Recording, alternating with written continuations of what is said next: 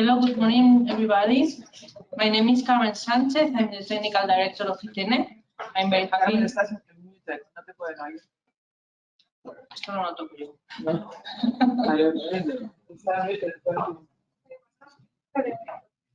Is it okay? Okay, sorry. Well, I was saying I'm Carmen Sanchez. I'm the Technical Director of ITENE. I'm very happy to see you all here, and the people who is in the room and people who are attending this conference online. Welcome to the SCALIBUR Final Conference, Breaking Barriers to Make the Most BioWaste from Smart Collection to Innovative Valorization, organized by our research center, ITENE. As many of you already know, the SCALIBUR project, funded by the Horizon 2020 program, will come to an end this month after 4 years of intense work to promote innovative solutions to transform urban biowaste into high-value added products, aligned with the European Union strategy. As coordinators of this 20 Partners Consortium, we want to thank all the speakers and attendees for making this final conference real. In total, 122 attendees from 17 countries have registered to this event, where we will show the new technologies developed and tested in the SCALIBUR project, as well as the results of the 3 pilot projects carried out in Madrid, Spain, Kozani, Greece, and Albano, Italy. The overall result of the SCALIBUR project will be presented by representatives of ETENMA, SAP, CSCP, ANSI Lazio, Club, FCC, ASA, Nutrition Sciences, TENER, AERIS, Novamont, Unimore, Core Energy, Zetadec, Aqualia, Betsus, IRIS, and Innovate Europe. But today we will also enjoy the participation as speakers of our project officer, Veronique Boule, from the European Research Executive Agency, as well as of Almond Rachel, an expert from the European Environment Agency. We will also enjoy the presence of the representatives of our sister projects, Waste Up and Value Waste. Indeed, Value Waste will celebrate tomorrow its final conference in Cartagena, Murcia. And we will know how the HOOP project builds upon the work of these 3 previous European projects. In this context, let me briefly explain how ITENE is working in a wide range of R&D initiatives with an international scope and aligned with the European strategy on circular economy. Now we have an ITENE presentation. So here we are. Let me introduce a little bit ITENE. The people who are attending the meeting today will have a visit later, I think, at midday. Well, let's talk a little bit about us, very short.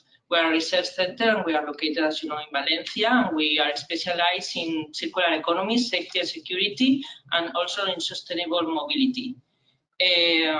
We are 28 years old, and we are now building a new building for scale-up technologies. It's just in front of this one, and it will be ready in 1 year. Okay. So we work in sustainable materials and technologies for the circular economy, packaging safety, design and functionality, chemical exposure and environmental monitoring, and also we are very involved in projects regarding logistics, transport and mobility. As you can imagine, so we are added value to all sectors through this innovation chain. So we work with raw material producers, packaging producers, different filler sectors, just for like food, beverages, cosmetics, pharmacy, agricultural, chemicals, and we also work with chemical industry, printing industry, also with retail, with transport and mobility companies, and also with waste management companies. And we work very hard in materials and technologies for the circular economy, as I said before. We have several research lines as new advanced and sustainable material development, sustainable inks, adhesives and functional coatings, compliance with the legislation of recyclability, reusability and compostable containers. We work and we develop projects in carbon footprint life cycle analysis and eco-design. We can also evaluate, we have facilities to evaluate the compostability of the different materials, packaging materials. We also do recyclability evaluation, and also we help companies to design and to test and implement different reusable packaging systems.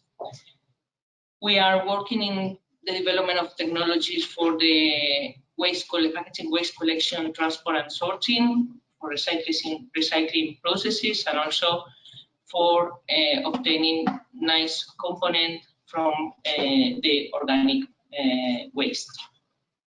Sorry. In terms of recycling technologies, as I said before, we are focusing the development of technologies to improve the collection of the packaging waste, as smart containers, the logistics, the transport of this product, this waste, can be a waste, working with container sensorization, optimization of collection routes. Also in the sorting technologies, how we can improve the material detection and separation and the identification of packaging flaws via RFID systems, for example. And also, as I've said before, we are running different research projects on recycling technologies, from mechanical recycling, chemical recycling, and other processes. As you know, we have been involved in a lot of European projects. Here we have some of them. I think that you will get this presentation so you can have a look to the. You can also find them in the ITENE website. Well, I have to say that we are very active in the participation of European projects. In the Horizon 2030 program, we were involved in around 34 projects, and we were acting as coordinators in 8 of them. And there you have more or less the thematic areas where we used to be involved in. Okay, and well, that's all from my part. I don't want to be more time here. I think that you have many interesting matters to talk today, and I hope you have a very, very nice day. Thank you very much.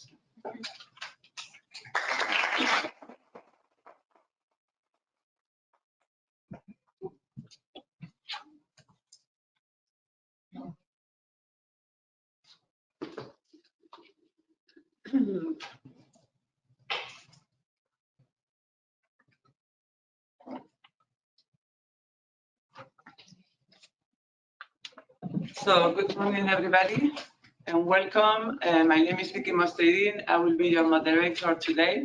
I'm Managing Director of Innovate Europe, a member-based association on sustainable innovation based in Brussels, member of the SCALIBUR project. So welcome everybody online. Welcome to all the members of the consortium. We're very happy to have everybody on board. So this is the final conference, as everybody knows, on the SCALIBUR project, breaking barriers to make the most of biowaste.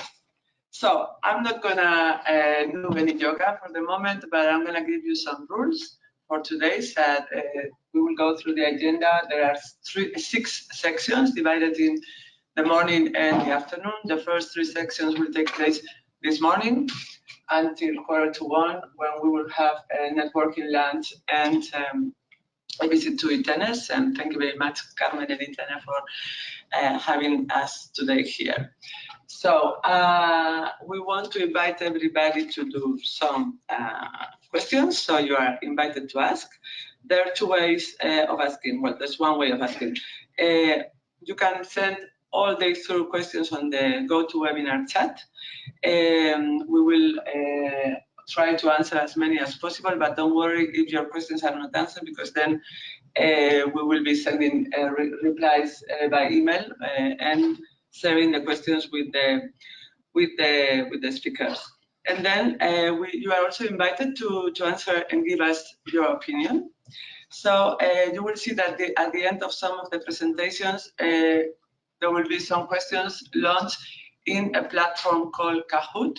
For that, you need to get your mobile phones, go to the platform kahoot.it, so IT, you see it on the screen. and then enter the PIN code. I don't know where it is, but there is a PIN code that you need to. We will share it after each of the presentations. Okay. So I summarized. You can send questions. Everybody can send questions on the GoToWebinar chat, especially for the people that are following us online. We will also open the floor for questions for the audience here in ITENE today. And then at the end of certain of the presentations, there will be the opportunity to also give your opinion through some questions that will be launched by Kahoot. For that, everybody needs also the audience here can participate, and so you can open the platform and you will see the code that you need to be able to give your opinion. Okay, so I think that's for the rules. As I said, the morning session will finish at 1:45. We have 3 sessions. The first one is on introduction. The second one is on bio-waste valorization starts at home. And the third one is innovative valorization of organic fraction of municipal solid waste. Voila. So I start with the first presentation, and we want to thank our policy officer that came all the way from Brussels, Veronique Wolle, who is working at the Unit B3 of the European Research Executive Agency, REA. As everybody knows, this unit is in charge of biodiversity, circular economy, and environment of the European Research Executive Agency. And Veronique holds a PhD degree in fundamental and applied geochemistry obtained at the Paris Institute of Earth and Physics. Veronique has more than 20 years experience going both in public and private sector. So thank you very much for being here today, and the floor is yours.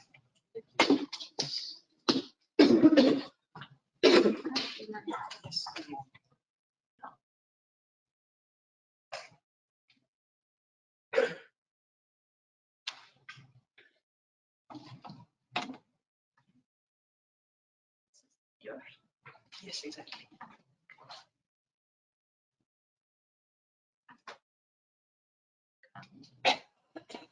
Can I use this as well? Yeah, as you want. Yes. Okay. So, good morning, ladies and gentlemen.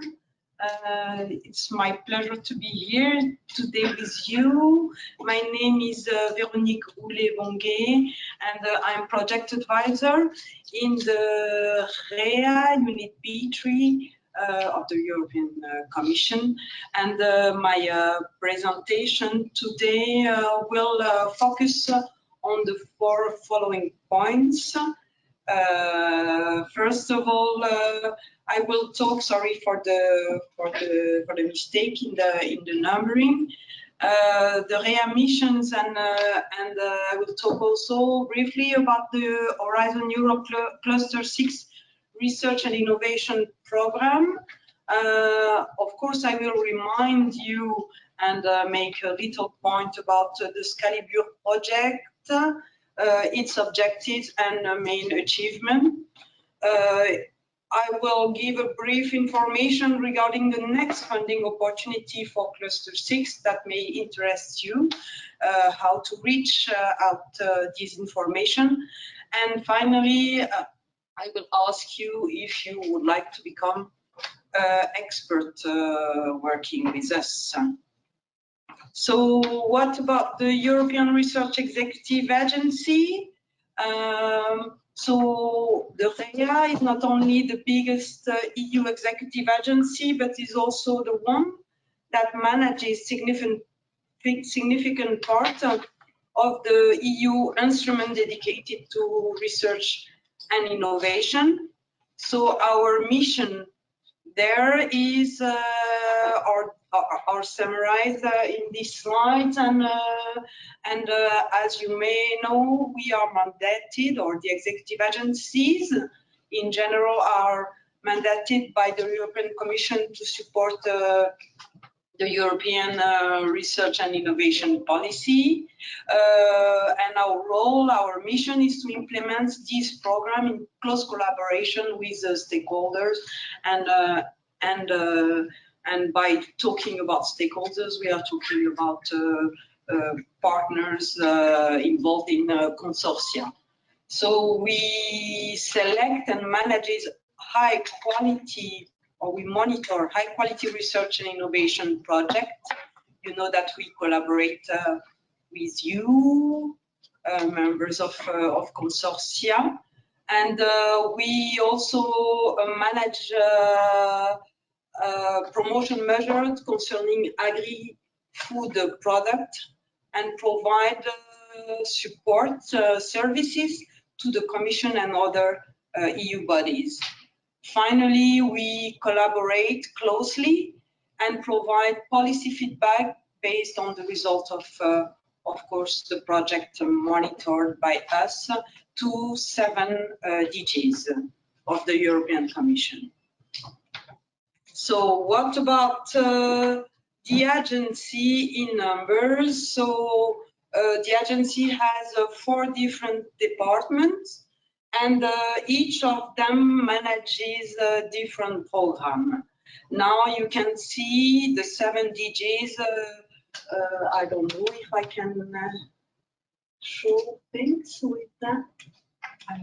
No, sorry. The laser. Ah, okay. No. Okay, I won't do. No, okay. I will focus on what I wanted to say at the beginning. So we have the 7 DGs seated on the top of the slides, with whom or with which we collaborate closely, and we provide policy feedback based on your results. So we have in REA 4 departments, each managing different programs. We are talking here about Horizon Europe and other EU programs, and of course I will focus on the program managed by our department, Green Europe, and which consists in 4 units. And we have, if you can see, the research fund for coal and steel there at the bottom, right side. Left side. We have the AGRIP, so promotion of the EU agri-food product program, just close to the previous one. And finally, we have the Horizon Europe Cluster 6, Food, Bioeconomy, Natural Resource, Agriculture and Environment, which is implemented by our unit B3, Biodiversity, Circular Economy and Environment. Voilà, so now we are talking about the Cluster 6. This cluster aims at reducing environmental degradation, halting and reversing the decline of biodiversity on land, but not only in inland waters and sea, and also better managing the natural resources through transformative changes of the economy and society in both urban and rural areas. So in specific Cluster 6 areas of intervention are environmental observation, biodiversity and natural resources, agriculture, forestry and rural areas. We have seas, ocean and inland waters, food system, bio-based innovation system in the EU economy, and also circular systems. So you can see here on my slide the diagram summarizing Horizon Europe program, and on pillar 2 in red you can see the last Cluster 6 program. So what about Cluster 6 and the European Green Deal? So the European Commission has put forward a very ambitious agenda regarding sustainability with the European Green Deal, where several objectives and targets need to be reached in the next decade. So the topics of Europe Cluster 6 work program are aligned with these tasks and are contributed to these objectives, in particular with the farm to fork strategy, the organic action plan, the forestry strategy, and the long-term vision of rural areas. What we do also, we participate in two of the 5 missions that are implemented or that are by the Horizon Europe Research and Innovation. So this is a novelty of Horizon Europe. So we have those 5 missions and that support the Commission priorities. And we, with Cluster 6, we actively participate in restoring our ocean and water, and also we participate in the mission on soil deal for Europe. In general, we also have, or with Cluster 6, strong links with the mission on climate adaptation. So now we will talk about the project star of today, the success story. I am proud to be the officer responsible newly at REA, just on time for the end. And this project, SCALIBUR, was funded under topic CE SFS 25/2018, dealing with integrated system innovation in valorizing urban bio-waste. So the challenge linked to this project is that we have hundreds of millions of tons of bio-waste per year that are thrown away in the EU. And most of this waste is currently incinerated or goes to landfill, which lead to releasing in the atmosphere greenhouse gas emissions and also contamination of soil and groundwater there. And of course, the goal of this SCALIBUR project, your project, was to promote innovative approaches to collection, sorting, and recycling, as it was well presented before, of urban bio-waste in Europe, and also to develop more sustainable and circular value chain, and finally to produce high-value product from this bio-waste conversion. So we acknowledge the solution developed by this project, which contribute to improving bio-waste collection through identification of best practices for selective collection, transport, and sorting, as well as pre-treatment and characterization of food waste and urban sewage sludge, and also engagement of stakeholders along the value chain to support the integration of the bio-waste management practice in 3 pilot cities. And also creating high-value product. We are talking about new business opportunities, and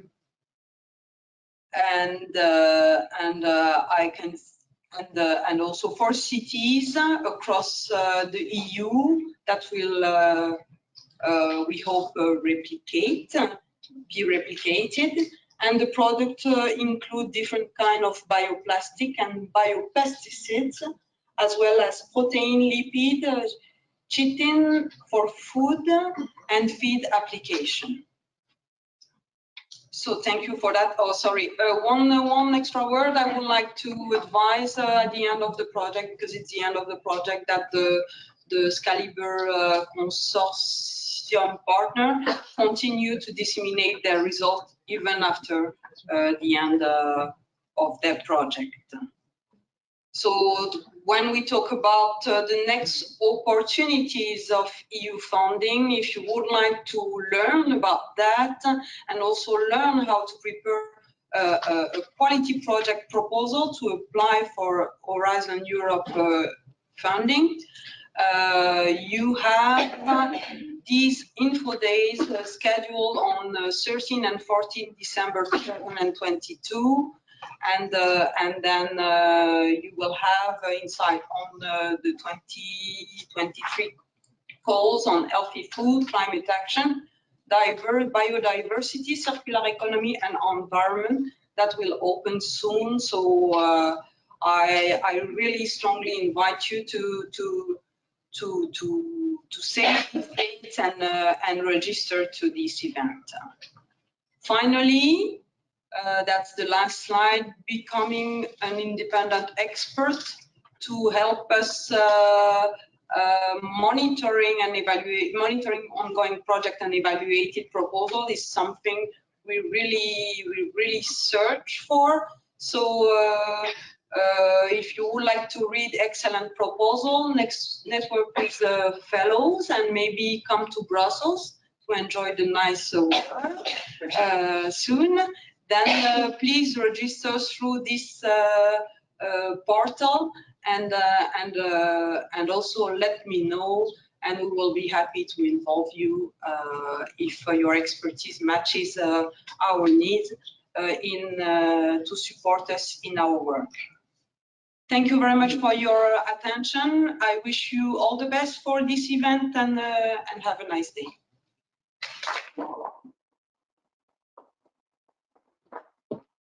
Thank you very much, Veronique. I suggest we keep the questions for the end of the session for all the speakers. So please hold if you have any questions for Veronique. There will be a little time, although we are already running late.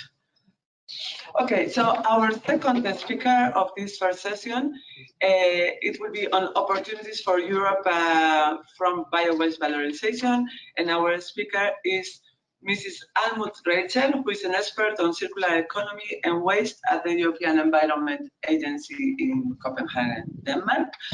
And Almut, she has developed assessments on municipal waste and bio-waste, as well as on circular economy.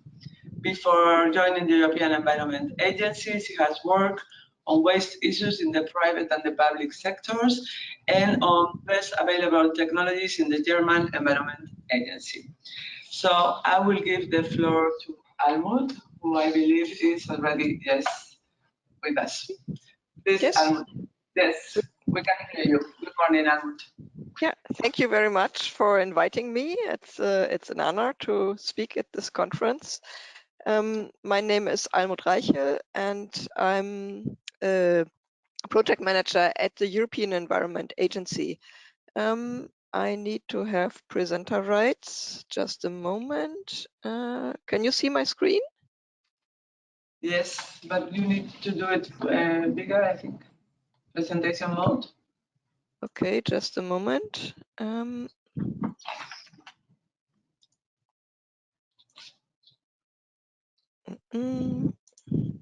Yeah. Okay, good. Then can you see it now? Yes. Okay, great. Then I need to. Okay. Yeah, the European Environment Agency. Maybe a few words about us before I go into the content.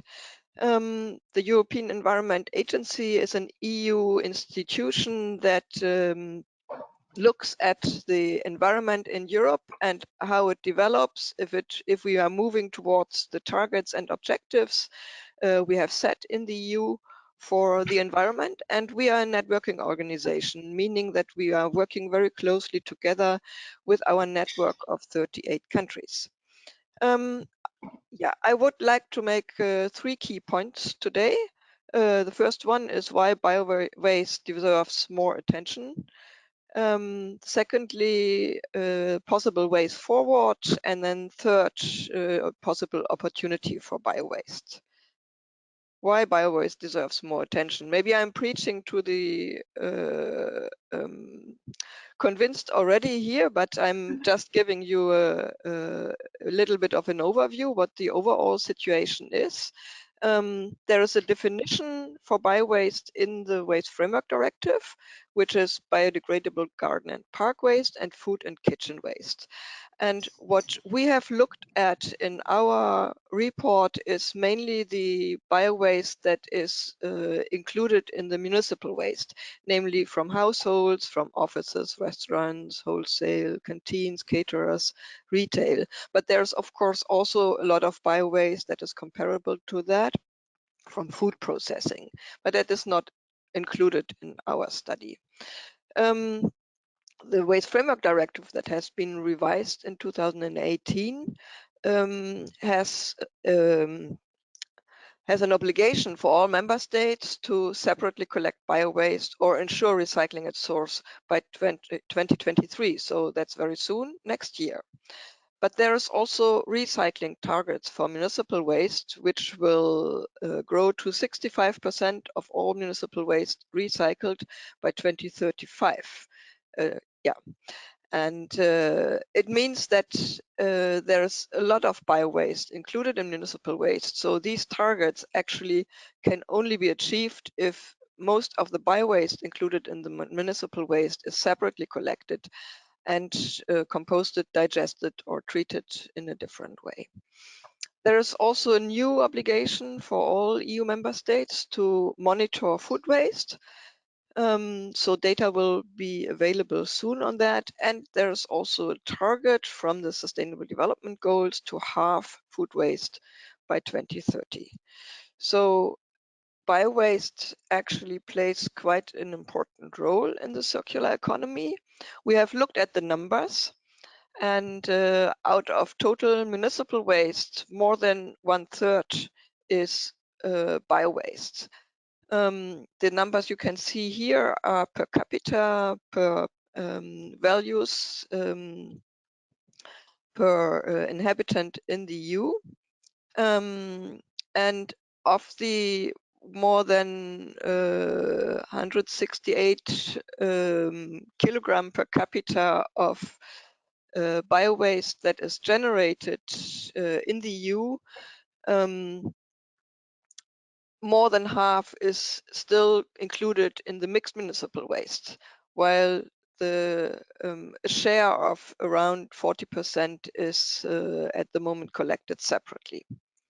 But how much bio-waste is there actually in municipal waste? We have analyzed numbers, and these refer to 2017, so they are maybe a bit old, but the share of bio-waste within the municipal waste ranges from below 20% to nearly 60%. There are quite big differences between the countries. We have calculated this based on data for municipal waste composition and data on how much is separately collected. The data differences might also have reasons in that the data on municipal waste composition are not very good. They can be old. There's no harmonized methodology how to assess and to count waste composition. So some of the differences might be actually due to data issues. But all in all, it's really important to say that there is a huge potential, and only a share of this has been used at the moment. Possible ways forward, what could that be? It can't be said enough that for food waste, the absolutely highest priority has to be to prevent food waste before reusing it or recycling it. Because all food waste that can be prevented means that all the environmental impacts in the whole value chain before it becomes food waste are avoided. So this is the absolutely highest priority.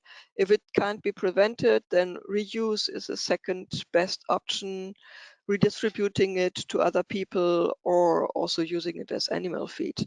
And only then recycling is the next best option. For example, anaerobic digestion or composting. And of course, I don't have to say that sending it to landfill is the least preferable option overall.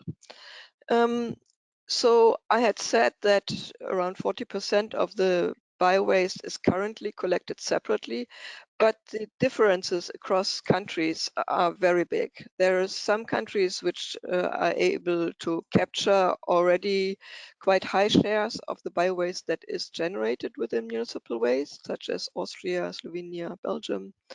But there's many countries which have only barely started to capture bio-waste separately. But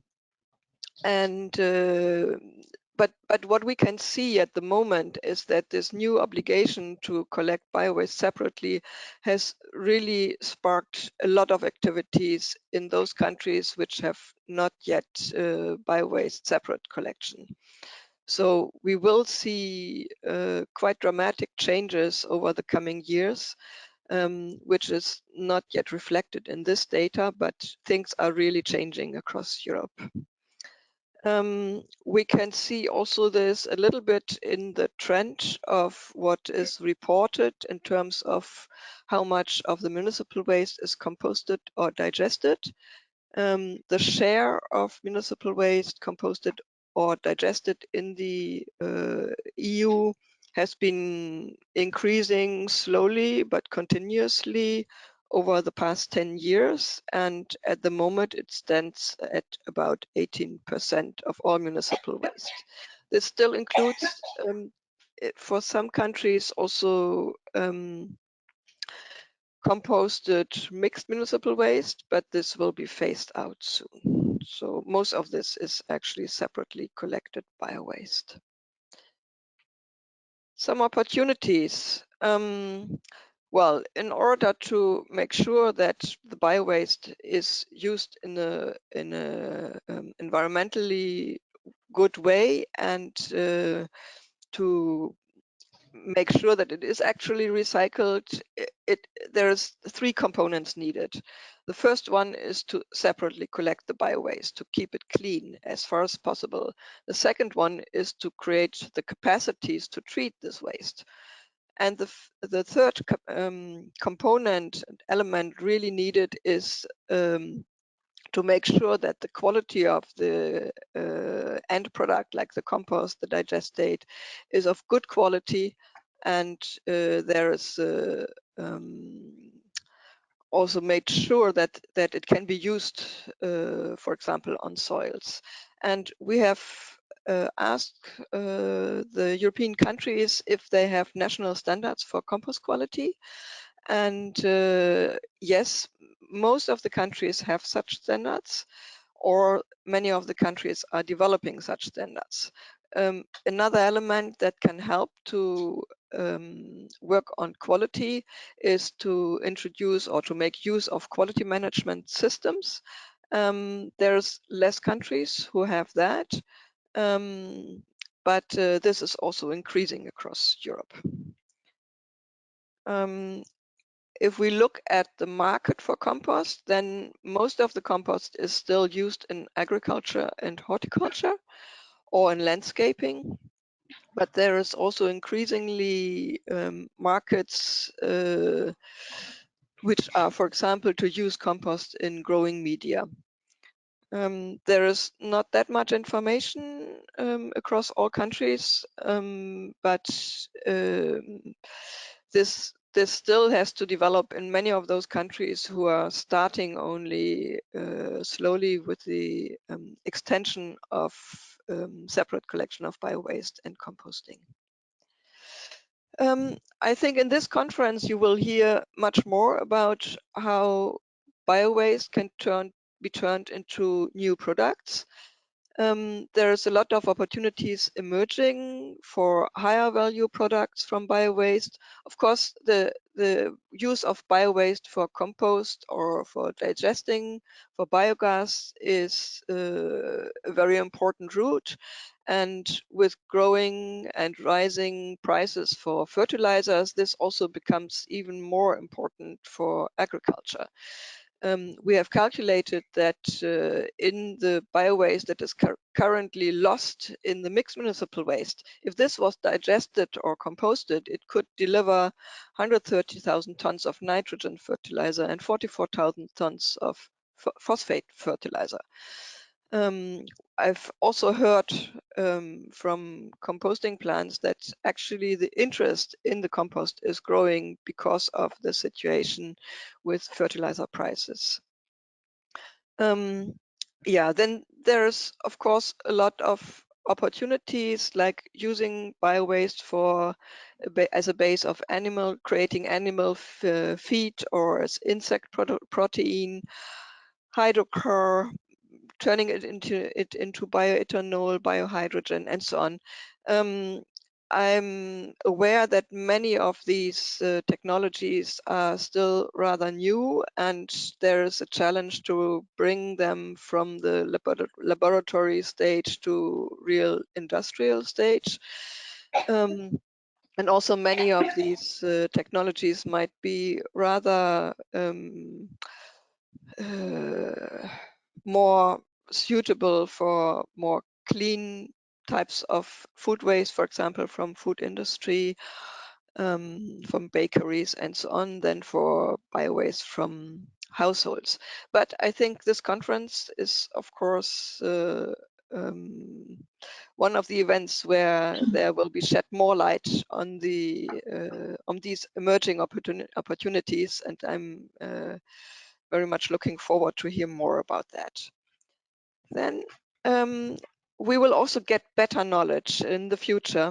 We have something in the pipeline which is called early warning assessments related to the waste targets, and this will be published in around April next year, and there we will have more recent data on municipal waste composition, also new information on countries' policies for separate collection, on biowaste treatment capacities, and on countries' plans to introduce national quality standards for compost and digest dates. At the same time, the Eurostat will also soon publish new data that has been reported by the EU member states on municipal waste. There will be material breakdowns, including a breakdown on biowaste, which has not been available at so far. And also the first round of food waste data reporting, including a breakdown by sectors, has been due this year, and we know that Eurostat is working on quality checking all this data, and we can hopefully see them very soon be published. So that is it from my side. Thank you for your attention, and if you want to look into our report on biowaste in Europe, you can find the link here. Thank you very much.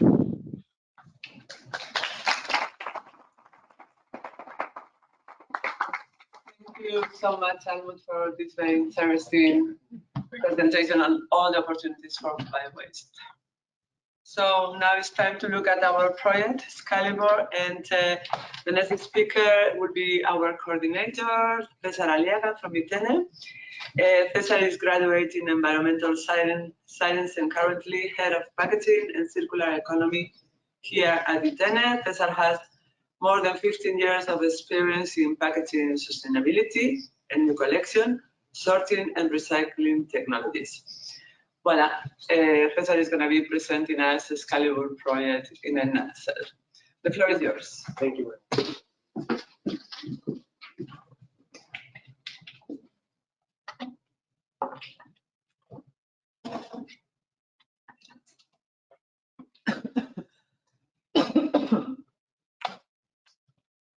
Okay, thank you very much, Vicky, for your introduction. Also a pleasure for me to be here today in this final conference of this project. Also a pleasure to be the coordinator of SCALIBUR during those 4 years. And also a pleasure to listen all the results that we have during this project and that we want to share with you all today. Okay, so thank you for people being here and people connected. I will be very brief because I think all the results will be explained later. But yes, what I want to share with you is that we have still a challenge with bio-waste that was presented before by Veronique. No, we have really a challenge on bio-waste. SCALIBUR has worked or has joined together 20 companies or 20 partners in order to deal with this opportunity, let's say, of bio-waste. And the objective of SCALIBUR has been to work in the bio-waste collection. So we have developed new technologies on collection, but also new ways to do the transport, sorting, treatment, and characterization of bio-waste. We will speak a lot about the final results on those technologies. Also, we have had 3 cities also today with us that has implemented the technologies in their facilities. So also the experiences of those cities will be very important for us, and I think for you all to listen today. We have also worked in new technologies to demonstrate different on innovative value chains. We have been working in 3 products with household bio-waste, with sewage sludge, and with Oreca bio-waste in order to develop innovative products like bioplastic films, biopesticides, bioplastic and biomaterials, and food and feed. We will speak a lot also about those 3 new value chains today, okay, in the different modules. We have been working in order to get the results. We have been working in many processes. Here you have all the different processes in order to convert this household bio-waste, sewage sludge, and also Oreca bio-waste in different products. So here you have all the value chains, all the processes that we have developed. Also, we have a showroom in the room behind here. So for the people here today physically, I really encourage you all to go to this showroom after or in the break, because you will see or you will be able to see and to touch really the products that we have developed in SCALIBUR. So it's just in the room behind, okay, this showroom. And impact, of course, our aim was to have a high impact in collection, but also in processing this bio-waste for innovative products. And our aim is to replicate all the results, not only in the project, but also to replicate with more municipalities, with more entrepreneurs. So we are really open to listen and to explain our results and to make that SCALIBUR is not only a project, but it's also a replication possibility in different areas of municipalities and companies. So here we are in order to explain and to transfer the technology for the implementation, the real implementations. And finally, I just encourage you all to get involved with us. Of course, you can contact with me, also with our consortium, but also we have a stakeholder platform, which is called the biowastehub.com. So I also encourage you all to join this platform. This is, let's say, a specific platform for bio-waste, and the idea is to connect, engage, and build a community on bio-waste. So feel free to join, feel free to use this bio-waste hub in order to follow this and to build this bio-waste family. And that's all. Thank you very much for your attention, and I hope that you will enjoy this final conference. Thank you very much.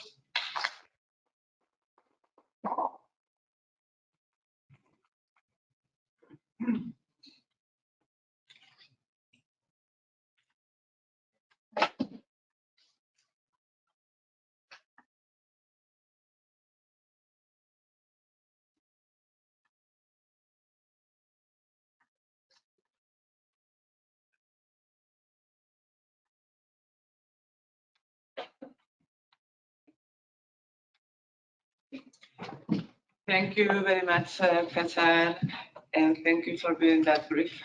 So now we come to the last presentation of this first session, and for that we have with us Miguel Ángel Suárez from FETEMA and Amadeo Semper from SAP. The presentation will be on the achievements of value waste and waste tap. And Miguel Angel works since 2020 at CETEMA in Cartagena here in Spain with technical assessment and coordination in the project HOOP about urban circular bioeconomy. He holds a PhD in chemical engineering from the University of Oviedo in Spain. He also has expertise in municipal waste. And Amadeo from SAP, he has a master's degree in blue biotechnology and works at the research and development department of SAP. This company is focused on valorizing residues through circular economy and bioeconomy models. So please, the floor is yours.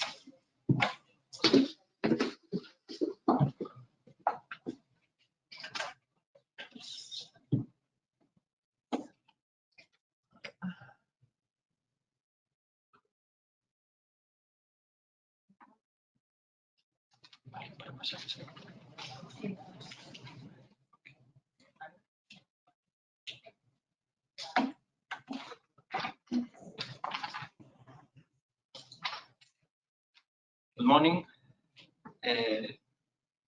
My name is Miguel Angel Suarez. I come from CETEMA in Cartagena, in Spain, and I'm going to present the project value waste and some of the results. First, very briefly, CETEMA is the technological center for energy and environment in Cartagena, in Spain, working with several European projects, and we are project coordinators of value waste, HOOP, and fair play. The project value waste is one of the sister projects of SCALIBUR. Actually, it has been working for 4 years and is finishing exactly now at the same time. Tomorrow is the final event also in Cartagena.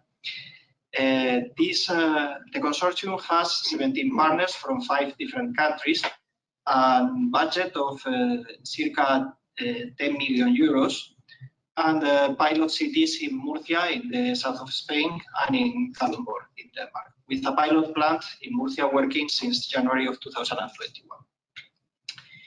What is value waste about?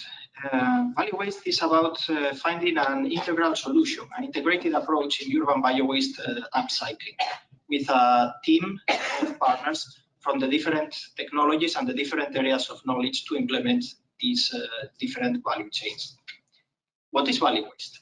Value waste offers an integral vision for the whole urban bio-waste management, starting from the urban bio-waste collection from households, from HoReCa sector, from markets, and going through anaerobic digestion and offering an alternative of 3 high added value value chains to produce bioproducts that can go beyond the compost and the biogas for energy valorization.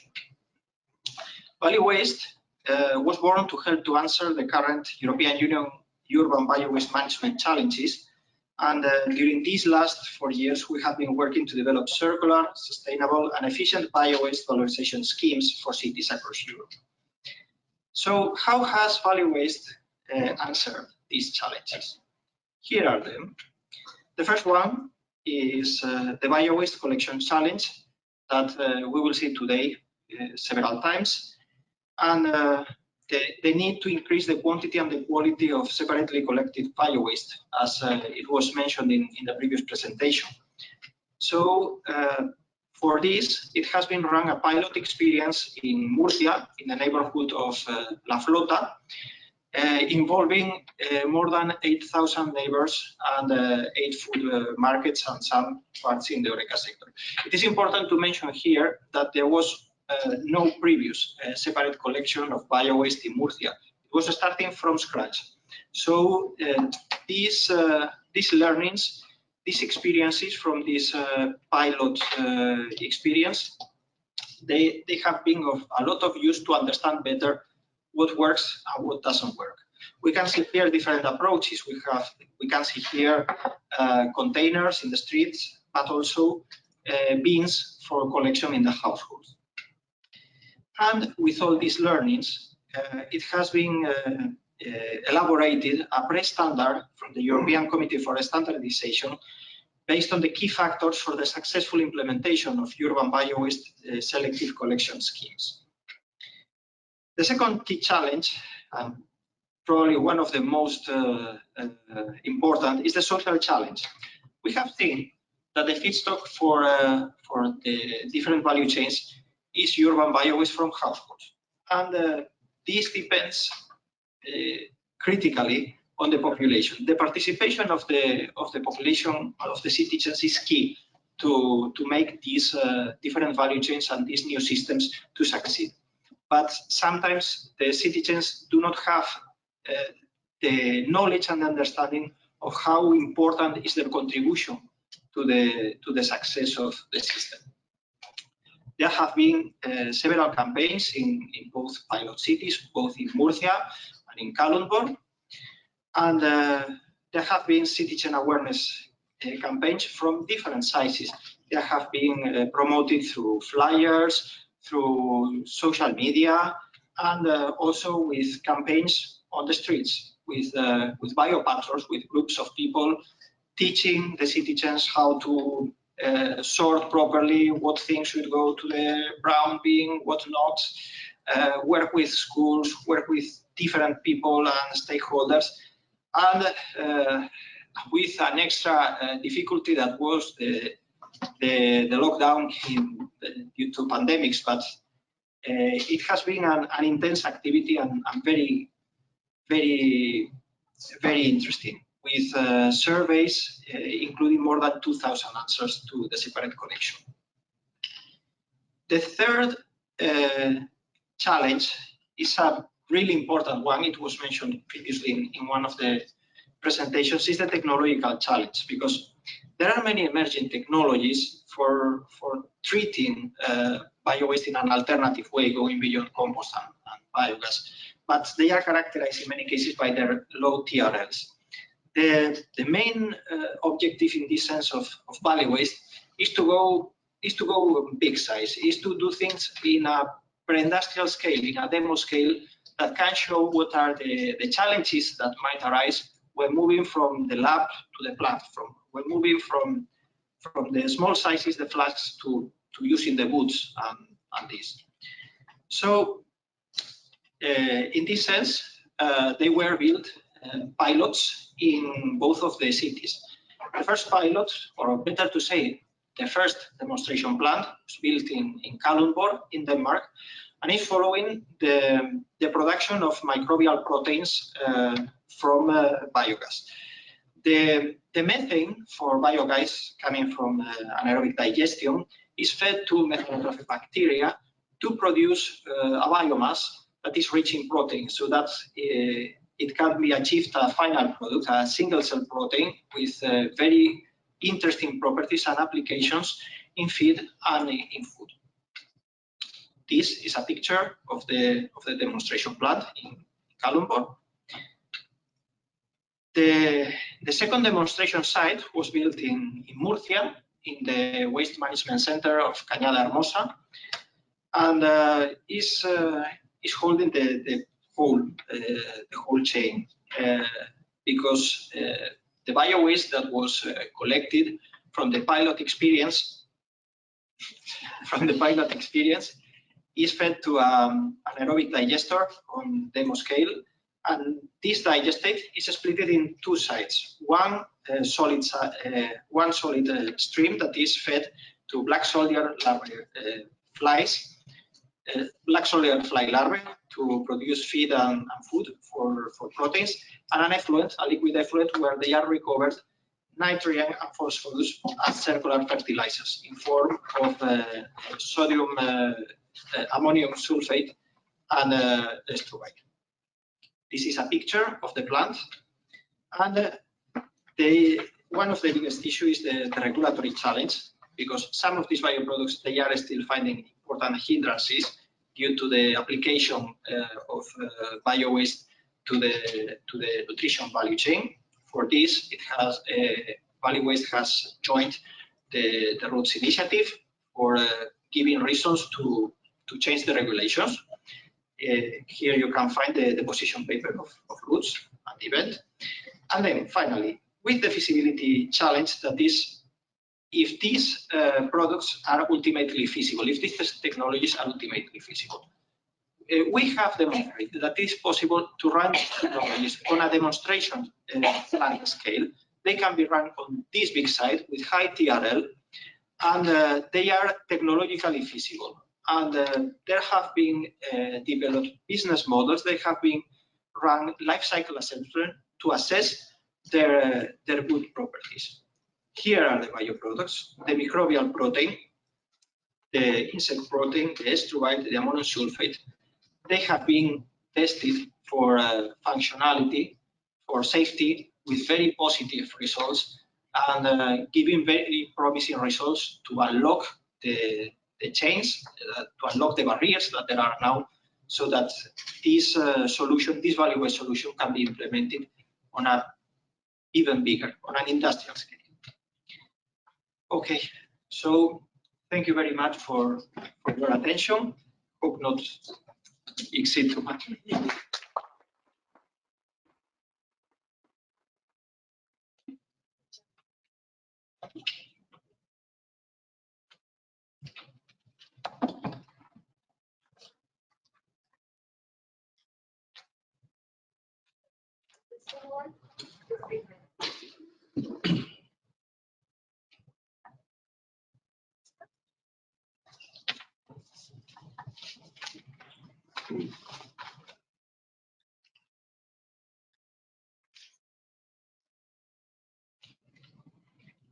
Well, hello everyone. My name is Amadeo Semper, and I'm a biologist in the Research and Development Department of SAP, which is the coordinator of the project Waste Lab.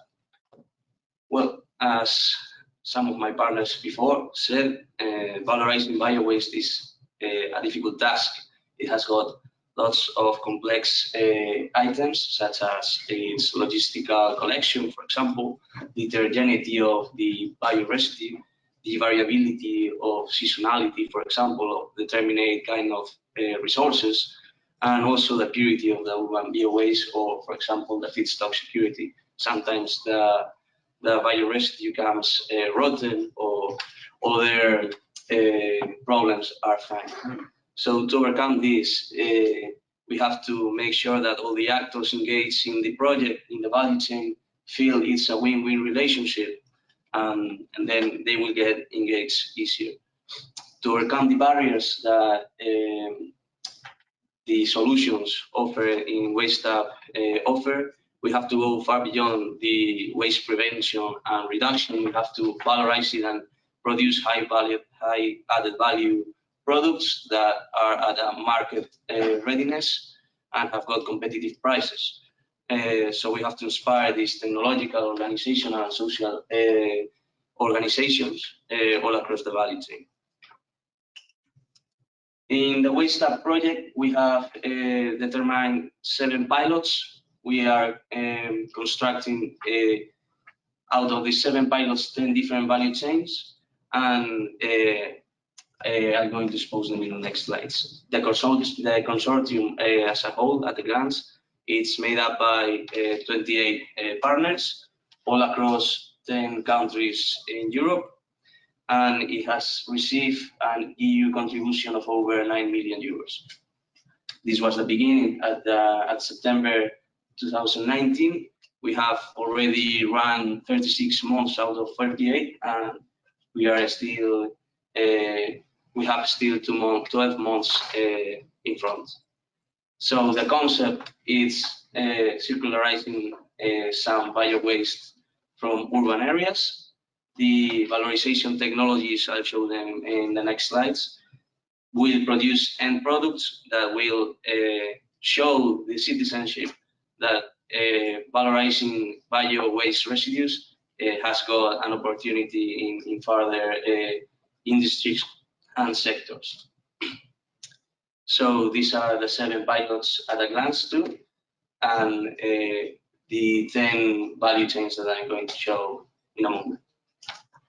So the first one is the pilot one, held by SAP. We've got 3 kind of bio residues, which are consisted of subproducts of meat and fish and spent coffee grounds.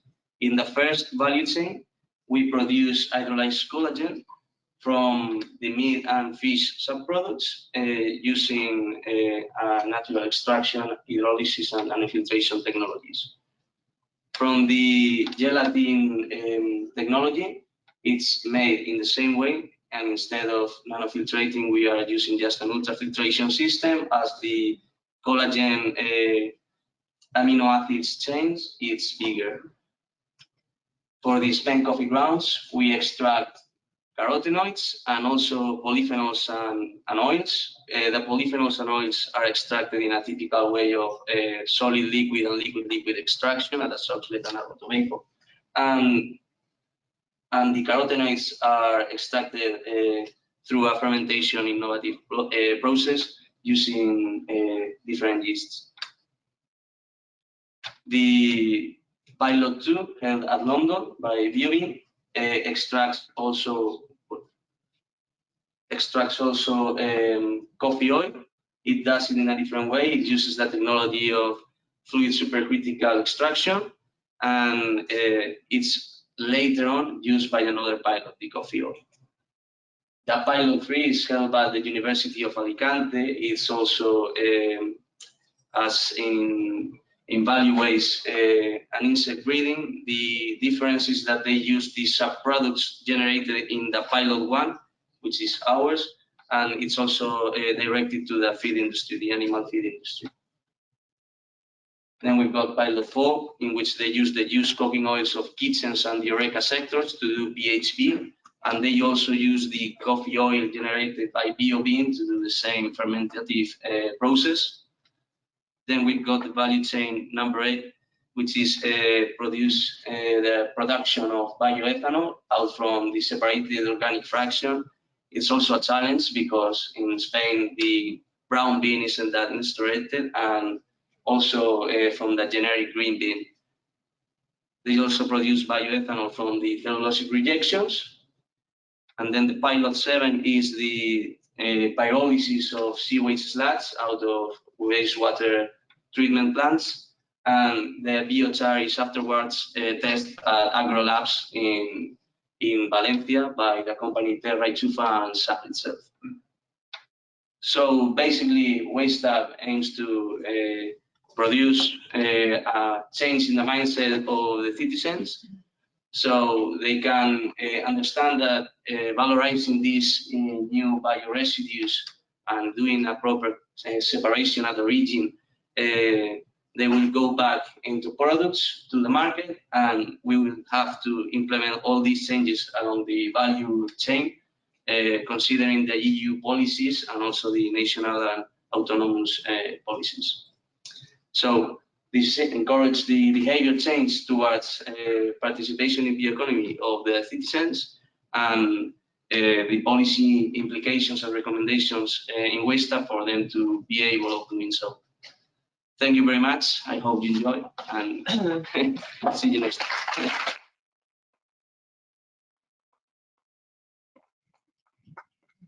Thank you very much to both of you. And with this, we enter in our second session of this morning, where we will have 2 presentations and a panel. Before that, maybe I see there are no questions in the chat. I remember everybody that they're invited to send questions in the chat. I don't know if the audience here has any question for any of the presenters of the first session, now or never. Don't be shy. Any questions in the room? No questions in the chat. So that's good. We can go to the second session.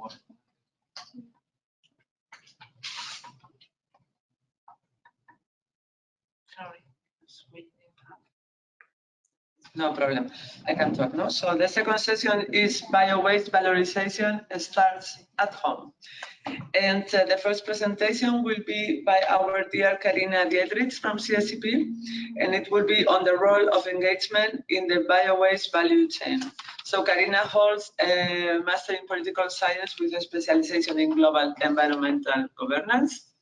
Her fields of expertise are bioeconomy, circular society, sustainable food and agriculture, as well as education for sustainable development.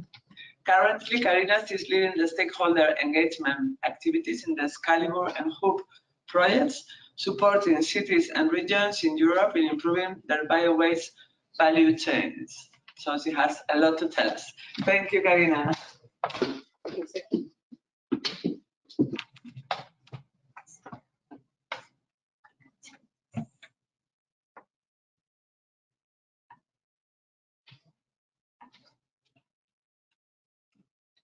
Great, thanks.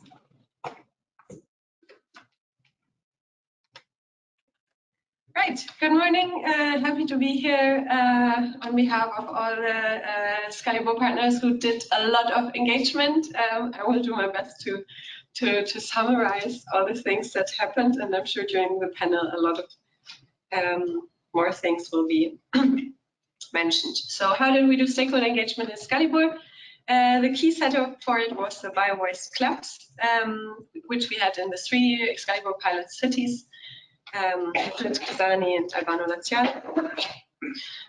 Yeah, why is engagement important? I think this one should be pretty clear to everyone, hopefully. So I'm not going to go into many details here and save us some time. But yeah, I mean, the basics should be to have all actors that are involved in the value chain in one way or another in an exchange, and to really understand the challenges and the needs of each of them and bring them together and find solutions for that. And yeah, in SCALIBUR we use the bio-waste clubs for this, which is basically a dialogue platform, like a framework in which bio-waste club meetings happens, in which different groups can meet depending on topics, in which they can develop visions and then implement concrete pilot activities.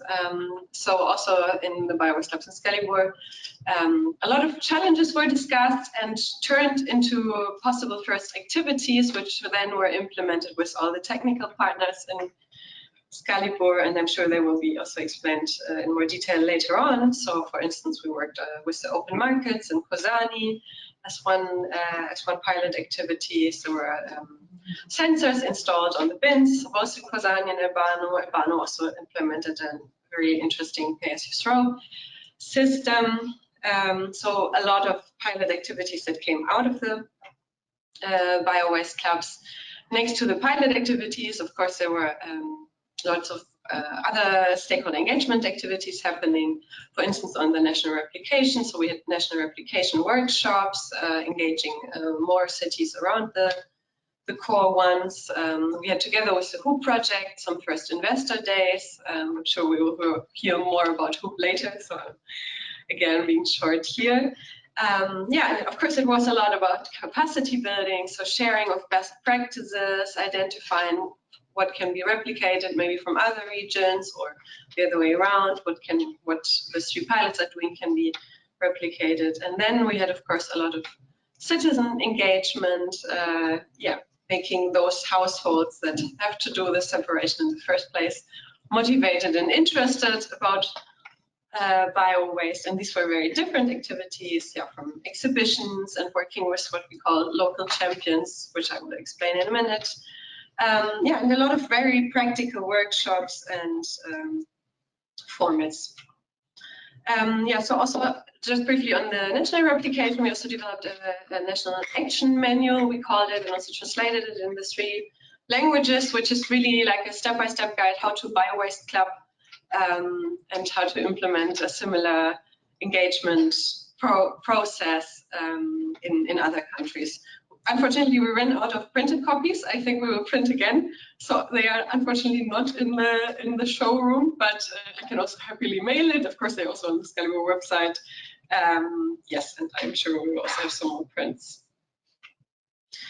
So yeah, the general learnings of doing bio-waste clubs. Of course, there are a lot more, but maybe just to highlight a few what was really for us relevant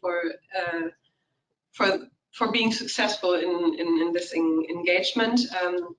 I guess the key one is building on existing networks and really making use of whatever exchange formats already exist on the local level, be it on general sustainability topics, or maybe there are already very long-term connections between different actors. So to not set up something completely new, but really yeah, work in the processes that are there, so that stakeholders are also not overwhelmed and don't see this as an additional work, but really something that is building on what they anyways want to do. Yeah, it's a lot about trust building, something that was really difficult, I guess, also sometimes in COVID times when people cannot meet in live, and then there are these internationals coming to the town and wanting to implement something. Nobody knows who they are, and then you can't meet them in live. So I think it's really a lot about, yeah, in the beginning of such engagement processes, really taking time to getting to know each other and really understanding and developing this trustful space where people are really open to talk about the challenges they have on local level. Yeah, then really supporting those who do the change. I will mention some of our local champions in a bit. Yeah, and getting into real action. I think that's also one I want to show now in how this can look like. And many more learnings. I'm running already out of time, I see it coming, so I will go fast a bit on the learnings. Of course, we also had a lot of challenges, and surely more than mentioned here, but maybe just a few, and to say how we, I think, managed hopefully quite nicely to overcome these. Yeah, I guess a key one really is how to get all stakeholders really into the processes, into really co-creating, into really yeah, taking ownership of this Biowaste Club process, since of course they all have their own jobs and interests, and in COVID times people also had other things to worry about than sorting their waste. Maybe they were worried about their health or their jobs. So yeah, it's very difficult, of course, then to motivate people to participate in such actions. So again, really the solutions for us were really to align close to what people are already doing, what local networks already exist, and to really, yeah, showcase how the topic has something to do with everyone's daily work, or with saving money, or with improving your daily processes, structures. So to really get very, very practical and very flexible also to what people need. So when I'm mentioning in a minute the action weeks we had, we realized very quickly, okay, we cannot only do bio-waste, but we really have to do a bigger circular economy topic, and also relate be it to climate neutrality or to different topics that interest citizens, so to make it easier. Yeah, I could mention many of those. I think the legislative one has also been already shortly mentioned, will surely be mentioned again. Of course, there are many also legal barriers, sometimes also administrative ones on local policy side. So also there, it helped a lot to really connect across cities or regions and to speak with common voices. Again, this is a nice setup for such a Biowaste Club to do that, to overcome this. And yeah, I think a lot more on, for instance, the Roots initiative will probably also be mentioned today. So many ways to do it. But now focusing on the actions and what actually really happened in life after we were out of lockdowns. So 2 action weeks to mention that we are really happy about, because yeah, many partners were involved and did a lot of really great activities on local level. So with a lot of stakeholders involved and taking a very active role there. So as said, we didn't call them Biowaste Weeks because it would probably have excluded a lot of people. So in Albano we had the Circular Economy Week, and in Kozani the Climate Neutral Week, was cooperating in both cases with other projects to make the outreach even wider. But now just to mention some of the really fun citizen activities that, for instance, in the case in Kozani, really reached hundreds of people. I'm sure we will hear later a bit more during the panel.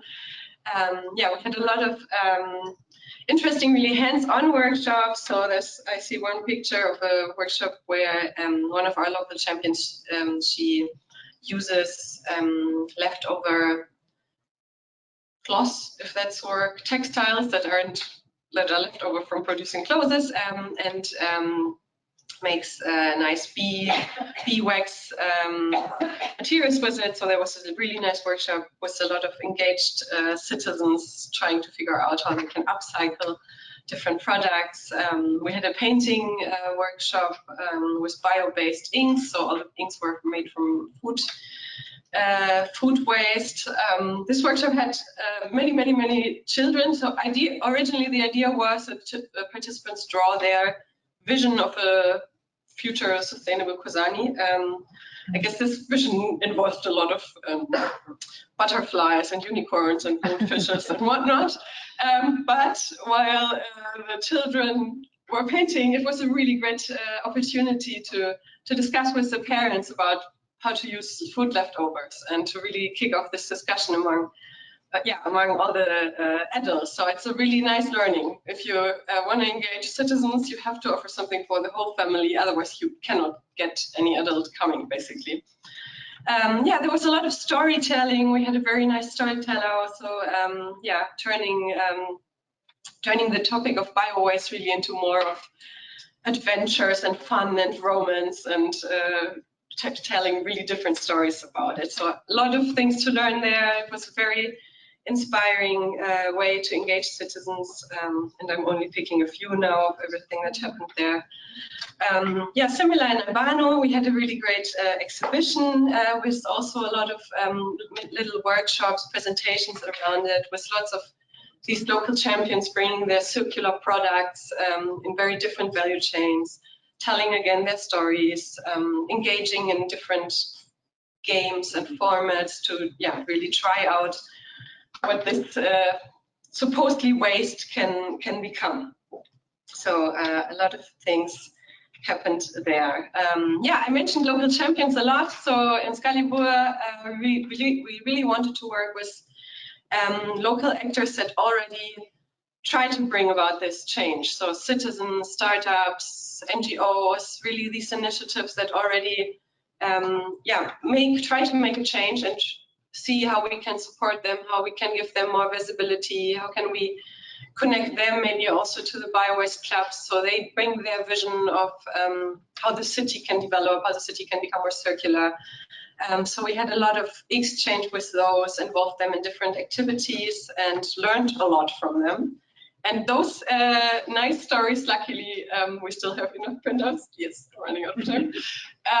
So you find the stories of those in the showroom, and I can just recommend having a look. It's very inspiring, the things they do. So I'm almost perfect in time. What's next? SCALIBUR's ending, unfortunately, but we will hear, I think, also today about the HOOP project. And it's definitely more than just luck or serendipity that in HOOP there are also bio-waste clubs. So whilst in SCALIBUR we have 3, in HOOP now there are 8, and 2 of them might also sound familiar because it's basically Albano and Kozani, but this time scaling up to the region in HOOP. And I think this is a really great opportunity, of course, also for the stakeholder engagement, because all the bio-waste club learnings are now being replicated in more countries, in more cities. We have our experienced bio-waste club moderators who can share the learnings. And I mean, we've already heard also that value waste has Murcia as a pilot city. So now Murcia is also having a bio-waste club in HOOP. So we can also, again, improve this national replication, Madrid and Murcia maybe connecting more in HOOP. So I think there's a lot continuing, which is great. The Roots initiative has already been mentioned, which also, of course, where we're trying to bring in the stakeholder learnings on policy. And then, I only dropped a few projects at CSCP, but also some of the SCALIBUR partners are in, where definitely we also want to bring in more of the bio-waste clubs and in general SCALIBUR stakeholder learnings. And I'm sure there are a lot more, which many others will mention today. That was in very short, everything, a bit of what happened in the engagement, and I hope more during the panel when the cities get to speak. Thanks a lot.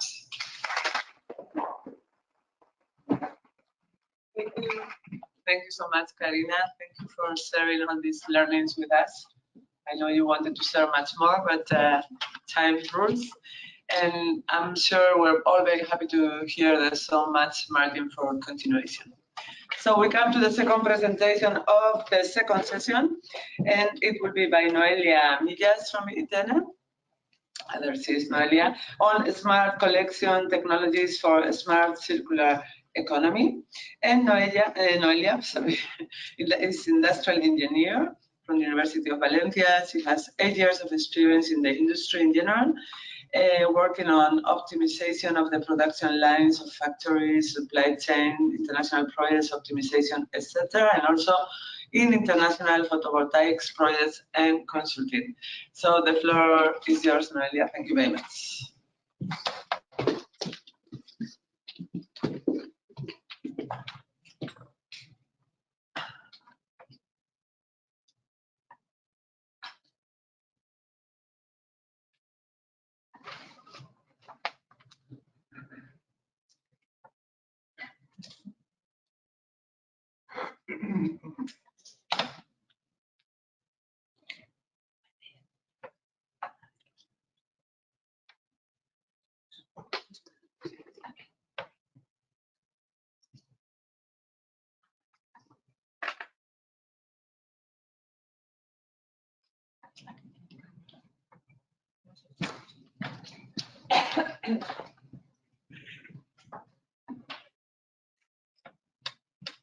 Good morning, everyone.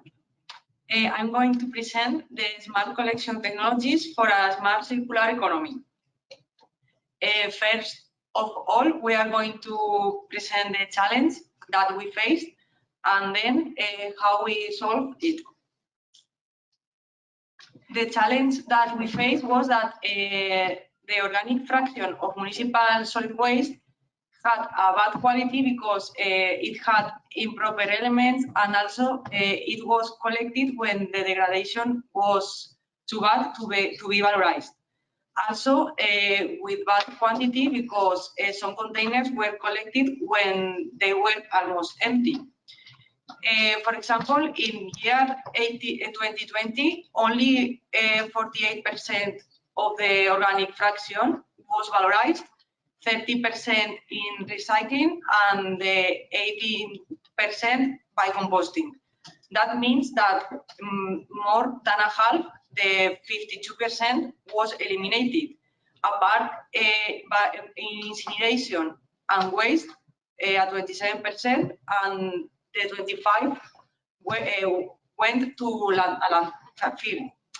So also the composition of the organic fraction of the municipal solid waste mainly is food and garden waste, 32%, and then 29 paper and board, 11 glass, 8% plastics, 5 metals, and 2% textiles, and the rest are other materials.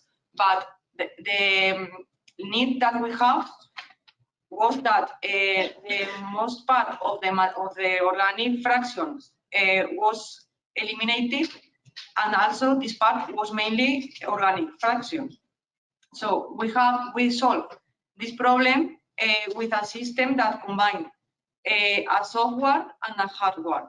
The hardware was a device developed in ITENE with sensors in order to know the filling level of the container, but also the level of the gas emissions in order to collect the waste in its optimal point. And this system of a device was combined by a platform also developed in ITENE. This platform tells the driver of the collection truck which containers he must collect and in which order. With this system,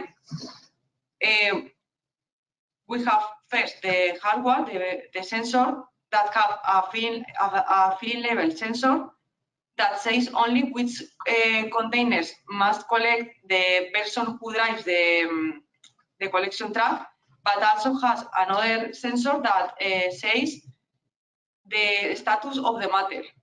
And when the container has waste with the proper point to be collected, it's going to go to the platform, and then the driver will collect it.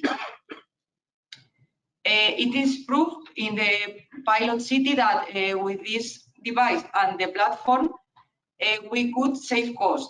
For example, the 4 main kilometers done by trucks, because he's going only to collect some containers, time of collection too, the fuel consumed by the trucks, and the CO2 emissions of trucks.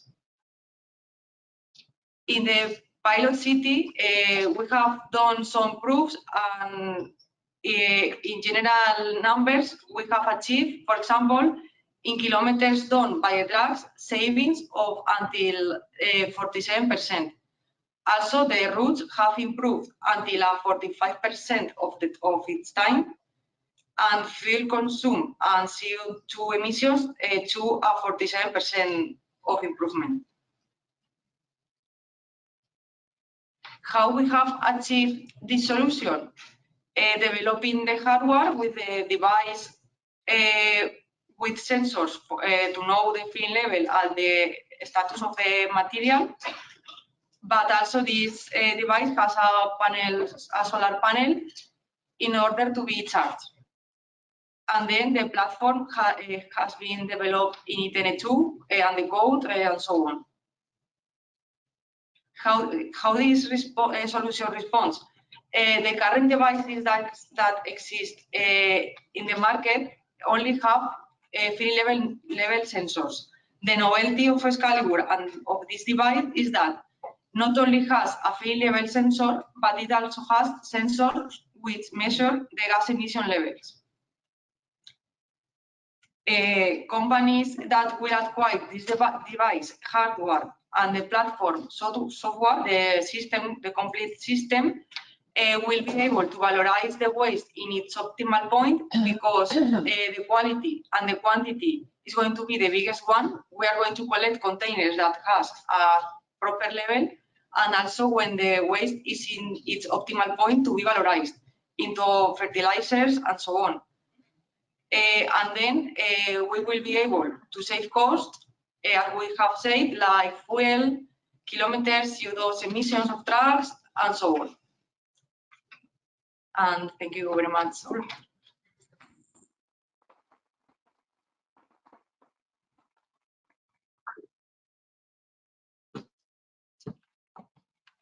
Thank you very much, Noelia. So I believe there are no questions in the chat.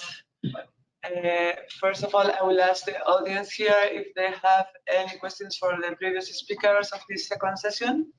So for Noelia and Karina. And I believe now we will, before the panel, we will see some questions from Kahoot. Normally it's planned some questions. Okay, no questions. So anybody has any questions? So if not, I will invite the members of the panel, so the 3 pilot cities, to come to the stage, and that is Andrea Vignoli from Albano. Sorry, I go to the micro. Theodoros Yorkas and Yanis Falas from Kosani, and Paula Marozzi representing Madrid. Theodoros is very shy. Okay, so only Yanis, Andrea, and Paula from the 3 SCALIBUR pilots where all these solutions have been implemented. No questions for the speakers?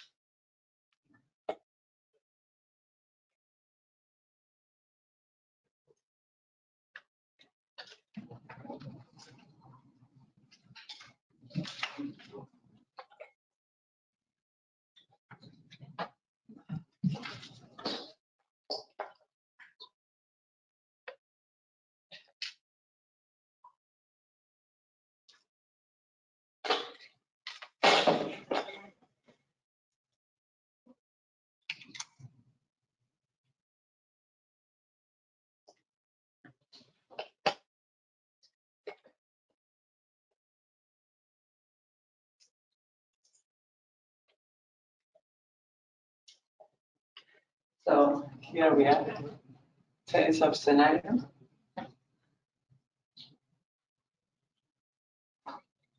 Yes. So hope everybody can hear us online. So welcome to this pilots panel. Thank you, Andrea, Paula, and Dennis. So the idea is that we start 3-4 questions with you, and that there is a dialogue, and of course everybody can interact and make questions if you have any. So I guess I will start with the ladies. Ladies first. Thank you very much, Paula. You're representing Madrid Pilot. Yes. And maybe the first question would be, you can introduce briefly the pilot if you want, and then share with all of us what have been the main lessons learned from the pilot in Madrid. Well, thank you for the nice presentation. The pilot on Madrid was based basically in the stakeholder engagement activities. So all the activities were focused on this topic. So several bio-waste clubs, webinars took place during these 4 years. And so we have a lot of learnings regarding this.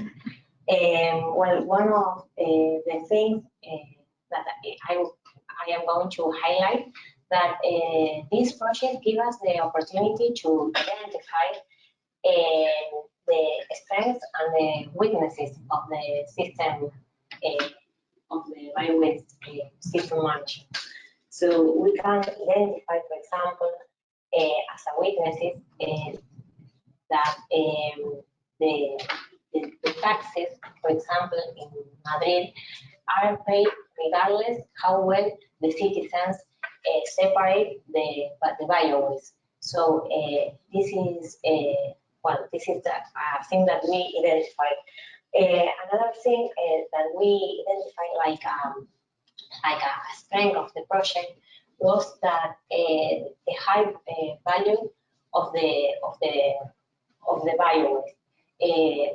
The quality, because of the quality, we can nowadays transform this bio-waste on digestion and on biogas in the case of Valencia.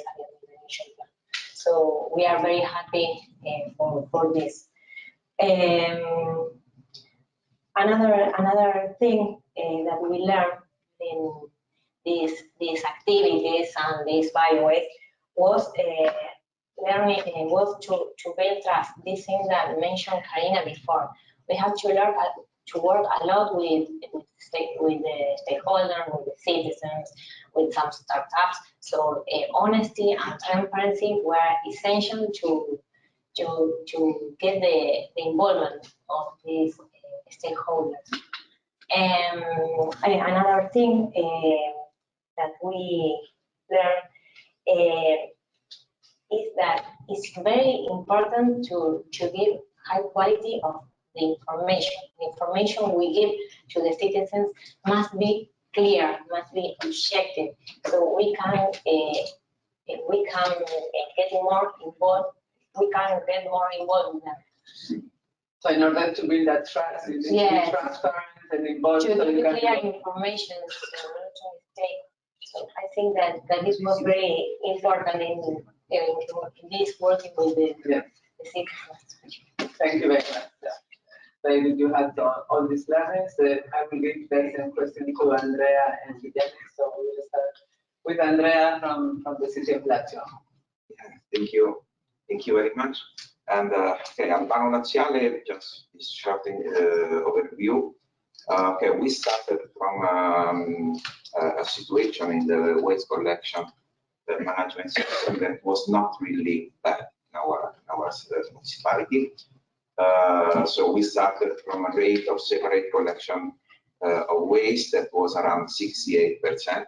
But the most important information is that we started from a quality of the organic fraction collected that was really high, because we were around 1.8 percentage of impurity inside the organic fraction collected. So the situation in the city, talking about the effectiveness of this separate waste collection system, was really good. So the challenge was identify the weaknesses inside this system and try to overpass them, and also to optimize the waste collection system, because obviously to arrive to these results, municipality has organized a service that was really probably also overstructured. And so the cost of the management of this service was high.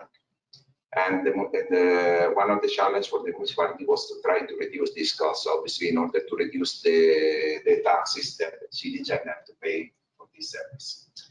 And so we were focusing specifically on these challenges. So at the end of the project, we are managing so what we learned, the second part. So the first one, using this, we have decided when we realized a pilot using the volumetric sensors in the organic fraction bins in the HoReCa sector. And one lesson really important, because we really didn't know before, is that the filament of these bins, the average filament of these bins is a bit more than 50%. So with this information, we have started to replan the trips of collection in order to reduce the number of kilometers to manage the collection service at city level. Obviously, this was only a pilot. So the lesson learned is exactly this one, that we should need to implement in all the city, not only in HoReCa sector, but for all the citizens and the economic activities in our city, is automatic collection of information. So the use of sensors, that is very useful in order to replan in an efficient way the collection system of waste. And because also we have noted, we have learned during this pilot activities that the situation is really changing every day. So for all the sensors that we have examined, we have some graphs about that every day we have a completely different level of filament of the bins. And it's changing every day. So it means that with this automatic information collected, you can replan every day the trips in order to optimize that. And okay, we have worked in a condition of the market that was not really easy, because it was a period in the last 2.5 years, I mean, that was not really easy to involve HoReCa sector, because obviously the pandemic period has affected a lot HoReCa. And when we were starting to think that the situation was trying to be overpassed, I mean, the entrepreneurs were starting to think again to invest, is arriving the energetic crisis. And you know, so it was not easy, an easy period to go to talk with them in order to improve the quality of the organic fraction that they were producing, because they say, okay, before we have to start to remain on the market in order to think to continue to produce waste. I mean, to be open. Yeah, many were closed, so there was no. Yeah, but yeah, they were closed and always produced, exactly. But anyway, it was noted that going to talk with them, also to organize the pilot activities installing the sensor. Obviously, we have talked with them, explaining why it's important to produce an organic fraction that is more pure than is possible. So reducing the impurity and increasing also, improving also the collection system that they manage inside their own activities, and how they separate the food waste. It was important because at the end of the project, what we noted that with these activities, the impurity rate that was already low at the beginning of the project has been reduced more of 8%. So actually is 1.4% the impurity rate. So I think that this could be also another lesson learned, and yeah, going to talk with them, involve them, and sensitize them. And you were mentioning yesterday how important and what a lesson learned was the importance of data. That Absolutely, absolutely. The municipalities needs data in order, because if you have to plan something, or you have to change the way of manage services in your city, you need data and you need information and real-time data. Yeah, so that can also be a general lesson learned, I guess, for the project. Yeah, automatic, because no one is going to collect different data from different reports and to combine them in order to be analyzed. So automatic collection of data on real time possible. Big lesson there. Dennis, what about Kosani? So I panel with 3 Mediterraneans and limited time. No chance.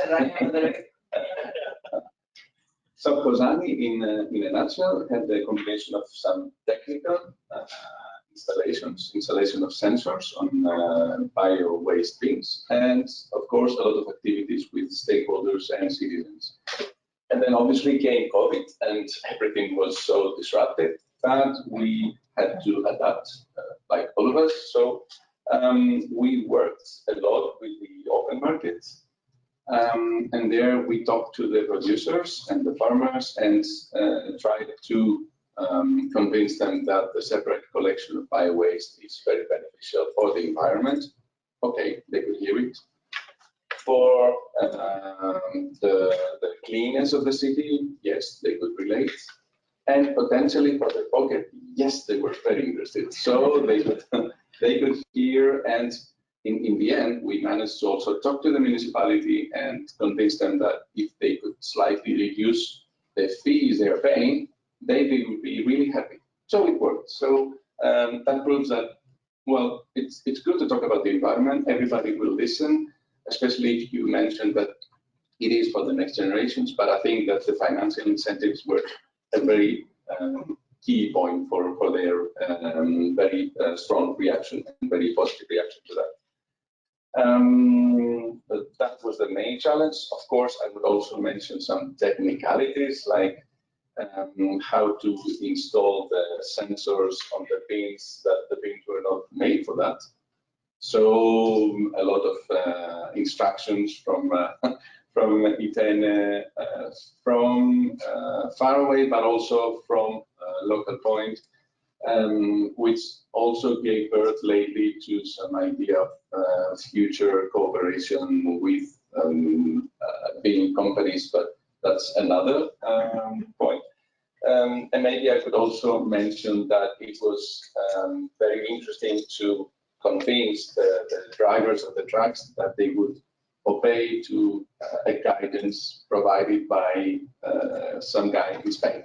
Say, what is this? What am I going to do? But then it worked, of course, with some slight deviations that we had to correct and cooperate on that. And finally, things got smoother and smoother. And in the end, it worked. And also about the stakeholder engagement and citizen engagement, again, COVID was the barrier. But again, we tried and managed to convene in smaller numbers, but still work quite well. And I think, as you also pointed out, the learning process, we exactly learned that as technical is important, it is equally important to work with human resources and local society and local ecosystem. So we attributed equal importance to both. And actually, I would say that the biggest challenge was to put them to work together, the technicals with the stakeholders and with the citizens. But again, for us as Clube, as a cluster, it is our main mission to put everybody together. So that's what we do with all the difficulties. But I think that SCALIBUR really boosted or gave really a good boost to this process of getting together. And I think that's also a very valuable lesson for us. Very good. I'm sure Karina will be very happy. She's clapping in the back. Very good. Of course, I mean, lessons come from the challenges you have faced, and we have mentioned already some of the challenges. And despite the COVID, I would like to ask all of you, you have to choose like the biggest challenge when implementing the solutions in your pilots. What would you choose? Well, regarding to the pilot of Madrid that was focused on the stakeholder engagement activities, it's essential that thing that mentioned Karina before of the limited budget, but especially time of the stakeholders to spend time on extra activities. So the effort made by CACP was we have to highlight that, and we can carry on the events in a satisfactory way. And the key there, I think that was to align events, the BioWaste, the webinars, all the events with the stakeholders' daily work, so we can achieve to carry out these events well. And another challenge related with this was sometimes the limited interest of local actors. We find sometimes we have to incentivize them to participate in some actions, and for example, in one of the last webinars, it was very important to work in small groups to give them the possibility, to encourage them to explain what were their main concerns, how we can help them. But do you think it's lack of interest or lack of information? Both. Sometimes these events were a way to inform. For example, the introduction was always to explain how is, for example, managed BioWaste here in Madrid. We give a brief information, a brief explanation, and how can then they cooperate with this collective separation, especially, and well, to improve the system. Yeah, so sometimes there is lack of yes, but I share the point, another point that the COVID, the pandemic situation was a barrier here. Yeah, I think we all agree that was the first big challenge for the SCALIBUR project and for everybody. Andrea, what about Lazio? Yeah, about Lazio, I could highlight possible two main challenges. The first one is related to the fact that the waste management policies are to local authorities. Okay, we have, in our case, we have a legislative framework, I mean, at regional level that try to harmonize the waste collection system in all over the region. But then the implementation strategy are actually under the direct control of the local authorities. It means that we have 378 municipalities in our region, that we have 378 different waste management plans. And so if you have different strategies with different organization system in the surrounding municipalities, this affect also your municipality. And this could be a first topic, I mean, in order to identify the better practices, the good practices, and try to harmonize in some way with the regional strategies, the local management strategies and policies. And this, sorry, you don't have a single regional strategy. We have got a regional waste management plan, but it's not compulsory. I mean, it gives only the general framework, but not the strategy that you have to implement at local level in order to arrive to the general objectives and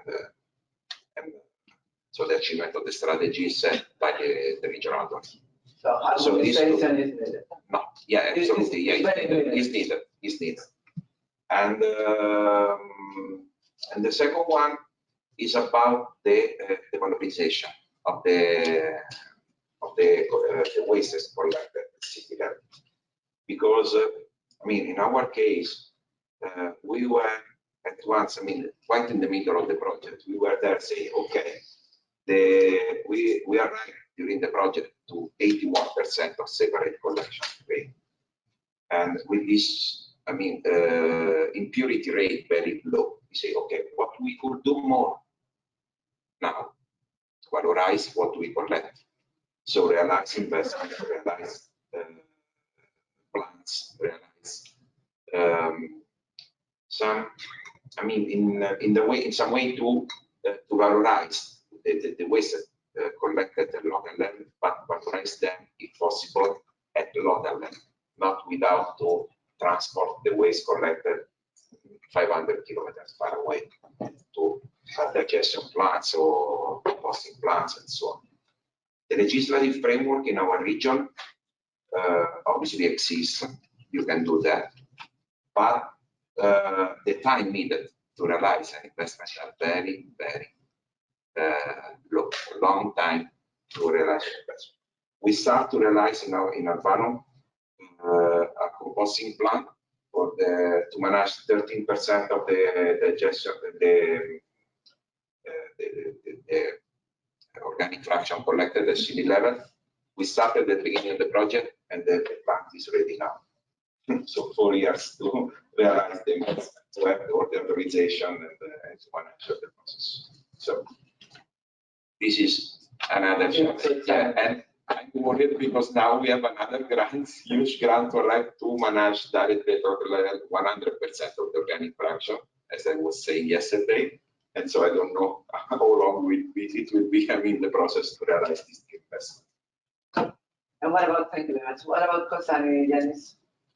So I share most of what was said already, and it's interesting that despite the differences with a much bigger city like Madrid, in the end we have some common, similar challenges.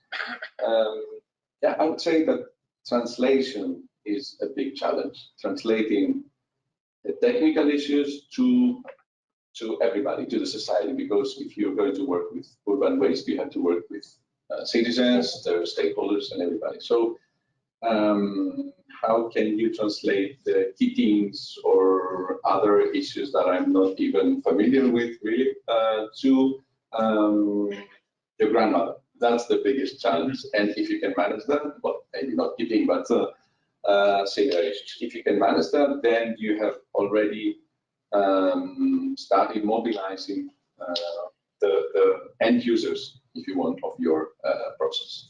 So I would say translating is a big issue for all of us. The technical issues can be overcome with some good research. The financial issues, well, eventually can be solved, but if you don't get them on the board, if you don't get everybody on the board, I think it's not going to work. Absolutely. Thank you very much. Also, I think what you were mentioning on harmonization, because yesterday we were discussing that sometimes you are doing some pilots in a certain municipality, but if your neighbors around are doing just the contrary, it is very difficult. And neighbors are asking, why are we doing all this efforts if at the end it's not happening elsewhere? Okay, now it's time to maybe look to the future. And I would like to ask you how the SCALIBUR actions have a continuity in your city. What are the plans? Is there a future? And so, continuity. Well, regarding to the Madrid experience, we have test a technology that have a lot of advantages. So that would be a very interesting point to focus in the future. And then regarding to the collection, to the citizens' behavior, I think that all the links, all the connections are already made. Thank you for this project, for the activities that in which we participate. So all the basis, the information, the awareness is available to continue improving the best practices, I think. Yeah, well, Karina, for example, was giving an example how maybe now the collaboration between two cities like Murcia and Madrid can be reinforced, because now Murcia has the bio-waste clubs, yes, and so you have all the experience from SCALIBUR. Of course, it's very important to continue with the ongoing campaigns in a city like Madrid. That is, it's not comparable, for example, with Lazio. So I think that campaigns must continue. And Are they going to continue? Yes, of course. Jose Luis Cifuentes mentioned yesterday the campaigns, and the idea is to continue with this. Very good. We hope so. What we learned, the future. For sure, we have changed the organization of the tariff of the waste, the waste management costs in Albano, because we launched a pay-as-you-throw tariff, and it will be very good, obviously, and we launched also for. Sorry.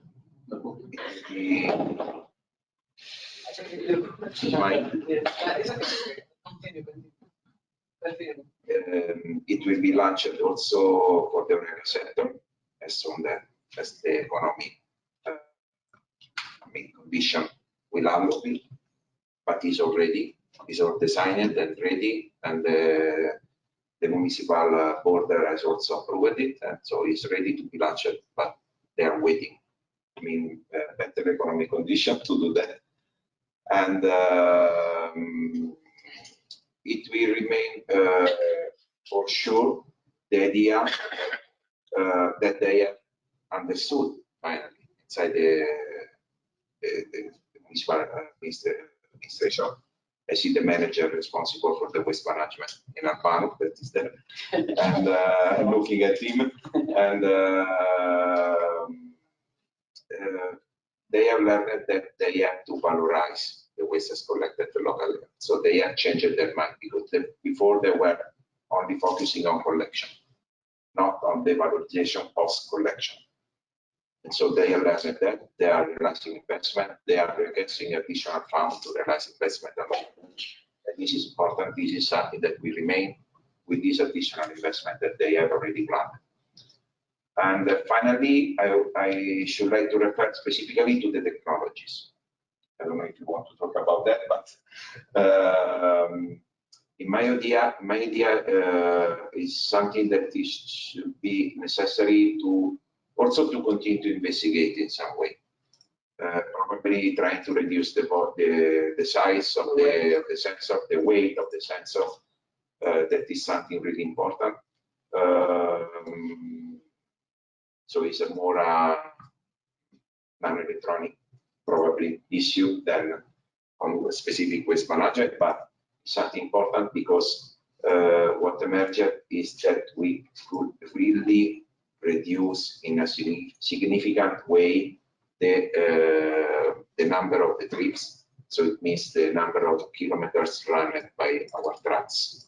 And this is really important. But this is really important not only from an environmental point of view, but also from an economic point of view. Because you have to remember, it was something that was written on the rock. I mean, in our mind every time. Because what we do, everything, every change we apply to the waste collection management service is a cost for citizens, because it's compulsory, at least in Italy, to cover all the costs for the management of the waste with the taxes that citizens pay. So we will arrive to the end of the year, we see how much is costed the service, and we split this cost to citizens. And so we cannot think to add additional services without taking into consideration that it could represent a cost, and so it means an additional tax fee for the citizen. And so sensors are absolutely perfect. The volumetric sensors are absolutely perfect in order to optimize all the service, to reduce the cost. Only for the organic fraction, we are talking about 21% in Valencia of the emission, but also the cost. And if we implement it in all the fractions, so we are talking about a lot of emission reduced and a lot of cost reduced. Very good. You were mentioning yesterday that indeed probably the sensor developed by ITENE was better fit than the commercial one that you have been using in Albano, and Totane has been using the one of ITENE just to to share maybe with the audience that were not listening yesterday. Yeah. And your impressions after the project was that the one developed by ITENE still to be developed with all the learnings of the project was better fit.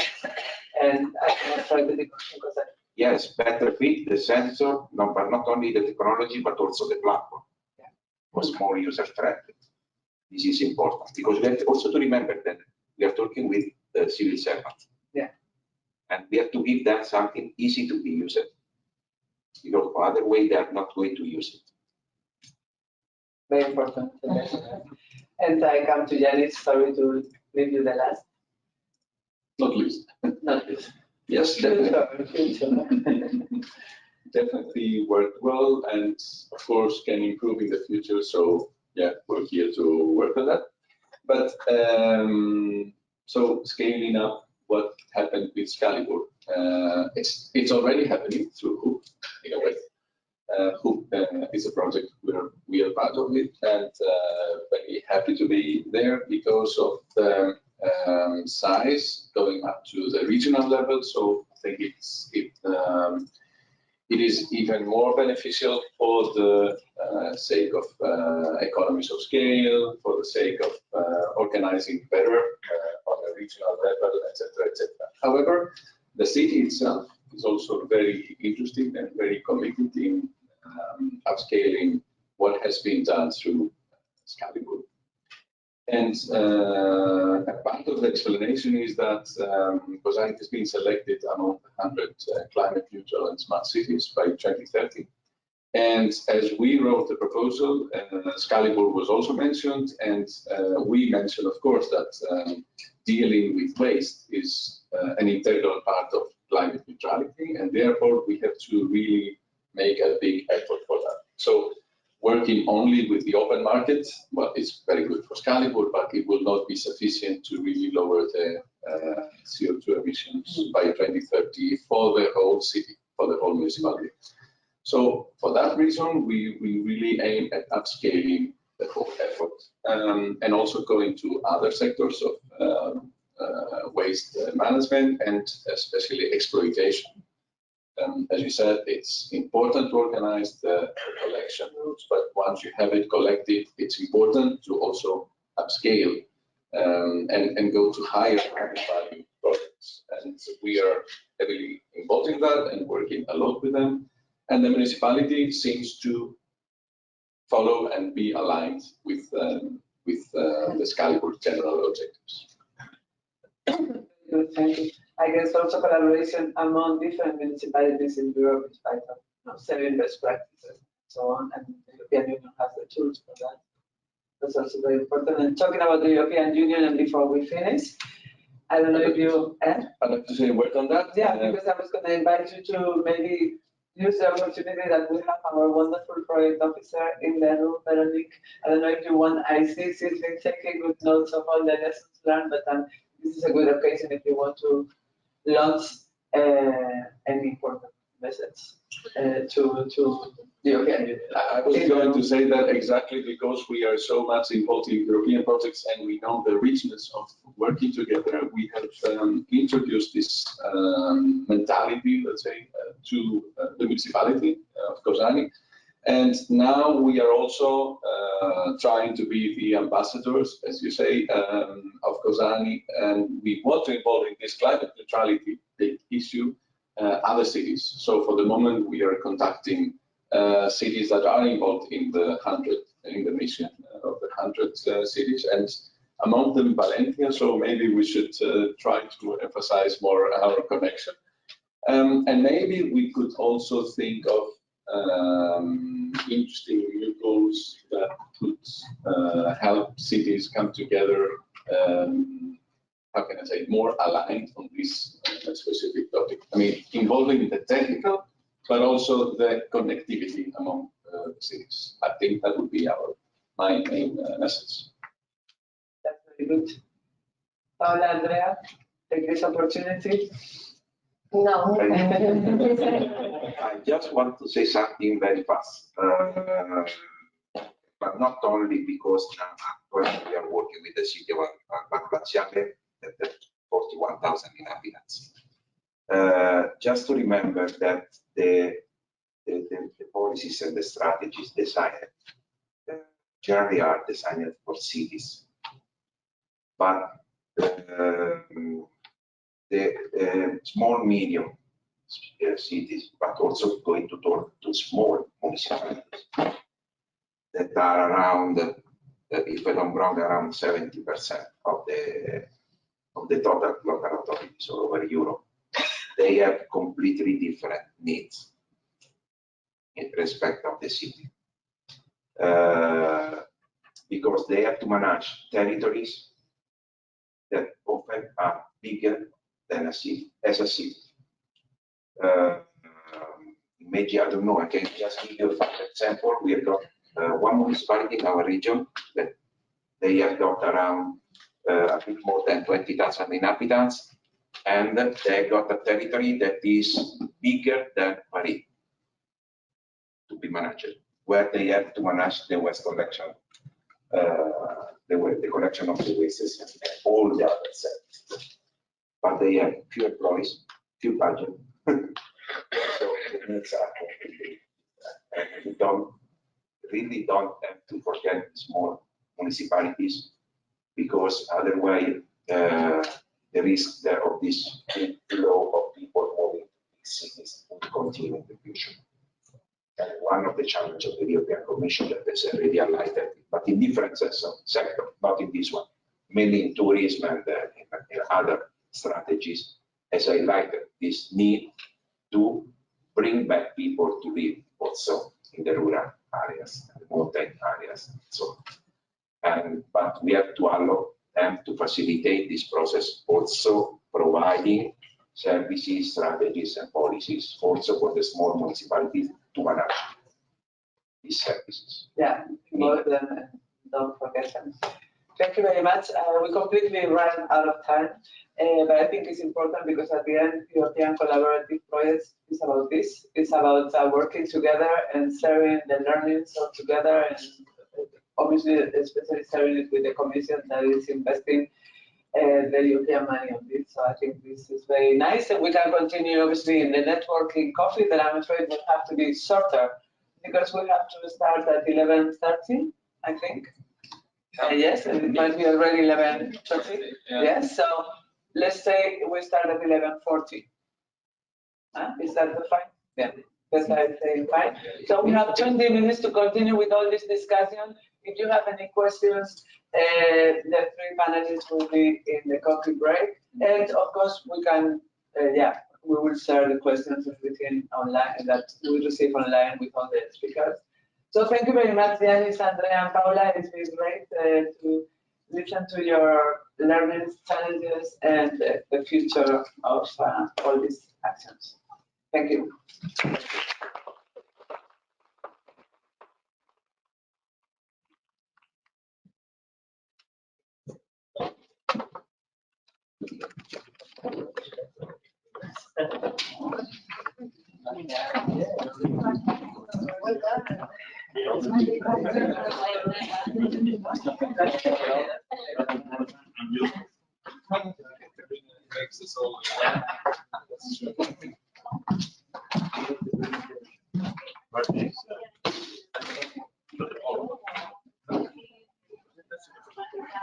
Prendo quella che c'era sul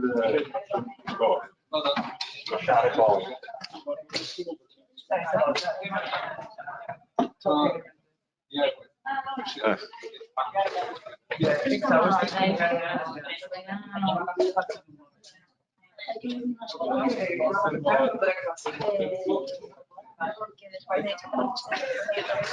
Oh, non mi ha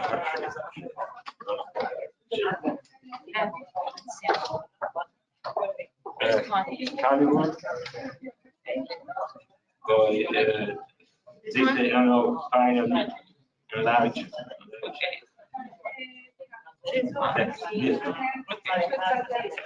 Io ho preso da lasciare poi.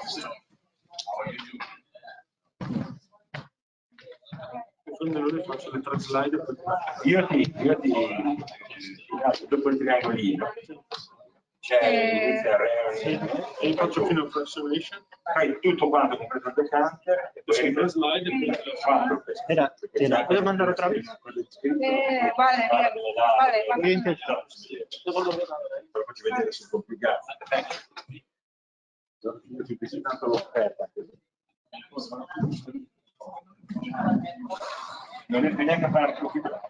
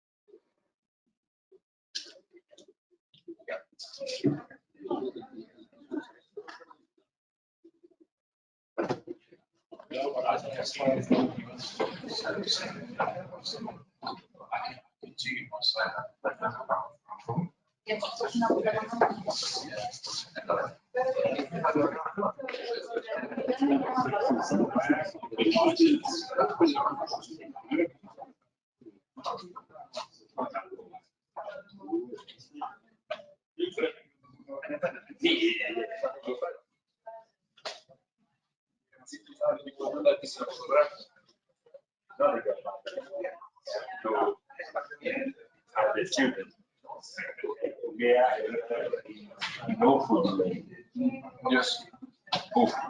Because those do not change. But they will listen to the background too. Yes, yes.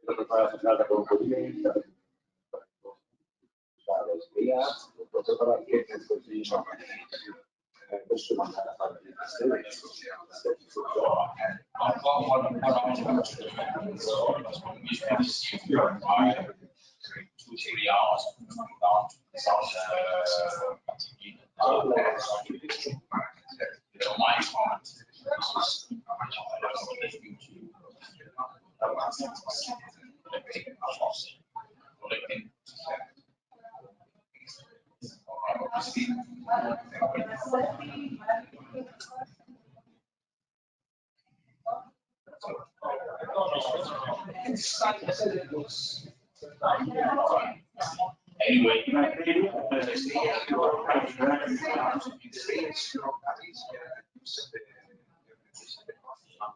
otherwise, things are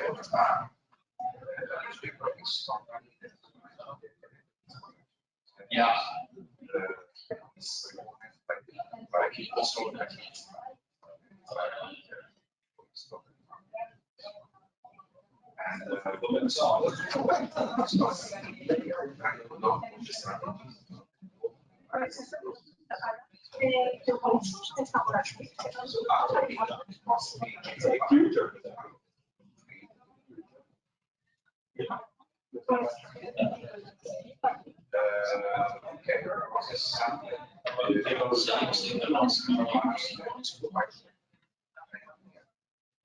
Yeah, they are. Yeah.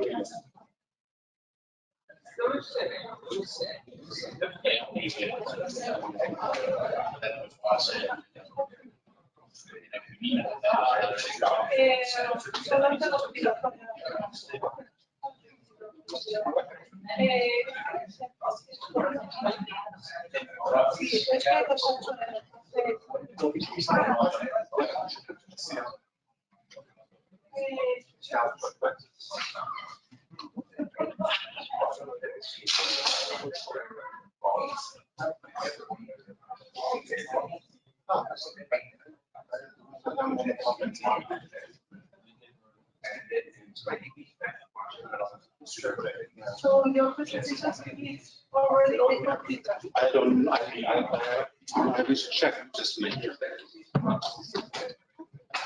Yeah, I know. This is. okay. I don't have contact to the OneDrive, so I was, or a long time ago, 4 years ago, but I haven't been that involved with the. Amor, could you like, I think that you are I can give it to you again. I can do the whole thing. That should be the one, version 9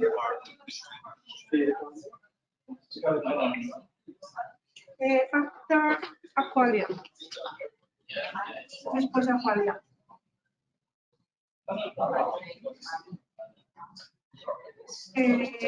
Aqualia is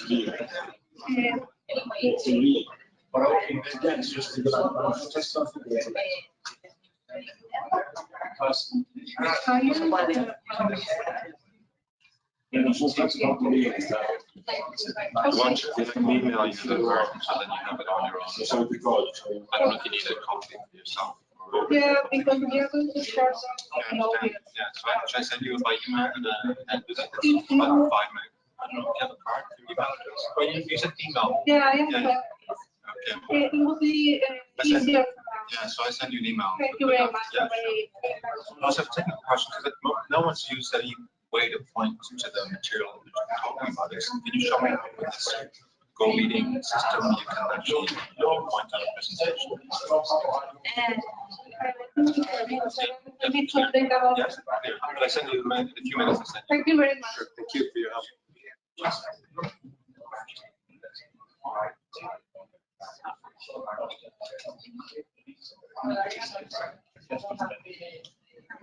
Can you change the pointer? And see, because before, yes, now it's just this. I also just use the mouse. Yeah. Trying to change the setting of the. Yeah.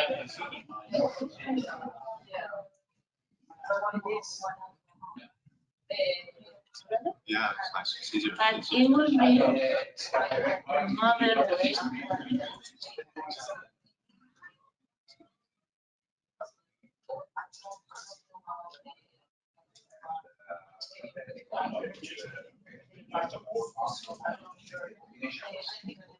I can also just use here. Maybe if you want to say like, yeah. This is the yeah. one. Yeah, yeah. So I can just also use the finger and there one change because there were another position that it was better.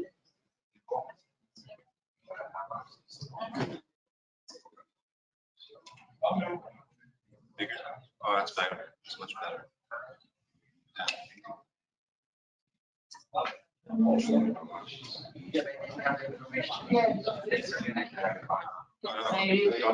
just link this point to the big one. Yeah. Both me using progressive glasses. Now I don't use. I just do it here on the. It's easier just for me to. Okay, because no, that is different. Okay. It's not the same. But it's not for this month. Yeah. But this will show up when I present. So, yeah. So you need to be. So I think it's better. You can see there. Yeah. But if I use that one, will it also show? Yes, but then you are on the platform on the PPTs, like why different. No, on the go-to platform. Yes. Yeah, but that's okay. Yeah, but then if I do like this, Yeah. okay, and then you can say this. Yeah, we'll do that. And then you have to pray. What about? Ask, and then. I want to get out to the Yeah. next, I understand. To know the next slide. Yeah, so go to the other one. Okay. So, But I can use that to advance. Yeah. Can I use that? That seems to be too. yeah, I'm trying to change the mode because there were another one. Don't.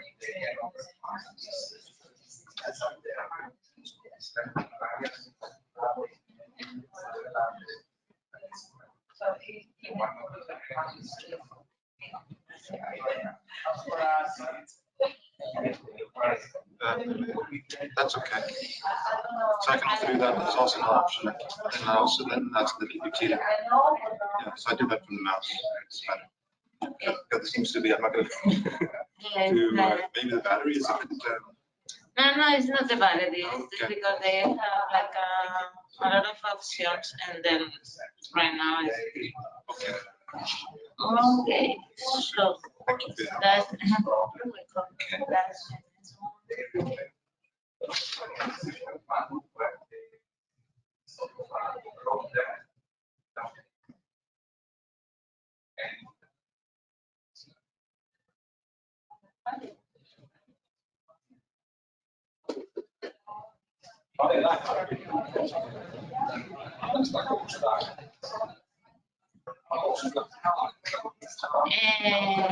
fuentes.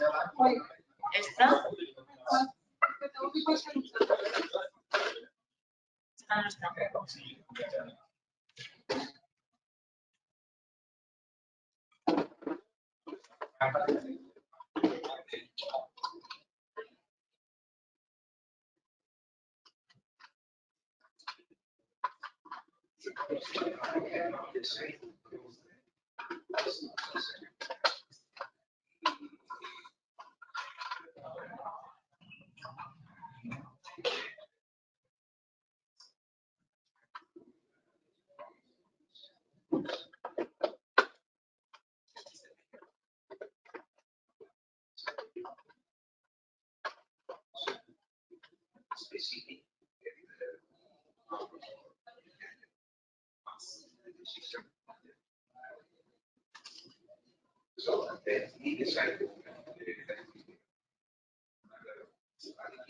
Aquí, ¿puedes copiar ahí la número 22, por favor? Que me la acaban de pasar. Faltaban dos. Y luego para la tarde hay que reemplazar otra más. De ahí. Carga que yo...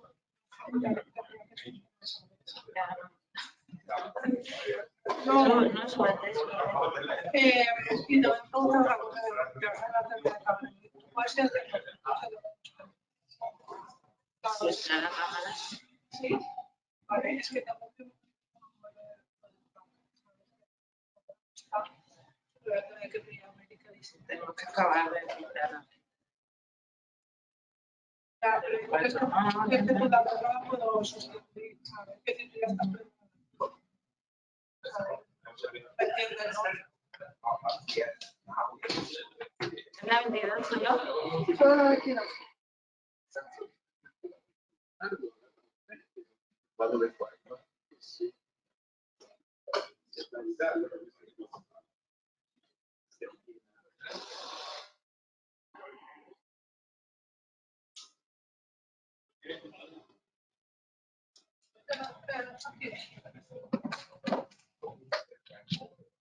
Perdóname ese pero lo cojo. Lo puedo sacar, ¿verdad?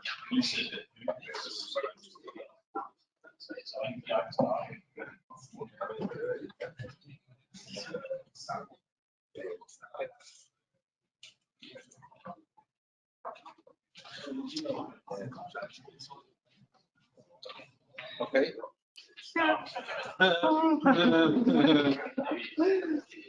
Doesn't sound sure.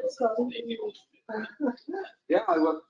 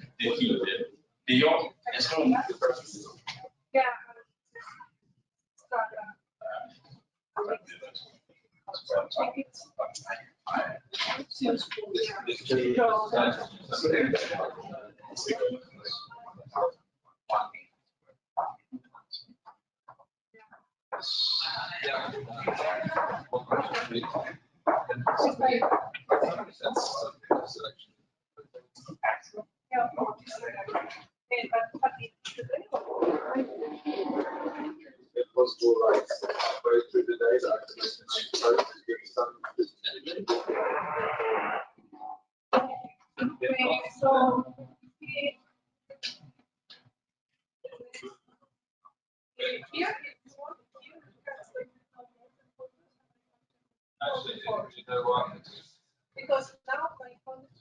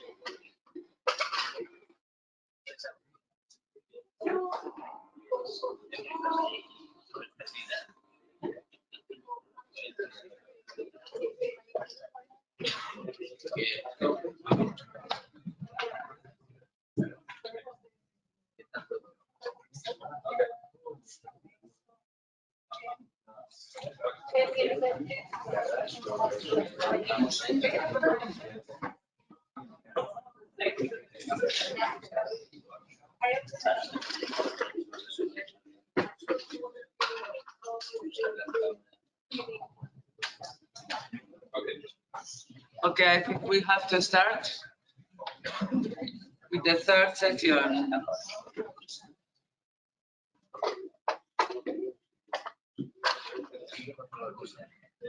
Okay, voy a presentar. Okay, so we will start with the third session of the morning. So hope you had time to mingle and network a lot during the coffee, and that will continue during the networking lunch later on.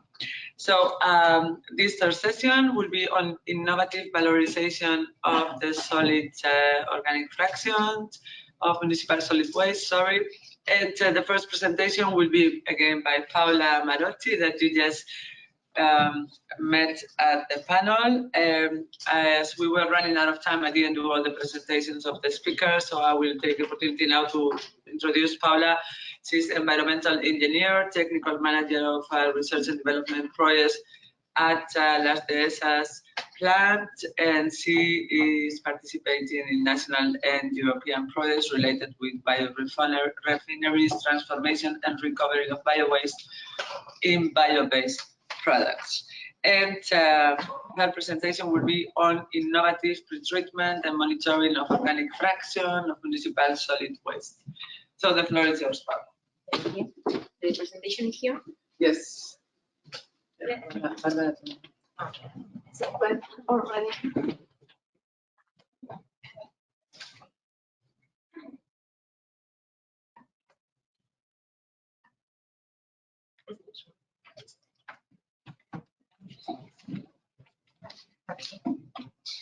Thank you for the presentation. Well, the idea is to share with you the innovative pretreatment and monitoring of organic fraction of the municipal solid waste.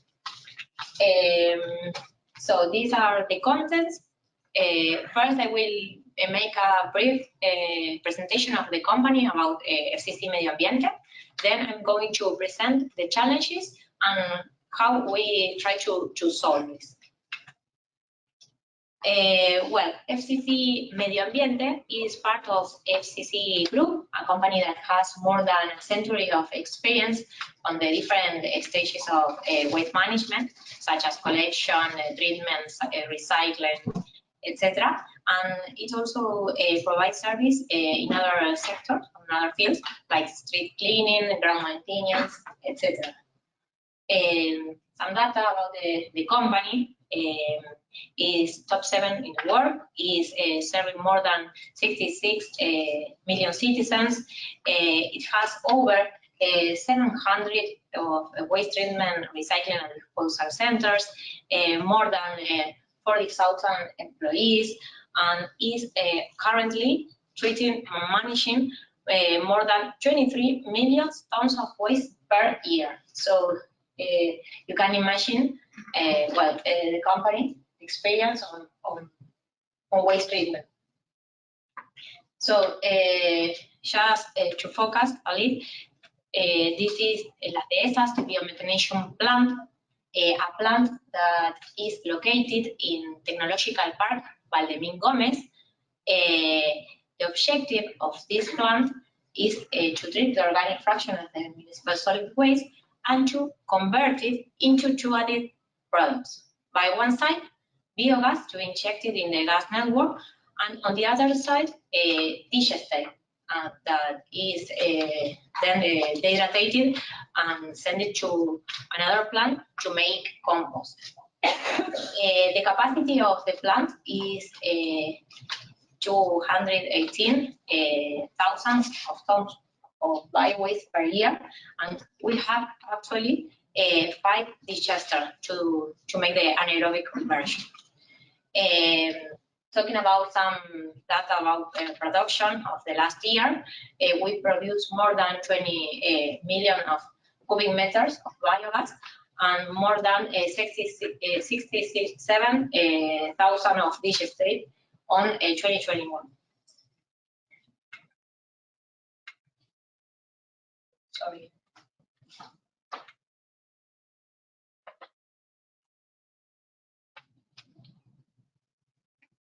Well, you can see on the picture the plant. We can see there that we have 2 different sectors, the pre-treatment sector and the biomethanation zone. You know that although the core of the process isn't on the biomethanation ship and on the digester, we have an important, the pre-treatment stage plays an important role. You can see in the area that this occupies on the plan. So we have here 2 challenges to face. By one side, the bio-waste homogenization. You know that a proper homogenization of bio-waste is mandatory for conversion and valorization. And this is a difficult and complex task because of the different components we receive on the bio-waste. And the other challenge is about bio-waste characterization. We will mention then the impurities that hinder the recycling conversion and they affect the quality of the bio-based product that we can obtain. Well, to face the first challenge about the bio-waste homogenization, we make some improvement on the pre-treatment facilities. For example, we work a lot in the Trommel facility, trying to achieve the correct diameter of the pore size, just to obtain a more homogeneous stream. And then we incorporate, we have available in the plant 2 grinders or 2 shredders that guarantee a diameter, a particle size of 6 millimeters. So these are the mechanical solutions to bio-waste homogenization. And to face the other challenge about the bio-waste characterization, it's important, firstly, to mention that we are receiving a bio-waste with a percentage of 80% of organic and 20 remaining percentage of inorganic and green waste. We have to mention here that impurities hinder the recycling of the bio-waste and affect the quality of the obtained end product. So we have also the challenge here was to obtain this information in real time, the quantity, the percentage that we are receiving on the plant of organic and inorganic. So to solve that, we contact with IRIS, that is a company, a European company leader on manufacturing photograph and artificial intelligence solutions in industrial process. So we contact with them and we work together to bring this device to the plant. They designed this monitoring system, and it was installed in Las Dehesas biomethanation plant to be validated. And the operation of this technology is based on the hyperspectral imaging techniques. So in the picture you can see some photos of the screen of the software. Here we can see the main components of this device. We have the electrical cabinet, the PC cabinet, the hyperspectral imaging device itself, and on the figure on the bottom we have a plan of the conveyor and the battery. Well, the installation and the commissioning of this system was on February of the last year, 2021, and one of the first tasks was to try to define the installation area. So this would be very important to achieve the objective of this device. This place was defined when and in another in previous the following month we received the device, and another task was to try to install this technology into the near the conveyor belt. So we have to work with a crane and to install this device. Well, the technology was ready to measure in May to September. We have been measuring 5 days a week, 8 hours per day. And at the first, we have some inconsistencies in the initial measurements of the monitoring system. So we have to work in joint with IRIS to try to achieve better measurements and to improve the quality of this data that we are obtaining. Well, to sum up, we can see a lot of potential on this technology. We have a lot of advantages of this. Firstly, because of the immediate results and continuous measurement of the quality of the bio-waste, the results that we obtain in real time. So with this information, we are able to adapt the pre-treatment to the quality of the bio-waste. So that is very important to the plant. Another advantages of this is that we can replace manual characterization, optimizing resources, personnel, etc.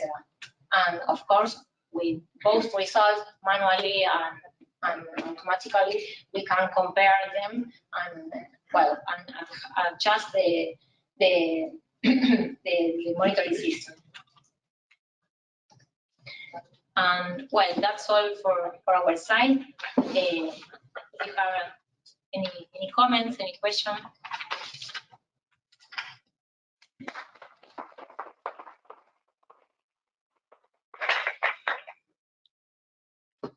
Thank you very much, Paula. Thank you. At the end of the session, we will open the floor if there's any questions or in the chat. At the moment, I don't see there are questions. So we will go to the second presentation of this third session, and that will be Mr. Arno Cordes from ASA on more efficient enzyme cocktails for processing the organic fraction of municipal solid waste. And let me introduce you Arno.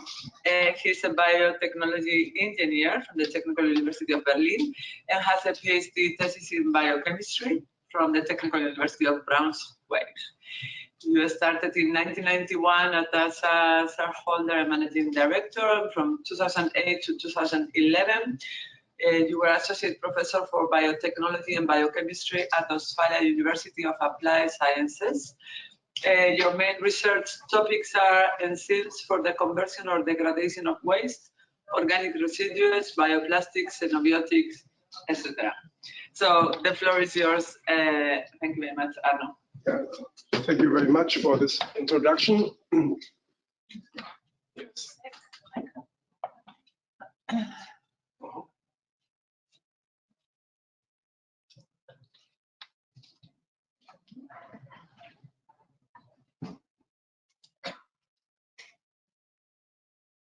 Yeah.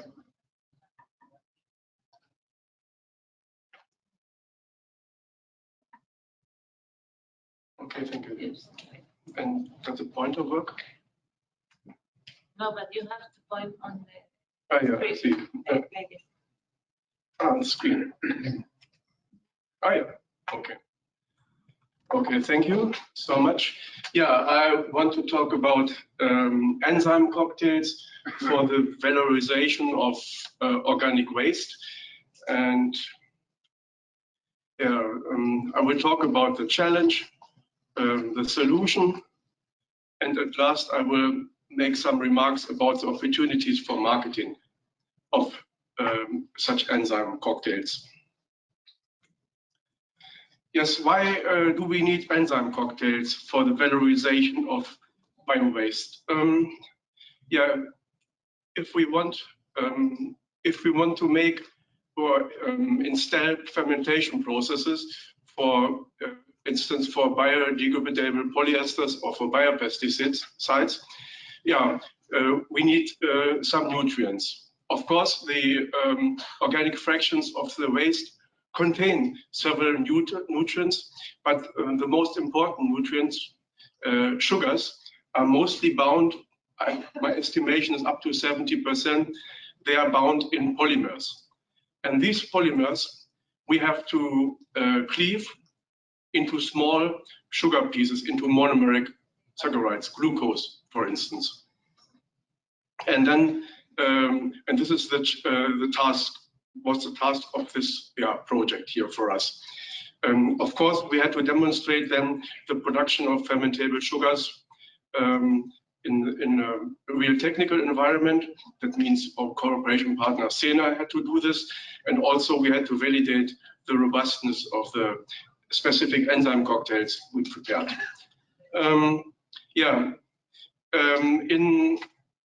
Actually, it seems to work, yes. The ingredients in the organic fractions of the waste are cellulose, for instance, hemicelluloses, pectin, starch, protein, fat, and others. And yeah, for all of these polymeric compounds are existing enzymes which are able to cleave them. That means cellulase for cellulose and pectinase for pectin and so on. And so it makes sense to start with mixtures of these enzymes to start the optimization or the development of enzyme cocktails useful for the degradation of these organic fractions. Yeah, the next step then would be to send the first prototypes to our cooperation partner who did then trials in demonstration or in pilot scale. And then with these informations we got back from them, then we made further optimizations, and at last we produced then these enzyme mixtures in larger scale. And this is the scheme or the flow of the work package 4, which was a part of this SCALIBUR project. We have the enzyme cocktails we are producing then in fermenters, in bioreactors. You can see on the pictures here.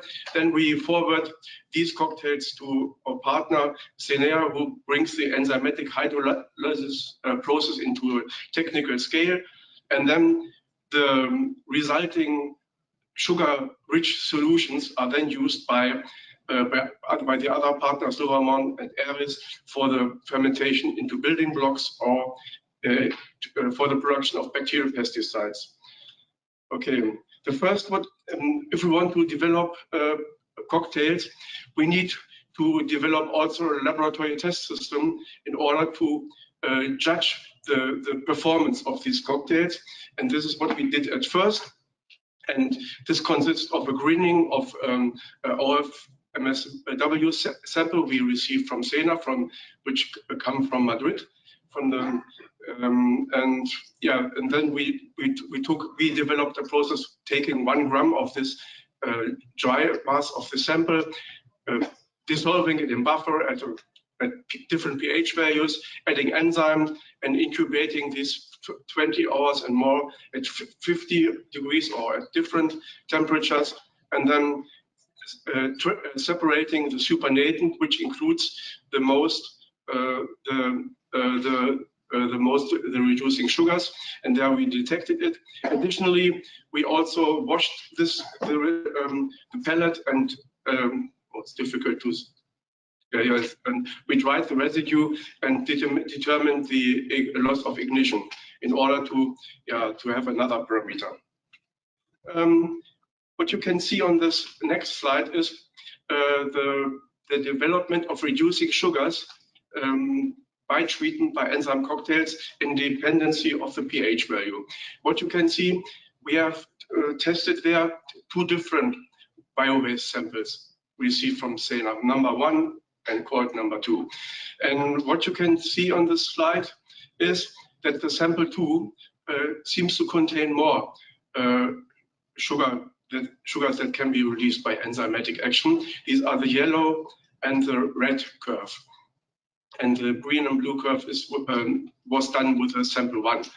And what you also can see, these 2 enzyme cocktails, number 3 and 4, were the best up to that time, and they have also different performances. What one can see is that the optimum of the degradation of this biopolymers by enzymes seems to be around between 3 and 4. And this was then a pH value we used for further investigations.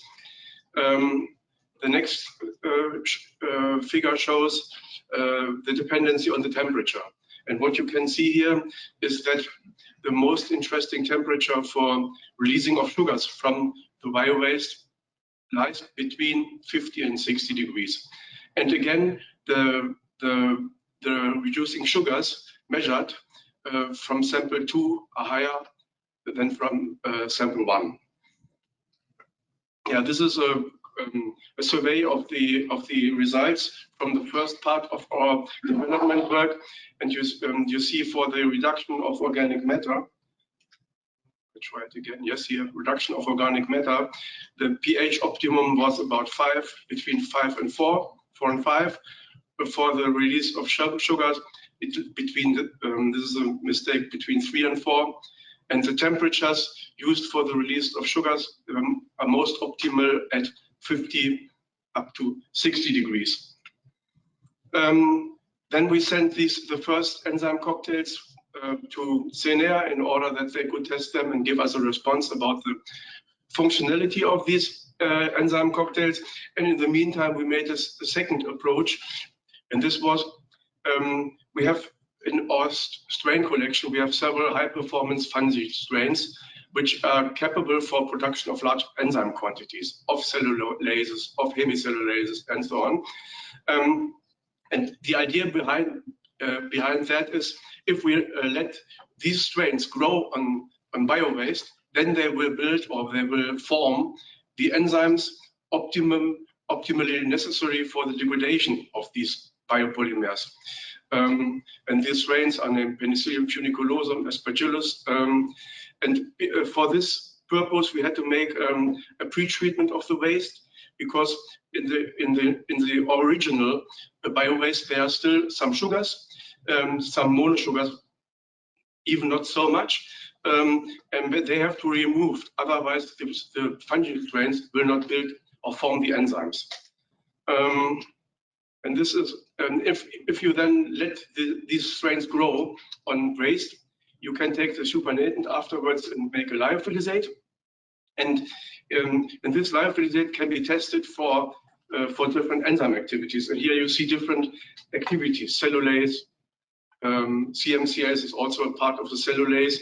And the most interesting highest activities of these lyophilizates we gained from this experiments are yellow marked, and they are in the range. Yeah, they're in a relative high range. That means the results were promising. If you see here, for example, pectinase, it's pretty high with nearly 1,000 units per milliliter. Then the hemocellulases, xylanase, beta-glucanase also pretty high.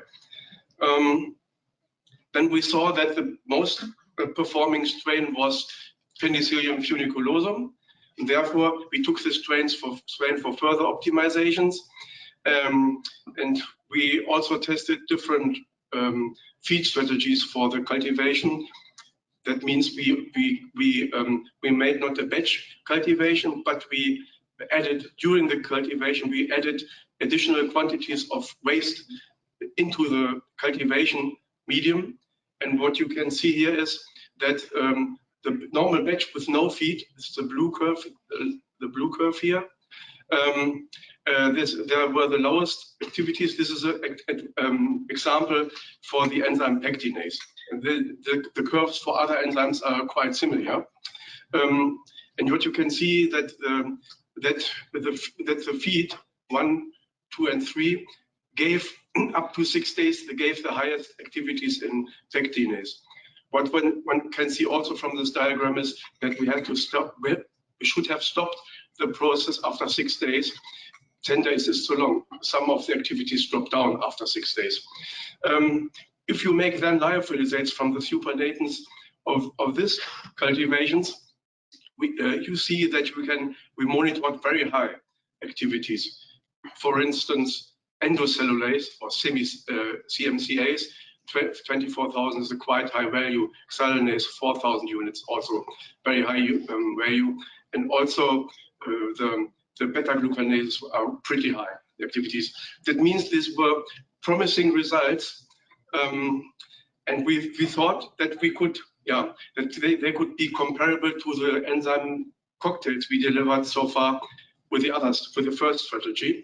Then we tested this by our laboratory test, and what we could see is that although the results for Penicillium funiculosum with the 3 feeds, 1, 2, 3, were promising by measuring the activities. The release of reducing sugars from the biopolymers is quite lower, substantially lower compared to the enzyme cocktails, which performed best so far, the 4.5. Therefore, we decided to continue the work by further optimization work on the enzyme cocktail mixtures developed so far with the first strategy. And then we found different approaches. Oh, yes, we found different enzyme cocktails which were also quite suitable. For instance, if this shows here, you see we could create nearly 21 grams per liter after 24 hours with some new cocktails. But if you look on the right column of this table, you see the prices, the production prices, which we also calculated at the end of the project. And here you can see that the enzyme cocktail 4.5 which was also then afterwards produced in 50-liter scale, had the best performance or a reasonable comparable performance, but at a lower price. So at last, we also compared different bio-waste samples. 3 we got from Senea during the project, and 1 we got from Kusani at the end of the project. And what you can see that there are some alterations in the values. Not every bio-waste has the same contents or can bring the same contents of sugars. But you see this, the Siena 2 and 3, which are from Madrid, and from Kusani, the values are, let's say, comparable. Okay, yeah, this is now I come to the summary. We have developed a test procedure for the justification of the suitability of enzyme cocktails for the degradation of the bio-waste. The new cocktails were sent to Siena for further development, and then we found that high contents of cellulase activities seems to give the highest release of sugars. And then the enzyme cocktail 4.5 gave the best performance if you compare also the prices, the production prices. Several batches were produced from this enzyme preparation up to a scale up to 50 liters and sent to demonstration purposes to Siena. And the cultivation of tailored made enzymes by Penicillium folliculosum gave quite high activities, but concerning the release of sugars, it was lower than for the best enzyme cocktail 4.5. And at last, finally, I come to the marketing opportunities. Of course, these are the enzyme cocktails and the enzymatic process. And what can be done with this? We can use this enzymatically converted waste for the production of bioplastic, PHA, PHB, also for building blocks for biodegradable polyesters and for bacterial pesticides. Potential customers are the municipalities which collect the waste, bio-waste, and yeah, by conversion of this waste, the disposal cost can be substantially or could be substantially disposed. Yeah. So it was a great pleasure to work within this potent consortium. Thank you so much for the collaboration, and I thank you for your attention.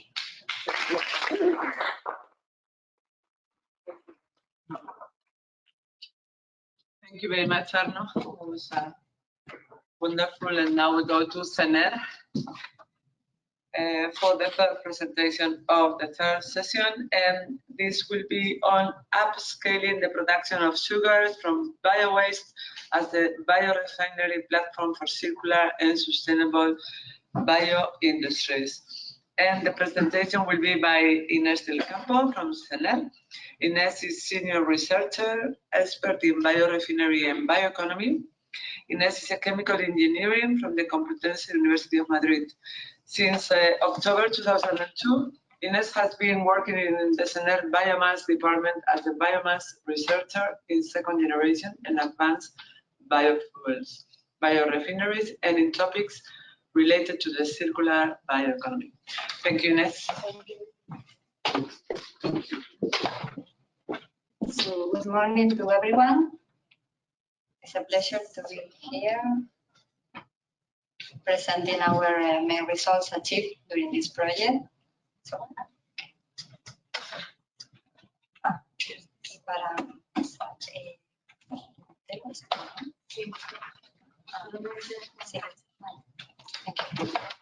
So here you have the contents of my presentation. First of all, I'm going to present you the main challenge for us, for Sener, in this value chain for the conversion of the organic fraction of municipal solid waste. Then I will explain a little bit about the process developed, which is the scaling of the production of sugars from this bio-waste. I will present the main results achieved during this project, which are the main opportunities and barriers of the use of bio-waste. And finally, I will introduce you our activities in circular urban biorefinery concept and our pilot plan, which is the Bio2C Center. Okay. So I think we have explained already, we have talked very much about this morning. So basically the main thing to see here is that the biowaste is a very promising feedstock to be used in the bioconversion activities and the development of processes in order to obtain high added value products. There are different approaches to tackle this. There is a very high amount available. As you can see here, every citizen in Europe generated approximately 200 kilograms per year of biowaste.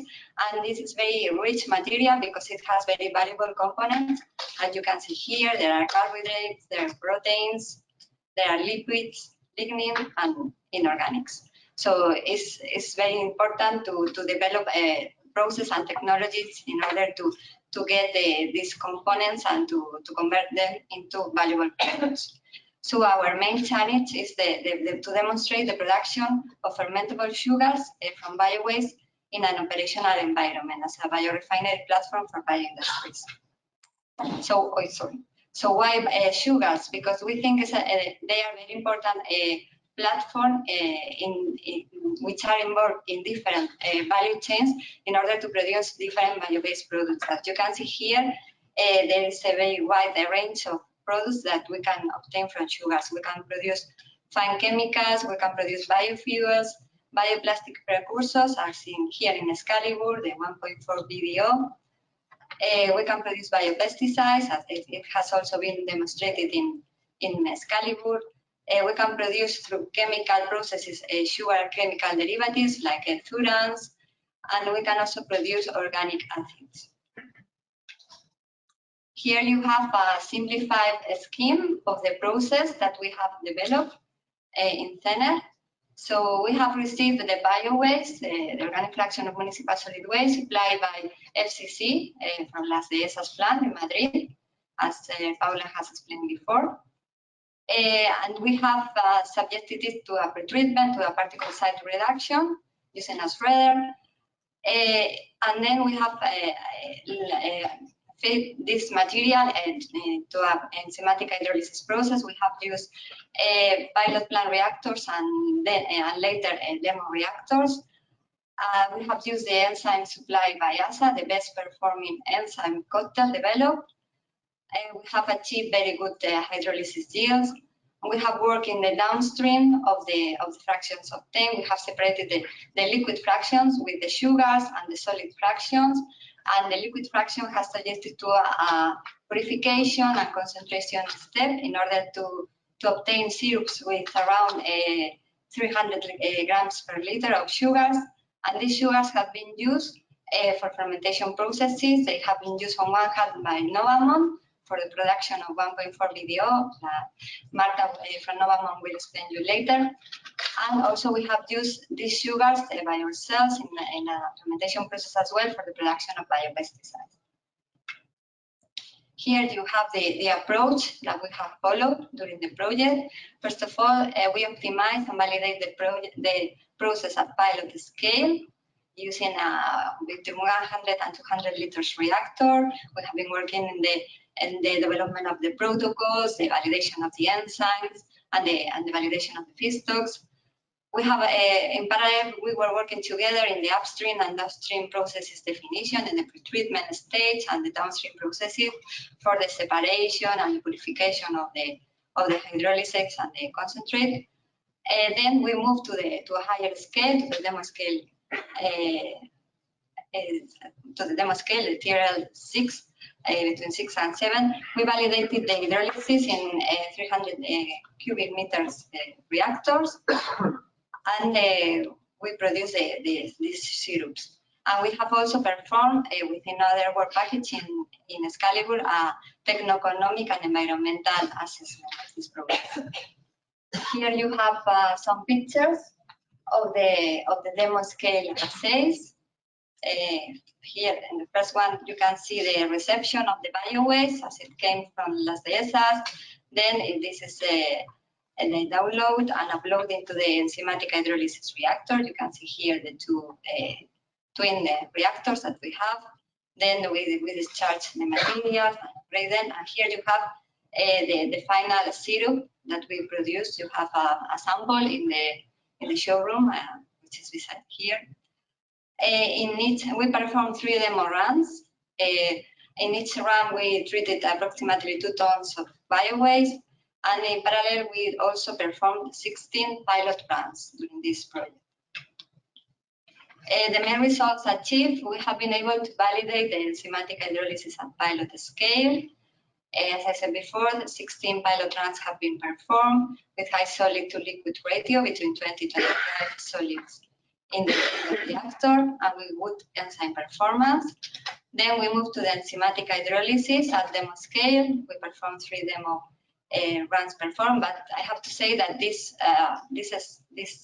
demo scale assessment were a bit problematic because we have some operational problems due to the presence of impurities in the material. So we have to get rid of this material to stop the assay. So one of the main lessons learned, and as I will mention later, has been for us the quality of the material, because it's important to have a quality material for this process in order to avoid operational problems and also to avoid excessive degradation of the material, because we want to get the sugars, and the sugars are are the first compound which is degraded when there are microorganisms. So we know that there are microorganisms in the biowaste, so it's important to guarantee that we can preserve the most of the sugars. So it's important to optimize the logistics and to reduce the storage times between the waste management plant and the processing plant in order to avoid this degradation and the loss of an excessive amount of sugars. And so that's why we have worked together with FCC in the optimization of the logistics. We have had very good collaboration in the optimization of the logistics and the prevention of this degradation. And we have also been able to validate the enzymes produced and supplied by us.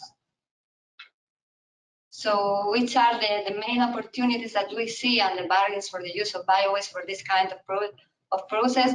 So as I said before, biowaste is a very interesting feedstock for us because it's highly available, it has a low cost, and it's a circular material for bio-based products. We can produce cost-competitive products, in this case sugars, as building blocks for the bio-based industry, and we can also contribute to the targets of the legislation in order to contribute to the circular economy and to stimulate the sustainable growth in order to contribute to the Europe's green recovery. Which are the barriers? So on one hand, the quality of the biowaste. It's important to have a good quality biowaste with a reduced amount of inerts in order to avoid problems with equipment and also in the yields achieved. And also, it's important to work a little bit more in the public perception of these products derived from biowaste, because the citizens need to be familiar with these products, so we need to change a little bit the way they think about them. And this is all for SCALIBUR, and now just a hint in which is our plan. So we have performed all these activities in our plan, which is called the Biorefinery and Bioenergy Center. It's a pilot and demo facility that we have in Navarra, near our headquarters. And we have 3 different modules: the biochemical unit, the pretreatment unit, and the gasification unit. And this plan now is being expanded. We are building new pilot plants and new laboratories. So the idea here is to develop different activities and develop different value chains in order to develop and validate and implement new technologies for the conversion of biomass, bio-wastes, and other organic materials. And that's all from my side. Thank you very much.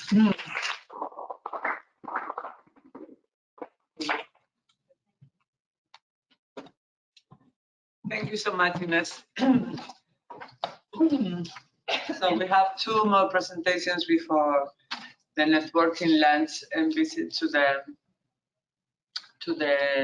premises of ITENE, the labs we're going to visit. So I will now give the floor to Esther Molina from IRIS, who is going to be presenting on closing the solid loops, valorization of the solid hydrolyzed site to biopesticides through solid state fermentation. And Esther has a biotechnologist, is a biotechnologist specialized in microbial production processes and sustainability. Currently, Esther is finishing her industrial PhD on solid state fermentation for the valorization of bio-waste to biopesticide at UAB in collaboration with IRIS Tecnologías Ambientales. Her research career is focused on exploiting the potential of microorganisms, whether it is for producing aromatic beers or developing novel biopesticide production pathways from waste. So Esther, thank you very much, and the floor is yours.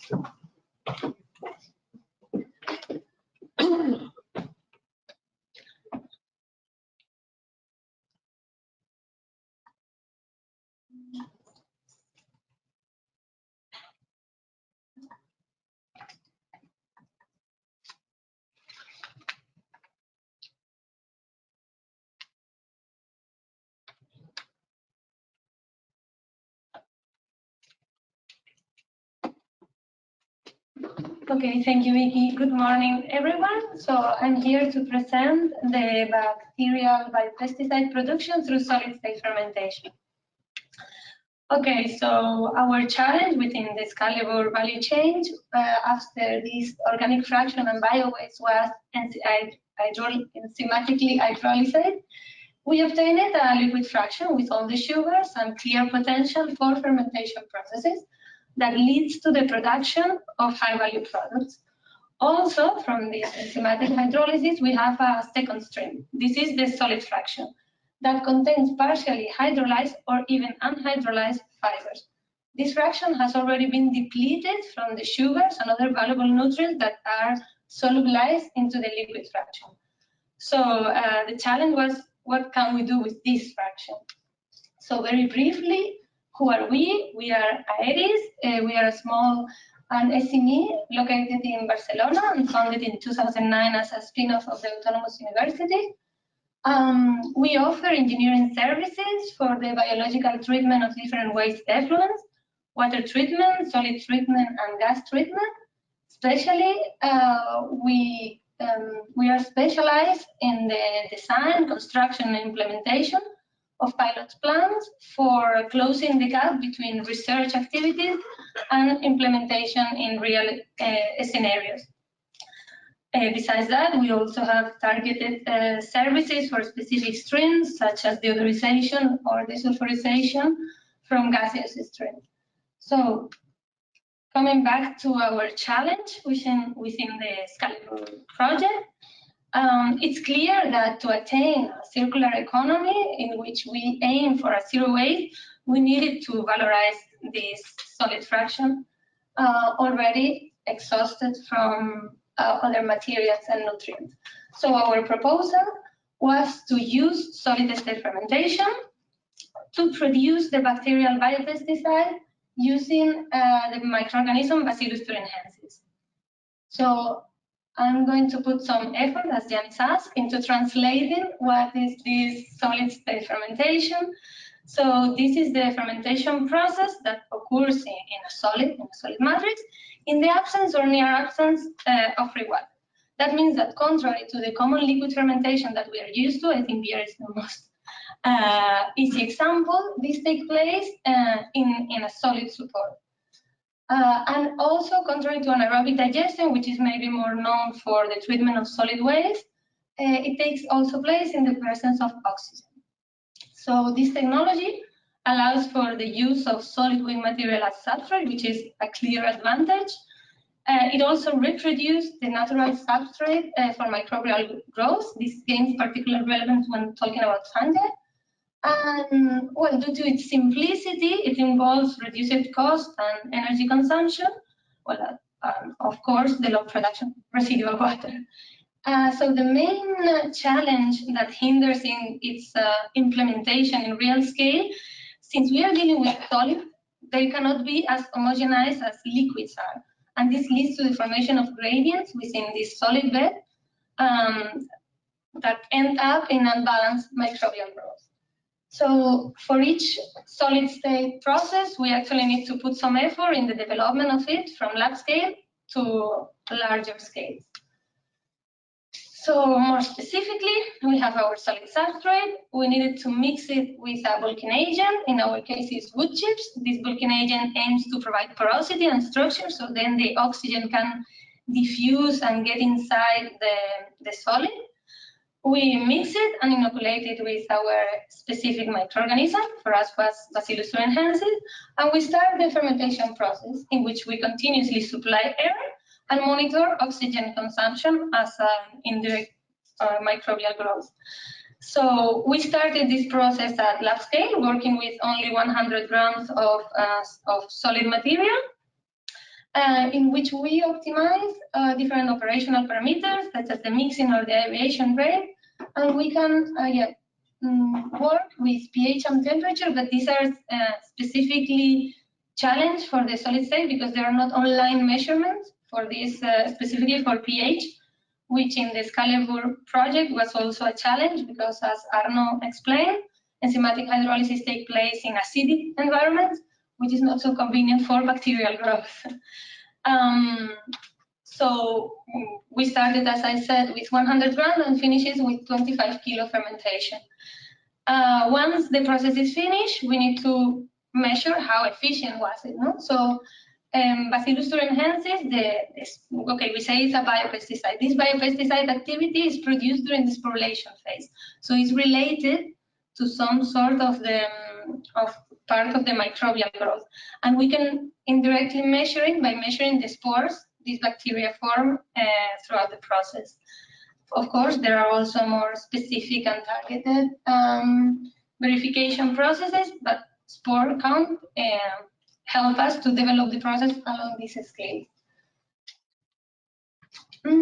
Okay, so I want to summarize and highlight our two main results because, of course, alongside the 4 years, we have overcome a lot of milestones and challenges.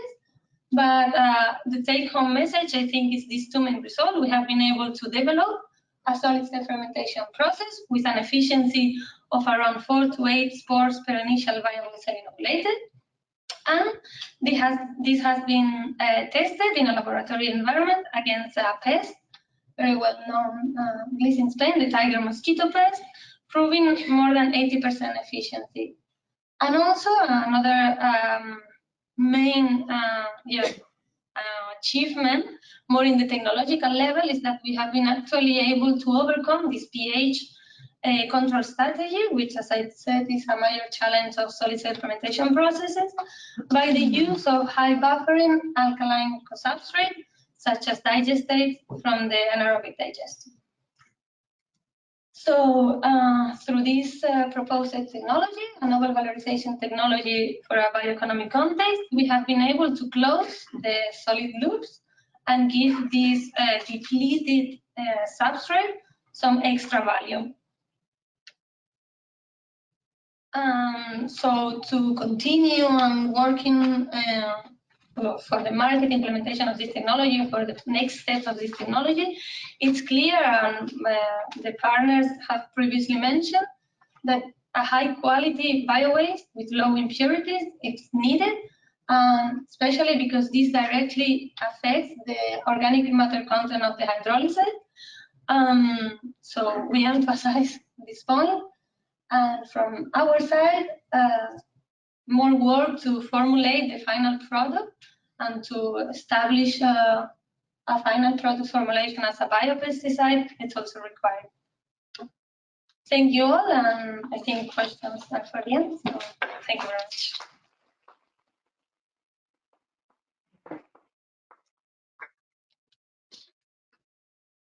Thank you very much, Esther. So we come to the last, let me see the question. Yeah, normally it's the so I remember you all, you need to get your mobile phone, open the Kahoot platform. So on .kahoot.it. To share my screen so they can see it.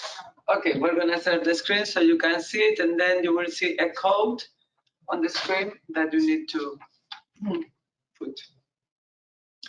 So you give your opinion and choose an answer to the 4 questions. Yeah, there will be 4 questions. That's the code, so 3391830. We're waiting for the players, so please open and voila. I see people are joining the Kahoot platform, and that's the code.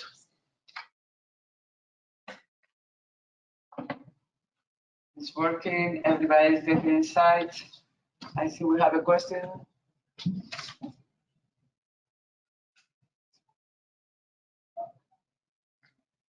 But I think there's some questions. I see in the screen.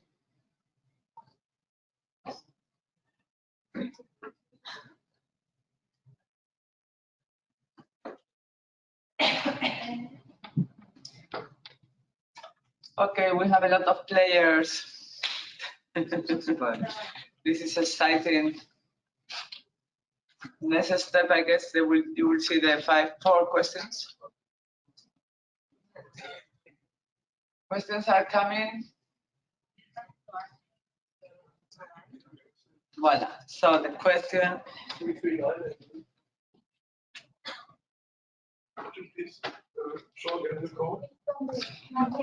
Can we show again the code? 3391830.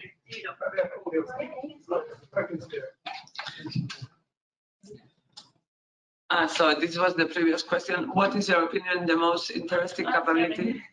Yeah, it's okay. This was for before, but okay. What is, in your opinion, the most interesting capability of the smart container? We have a technical empate. How do you say empate? Equal. ¿Cómo se dice empate?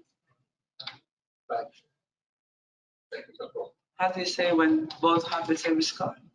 Draw. A draw. A draw. We have a technical draw. But it's time. Small to the other one. Yeah, but but we don't comment on this one.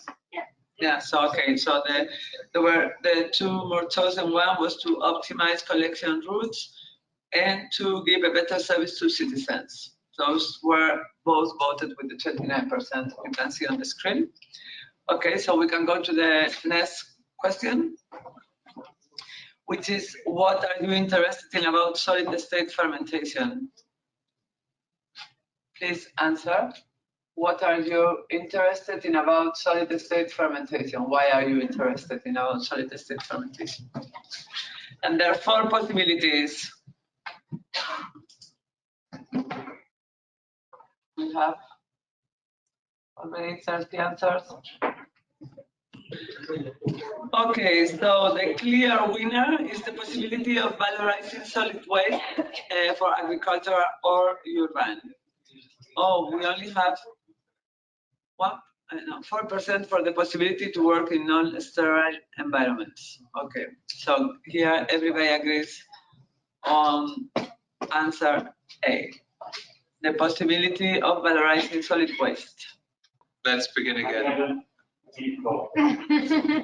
Good afternoon, everybody. My name is James Ling. It's my pleasure to take over the moderation from my colleague Vicky Mosteri. So in this next session, we're going to talk about something similar but completely different. So it's again about valorization technologies for organic wastes, but this time we're looking at completely different technologies. So something that you're going to hear about from our first speakers, which is a dynamic duo of Andrea Antonelli and Giacomo Benassi. So Andrea holds a PhD in food biotechnology and analytical chemistry from the University of Bologna, and he is currently full professor of food science and technology at the University of Modena and Reggio Emilia. Giacomo is a technology developer and scientist, and CEO, co-founder at Kinsect, startup company that produces technologies for sustainable insect protein production. And with that, I give you the floor. Thank you, James. Thank you, James, for your introduction, your perfect introduction.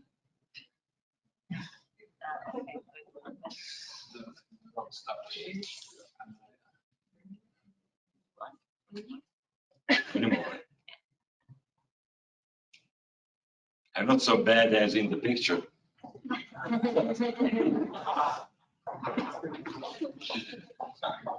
Oh, anyway, this is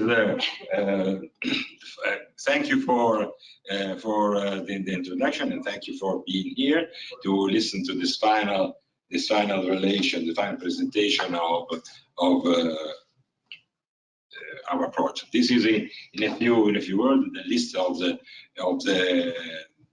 items that I'm going to show together with Giacomo.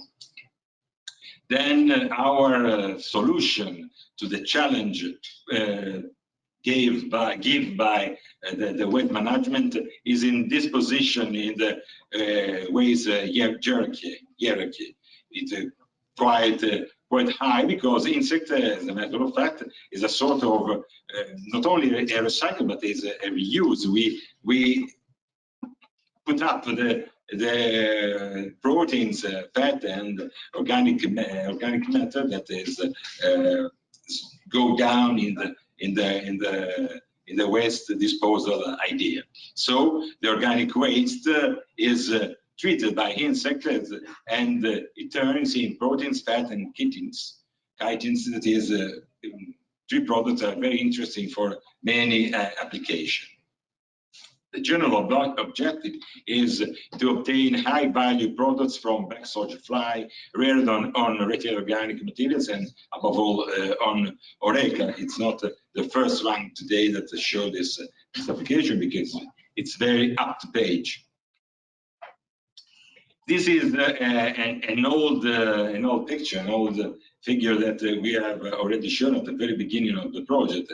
The original idea of using insects comes from a previous project that C. Unimore built a pilot plan for rearing insects over manure. This is the picture, and so the other piece of the story is a procedure for lab fractionation of complex matrices like meat or, in this case, insects. The task is to scale up from TRL 6 to TRL 7 for both the situation that are starting, as you can see, from a very different level of TRL.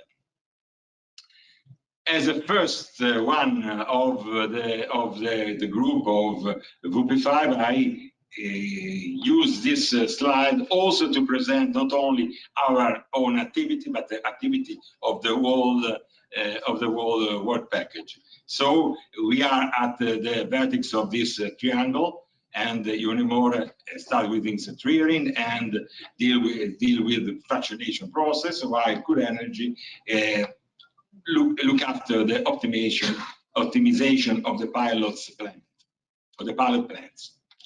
But at our side, we have Zetadec and NS for help us in fractionation, giving advices and put a lot of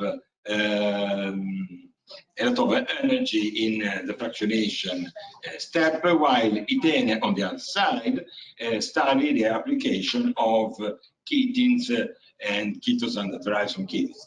These are two pillars that gave the basement to research and gave also the motivation to go on this research. So I think they will present their results, but I think that in this moment I have to present the whole group, not only us. So I give the floor to Giacomo that will deal with the pilots. Thank you, Giacomo. Thank you, Andrea. Good afternoon to everyone. My name is Giacomo Benassi. I work for Cura Energy. That is the company that, in collaboration with the University of Modena and Reggio, developed the 2 pilot plants for rear insects on organic waste substrate. The aim of our work package, I want to say again, is to feed directly insect with organic waste. In our case, we used Oreca.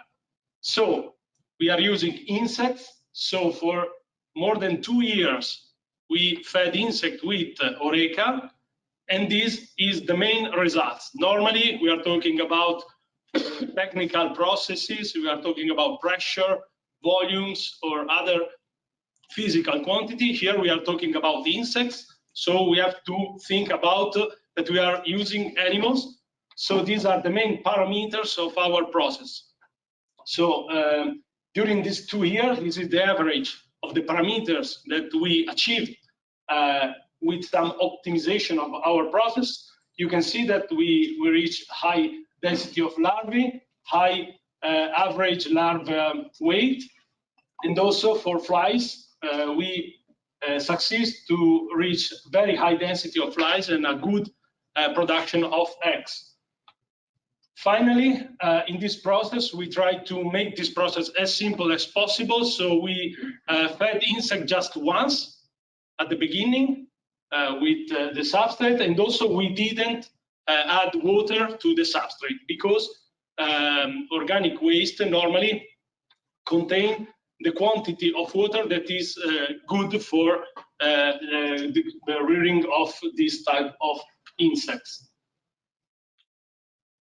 So the parameter, the insect were reared on the pilot plant. Sorry, that is. And on the line. Finish. Very fast. Too much. Yes. So the results are 2 pilot plants. The first one is for rearing insects.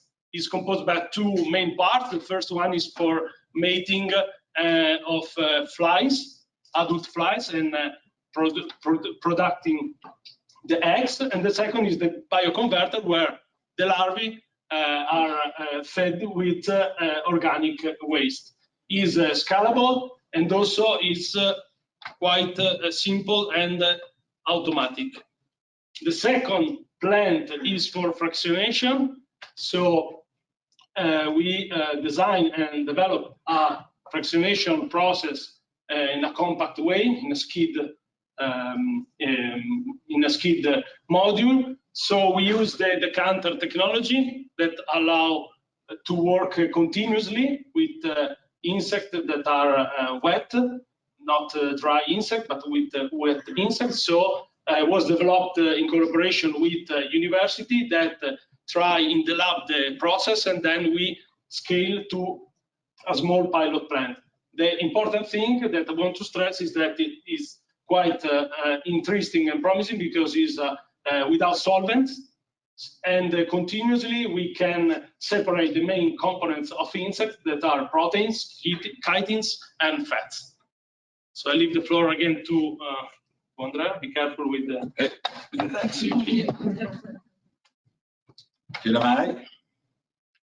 Then we have the main results to show. We have shown that Eureka are an ideal substrate for breeding the black soldier, for rearing black soldier flies. It's possible to scale up the process to have a constant and efficient production all over the year. This is due to the choice of the waste, but it is also because black soldier fly are omnivorous. They eat almost everything except, if I think not to get wrong, if I say that they don't only need cellulose-based matter. All the rest is good for their mouth. So the larvae can be a valuable source of high-quality proteins, fat, and chitin. For the future, application to organic waste management that is quite a problem, at least in Italy, because one of the reasons because we choose Oreca is that we cannot use at all any kind of waste. We cannot transport, we cannot keep, we cannot use. And we cannot use for breeding or rearing animals. That's an absolute obstacle to any kind of research. We, as usual, the Italians find a way to keep the waste, not the waste, but what is the leftover left in the pot, not in the plate, because in the plate, the destiny of the residue of the plate is the rubbish bin. So you can see what kind of problems we have. For this reason, we have a lawyer at our side that is the person who takes care of the last, you say, delivery of the last month on regulatory items, and was in Brussels recently for a root event. We need a lawyer because we need for the research, but we need also to utilize ourselves because we can encounter, we can have some problems with the law. And so we must make, and this is the last clue that I want to stress. We want make a deep reflection on the legislation. Many other colleagues have stressed this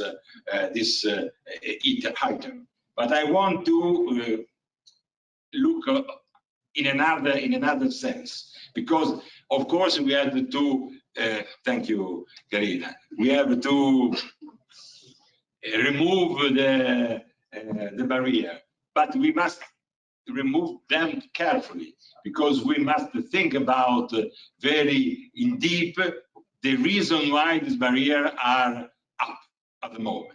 So we need this absolutely to remove the barrier for the research and for the practical application, but we must be carefully in removing them. So I have finished for the second time, and I thank you for the attention.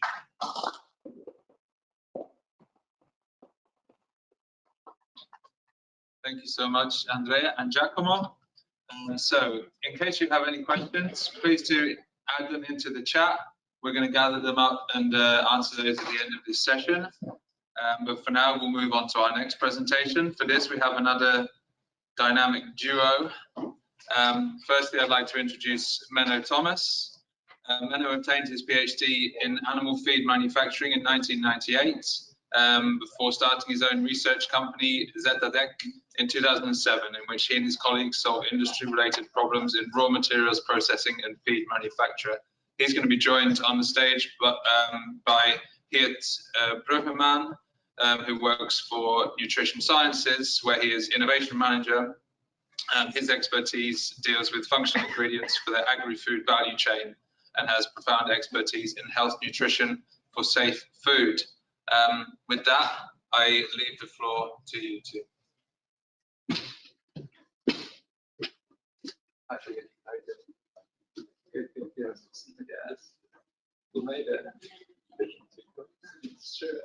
Very close.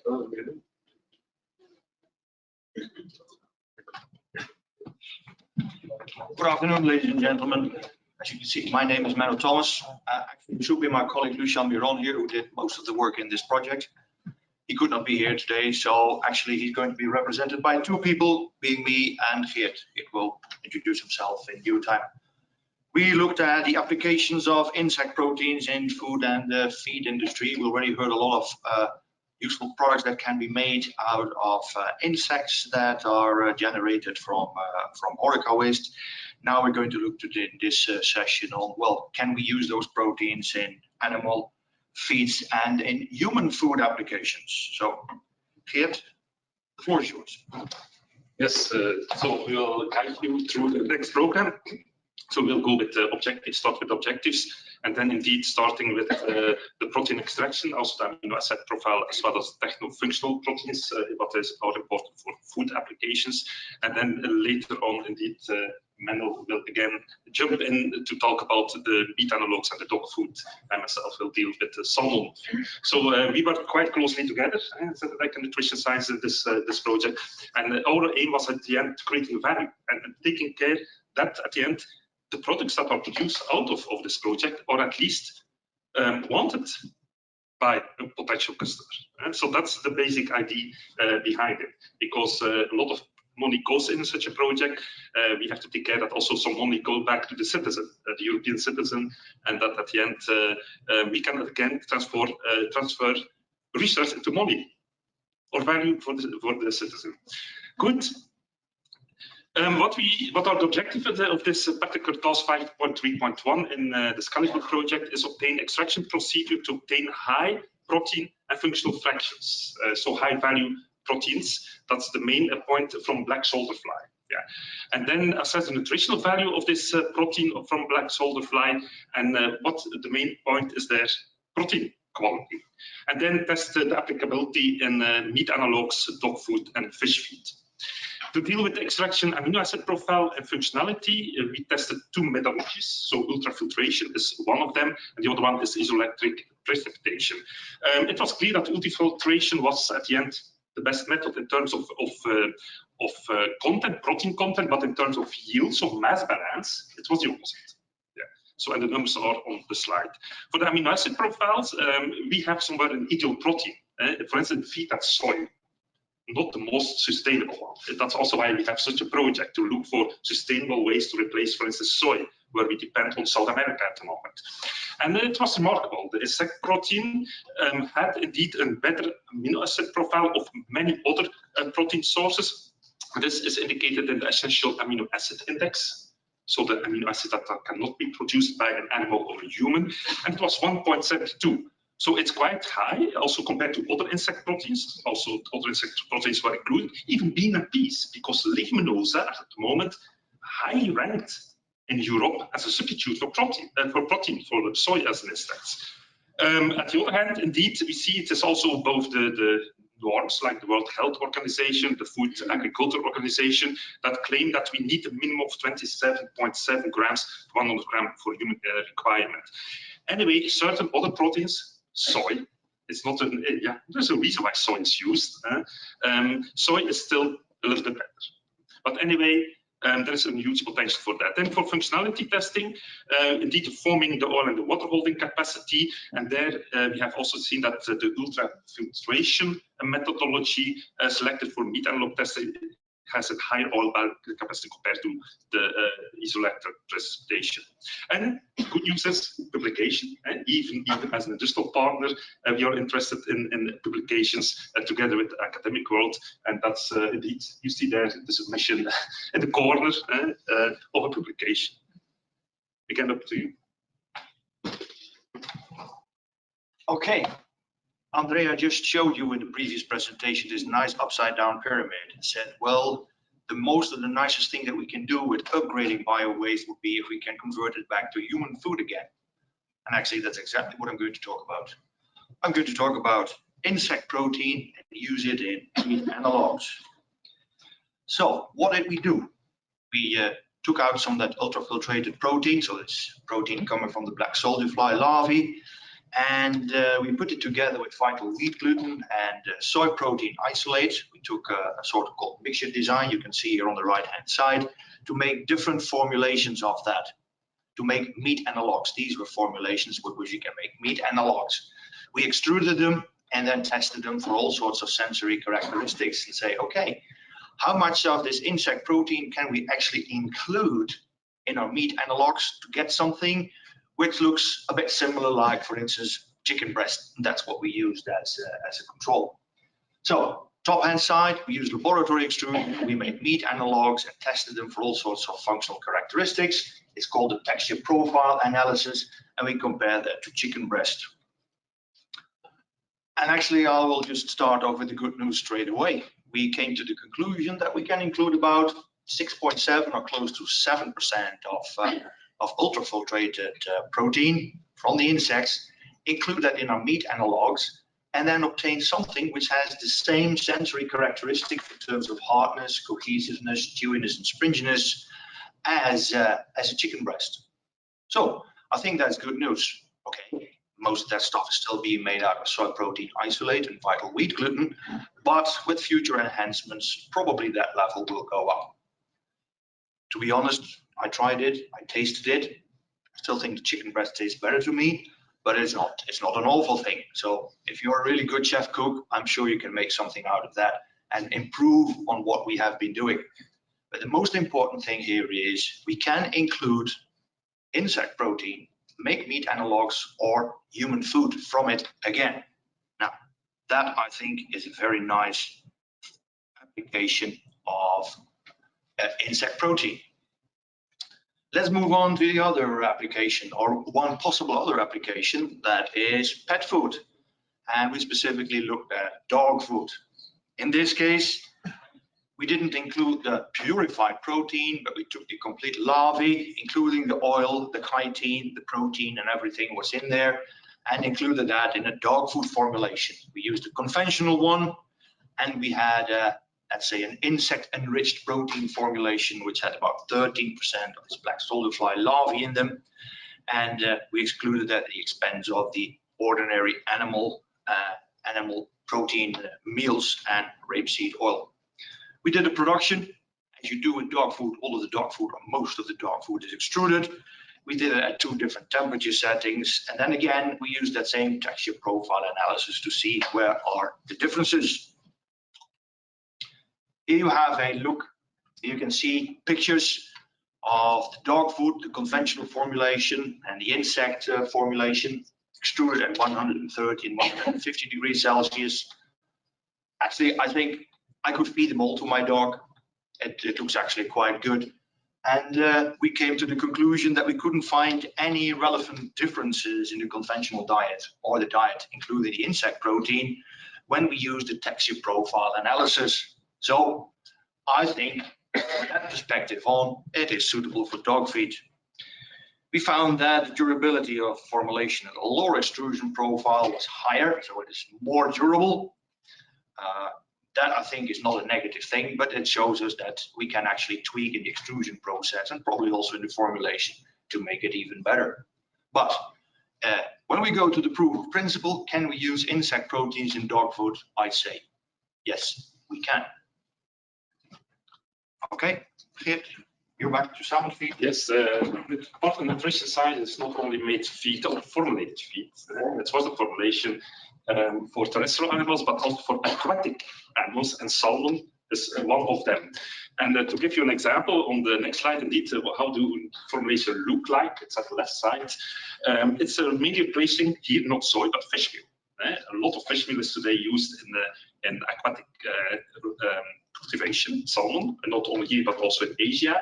And this is the example where we could lower indeed the fish meal and for sure include black soldier fly protein in that respect.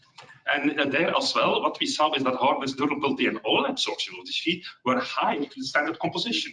So that's quite good. So we could increase somewhere the quality of the pellet. On the other hand, we have to be honest, it's research, also expansion ratio, sinking velocity, and oil leakage were lower for this black soldier fly protein extract, because here we extruded the feed. So additional tweaking is needed in that respect. So that brings us to some conclusions. This brings us to some conclusions, if the computer works. Yes. So overall conclusions, the applicability of ultrafiltration or isoelectric recipes for extraction of functional proteins is demonstrated here, especially on the black soldier fly, that we got indeed from Modena, Unimore, partner Unimore. The sum of the essential amino acids is quite high. It goes up to almost 50 grams per 100 gram of black soldier fly protein. It's higher than the recommendations of official institutes, so that's good news. So it can meet human requirements and is highest among the insect proteins. I think the other one was indeed the Musca domestica as well that was included, so the housefly. And 6 point, no, that's for you. Otherwise I do all conclusions. I've got 2 minutes left. Time enough for a brief story. About 100 years ago, soybean soybean became really big in the Americas. And soybean was cultivated for its oil. And the soybean meal was a byproduct and was used as fertilizer. Now, reel back to this decade, 100 years later, soybean meal is the biggest, most important vegetable commodity for human food applications. Today, coming back to our insects, we made some tests and we found that we can include 7% of insect protein in human food meat analogs. I think we do not need to wait 100 years to make sure that actually we can make larger proportions of insect protein permissible, possible, and convert it into very good, nutritious human food again. So I urge ourselves, there's plenty of people in this room actually who can do that, can work on it, that we can in 5 years make hamburgers completely out of insect protein. I think that would be good. We also saw that black soldier fly proteins, they yield texture parameters for dog food kibbles, and actually it is good you get a texture comparable to conventional. So in terms of texture of dog food, there is no problem associated with the use of insect proteins. We saw some difference observed in physical pellet quality traits for salmon feed. Geert talked about that extensively. Maybe we need a little bit of additional tweaking, but the things that we saw do not warrant or don't say you can't use it. As a matter of fact, we think that black soldier fly proteins can replace conventional sources of proteins and oils in dog food and salmon feed. And possibly by extension, we didn't test it, but I think also for other animals, the insect protein are just as good and nutritious as any other proteins that we're currently using in animal feed production. With that, I think both Geert and I, and on behalf of Lucian, we want to thank all the partners. We had very big fun in doing this project, and we enjoyed very much talking to everybody and looking into the various aspects that we tried to cover and make the world a bit of a better place after all. Thank you very much.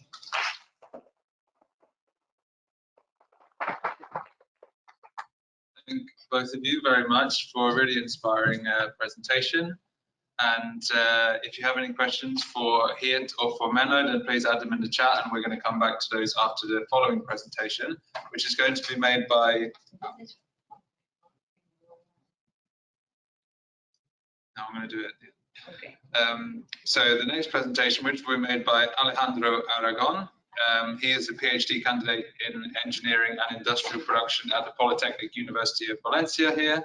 And currently works as a project manager in the technological group of materials and packaging systems at ITENE. And he's going to tell us about a completely different way to make use of these materials from insects. So Alejandro, over to you.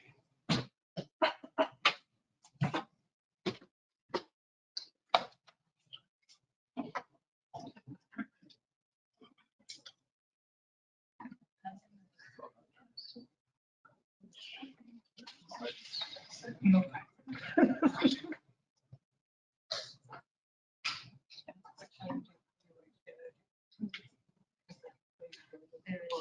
I have a really short presentation. No?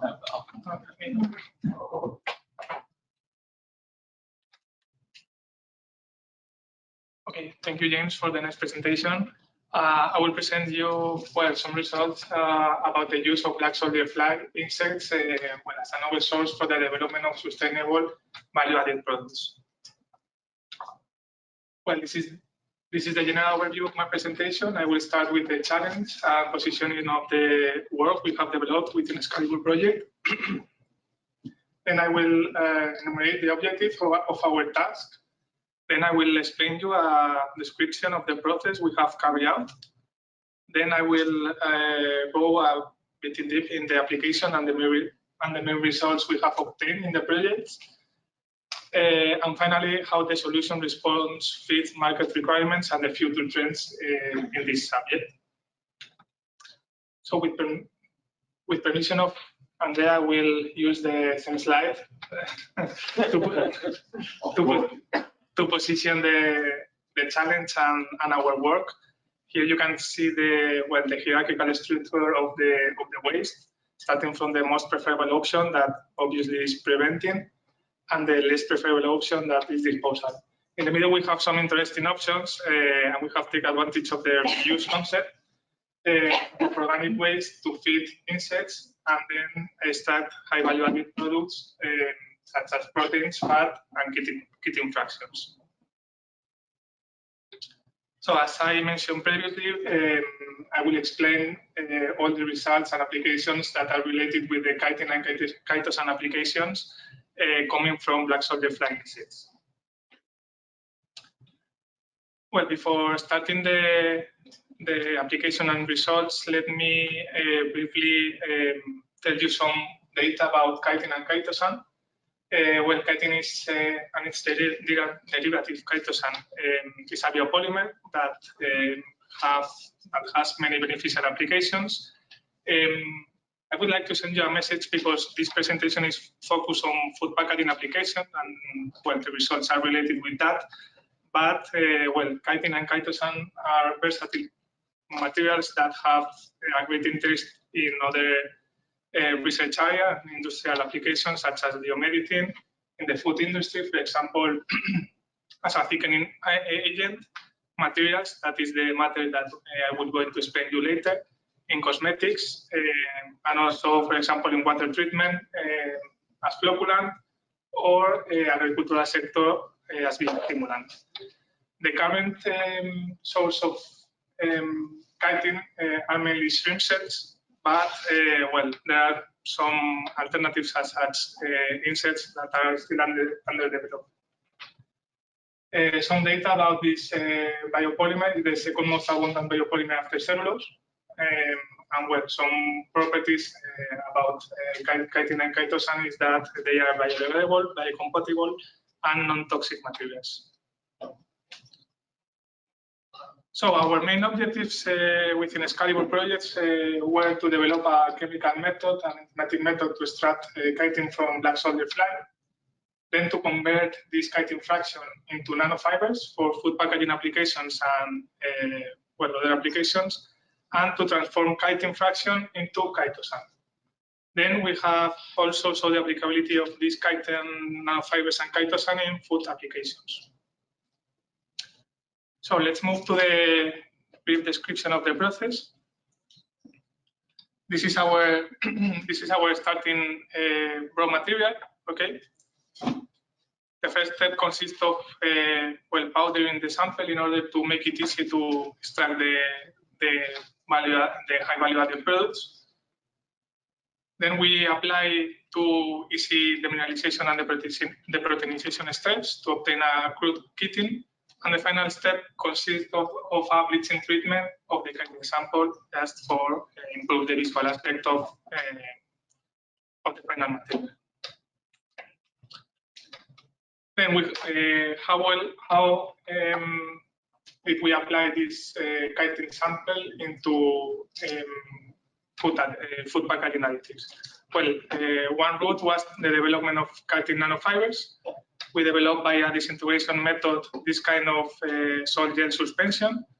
The figure you observe is a chitin suspension with a 1 weight percentage of chitin. That through a disintegration method we obtain an fibrillation. We obtain this kind of suspension.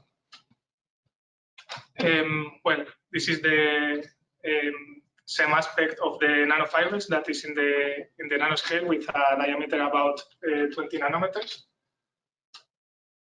And then the other route was the obtention of chitosan, that through a chemical method we were able to deacetylate this chitin fraction and convert it into a chitosan. You can observe the powder chitosan sample we obtained. About the application, I will now show you the results that we have obtained. The main applications have been the use of chitin nanofibers as additive in food packaging materials to improve the performance. Then we have used these chitin nanofibers also as ingredient in the formulation of high oxygen barrier coatings.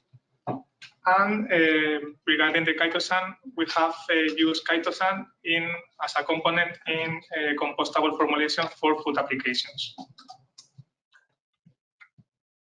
So about the use of chitin nanofibers as additive in food packaging applications, the first step consists of convert these nanofibers into a easily working additive. So we transform this into a powder. Here you can see a figure of the powder sample in order to make it suitable for extrusion process. So this is the general overview of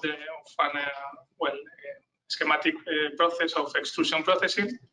We have a main feeder where we introduce the matrices, the polymer matrices. Then in the middle we can feed the kitting powder in low concentrations in the range of 1 to 5%. And this equipment allows us to obtain this kind of pellet materials for further transformation processes. So once we obtain the pellet, the material in pellet form, we are able to obtain final materials. In this case, we have obtained different types of specimens for characterization purposes. Well, regarding the influence of chitin nanofibers on the performance of the material, here are listed some benefits of the use of this kind of additive in compostable materials. On the one hand, chitin is a material that presents a very high thermal stability. So the addition of this kind of additive improves the thermal stability of the final formulations. Then, thanks to the nanofibrillation of this additive, we observe an improvement in the mechanical performance of the material by an increase in the Young modulus of the composites. And interestingly, we observe also a remarkable decrease in both the oxygen and the water vapor transmission rate. The second application I will explain now is the use of these chitin nanofibers as ingredient in the formulation of high barrier coatings. The coating consists of chitin nanofibers and different additives such as plasticizers, and then we apply this kind of coating into a polylactic acid film. Well, the main benefit was in terms of oxygen permeability. By applying this kind of coating, we achieve a reduction in the oxygen permeability of almost 9 times with respect to the pristine PLA film, indicating the beneficial influence of these chitin nanofibers on the barrier performance of the material. And the last application that is related with the chitosan fraction, we develop different formulations, biodegradable formulations that contain different concentrations of chitosan. Well, chitosan is not or does not behave like a thermoplastic polymer. It does not flow. It does not have the same transitions like a conventional polymer. So in order to make it suitable for extrusion processes that are scalable at industrial environments, we develop a plasticization of this chitosan powder by the application or the addition of different bio-based plasticizers and water mainly, in order to make it suitable for the compounding process. Then after this plasticization step, we extruded the material with other compostable matrix to obtain a final material in pellet form. Here you can observe the visual aspect of different pellets that contains chitosan. About the interest and benefits of these formulations, well, chitosan presents an inherent antimicrobial activity, so this may show many benefits in food packaging applications to retard the growth of microorganisms. And to end up my presentation, how the solution response fits to market requirements. Well, we have been able to produce and extract different complex compounds such as proteins, fats, and chitins. And specifically about chitin, we have successfully used it as a functional sustainable bioadditive in food packaging applications. About the future, well, related with Andrea's presentation, we have used on the use of larval extraction for industrial feed and food applications. And we have also to make a deep reflection on the existing legislation and the public perception of these kind of solutions for real applications. Thank you for your attention. If you have any questions.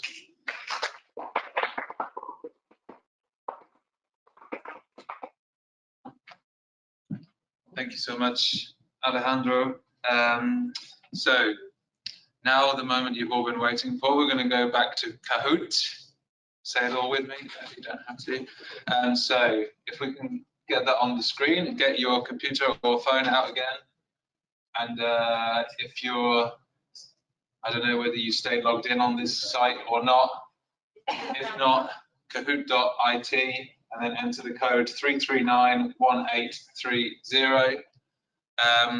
While you're getting logged on again, we have one question that's come in from the webinar, and it's actually for Novamont. So I think we're on a delay, or they're on a delay. So Marta, are you there? Marta, there's a question for you. This has started, okay. First we'll do the Kahoot then, okay, that's fine. So you see the question on the screen, it's coming, following up Alejandro's presentation. So the main interest regarding chitin extraction and conversion into chitosan. You have 32 seconds, so take your time, think it over.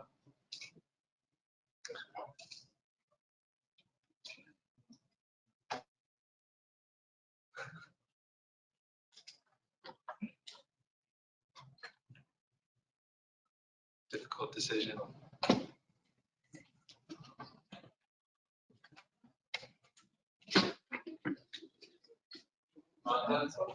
After this, I have a question. Do you want to come to the front? So here it is.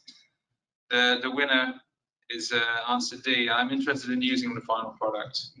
Wonderful. The least interested in, okay, I guess the number of people working with insects is relatively little, but there's much more interest in using the final product, which is great. Are you happy with that answer, Alejandro? I see it not. Okay, fine. So the question for you, Martin, that's come in is on this side. What possible agreements or opportunities for local administrations? What are the possible agreements or opportunities for local administrations that are able to obtain an excellent quality of organic fraction? So I guess from a city who has good quality organic waste, what are the possibilities? Well, I guess I think this is, thank you.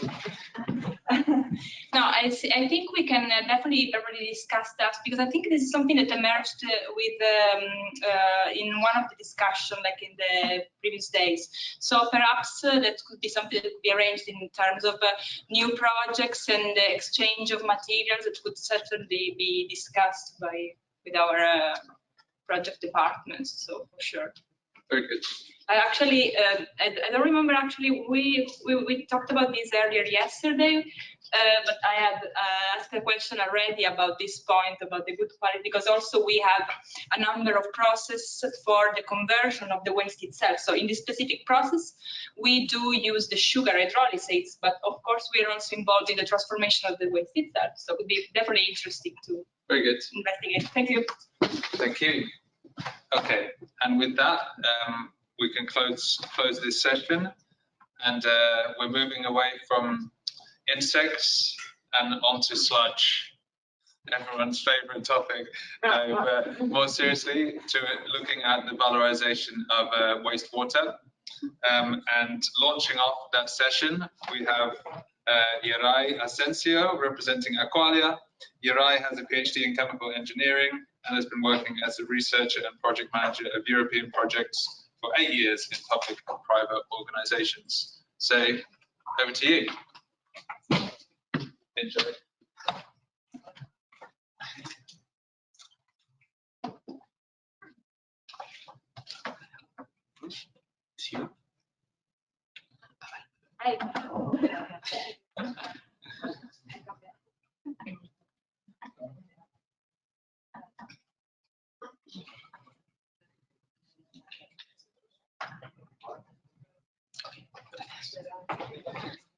Okay. Well, it's time again to talk about sewage sludge after lunch. So it's always a good decision. And well, I'm Geray Asensio, Project Manager of European Projects in Aqualia. And well, we are going to explain a little bit about the results and technological solutions that we have developed during all these years, okay, in Aqualia. Just in order to change that whole idea of wastewater treatment plants and turn them into like a biofactory, into a more circular model. Okay, first of all, I have to talk a little bit about my company. It's mandatory. Okay, we are a water company, and we are the 4th largest water company in Europe, the 9th in the world in terms of population share. We are serving almost 30 million people around 17 countries. And all the workers in Aqualia are committed with the technological and innovation department, just looking for different funding opportunities, or also implementing our results into the water cycle, just in order to enhance the quality of the water cycle in 4 different key aspects that are sustainability, smart services, sustainability, and eco-efficiency. Okay, our main mission during SCALIBUR was the revalorization of urban sewage sludge, just to produce ready-to-use products as bioenergy, organic acids, and biofertilizers. Okay, I'm going to talk a little bit about sewage sludge, so I have decided to define like briefly what sewage sludge is. Sewage sludge is a metal-like residue that is produced during the wastewater treatment, and it's mainly composed by heavy metals, pathogens such as viruses, bacteria, but have other good properties such as nutrients, nitrogen, phosphorus, but also organic matter that could be revalorized. So that's why we have developed a technological trend just in order to take that organic waste and have the production of different products. Okay. Here you can see like the different solutions that we have developed during SCALIBUR. Okay, and we have developed different treatments just in order to enhance the biodegradability of the organic waste by removing its water content. That it's very important just in order to produce biogas in the second stage, that is the different anaerobic digestions, just in order to produce biogas and methane. And finally, we have like different post-treatments to don't forget that we are also producing biofertilizers and not only bioenergy. So we have to treat that sewage sludge just in order to kill those bacteria, viruses, everything. It just to obtain a very high quality biofertilizer. It's important to notice that during our digestion, we are not only producing bioenergy, not only biogas, but we are also producing CO2, carbon dioxide. So we have developed tubular bioelectrochemical systems just in order to feed that exhausted CO2 stream in order to produce organic acids. Okay, it's a ready-to-use product. I'm going to talk about the anaerobic digestions. We have developed 2 different anaerobic digestions, one for high populated cities, that is to do anaerobic digestion, one for isolated areas and low to medium populated cities, like the decentralized anaerobic digestion, also known as the low-cost anaerobic digestion during the whole project. And okay, the dual anaerobic digestion is mainly composed by 2 different reactors. One of them is working at high temperatures, 65 degrees more or less. So what we are doing there is to hydrolyze the urban sewage sludge to increase the biodegradability of the organic waste. And we are producing simultaneously a hydrogen stream, okay? After that, we fed that hydrolyzed urban sewage sludge into a mesophilic reactor. That means that it's working at 37 degrees. So we can produce methane, okay? That could be valorized within the same wastewater treatment plant, okay? While the decentralized anaerobic digestion is a cost-effective solution to perform that anaerobic digestion in isolated areas. This is very important in Spain, but I will show you later that not only in Spain, but for example, in Spain, almost 30% of the whole urban sewage sludge is producing very isolated areas, little cities. So it's a very important solution because most of the times they don't have like specific treatments to that urban sewage sludge.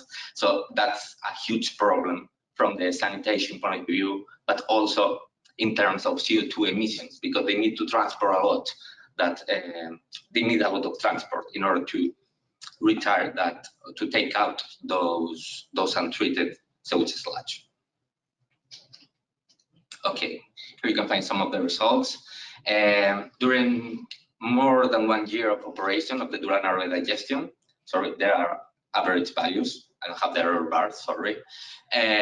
We have optimized the operation of the thermophilic reactor, but also the mesophilic reactor, okay? And what we have seen is that we can enhance up to the 35% the production of methane and biogas, respecting to conventional anaerobic digestion that are actually running all around Europe and all around the world, because it's like a very old technology, okay? So we are producing that bioenergy that could be revalorized within the wastewater treatment plant in order just to reduce the energy consumption of the wastewater treatment line. So it's a good solution, but it's important to point out, as I said before, that we are not only looking for the bioenergy production, but also to the production of biofertilizer.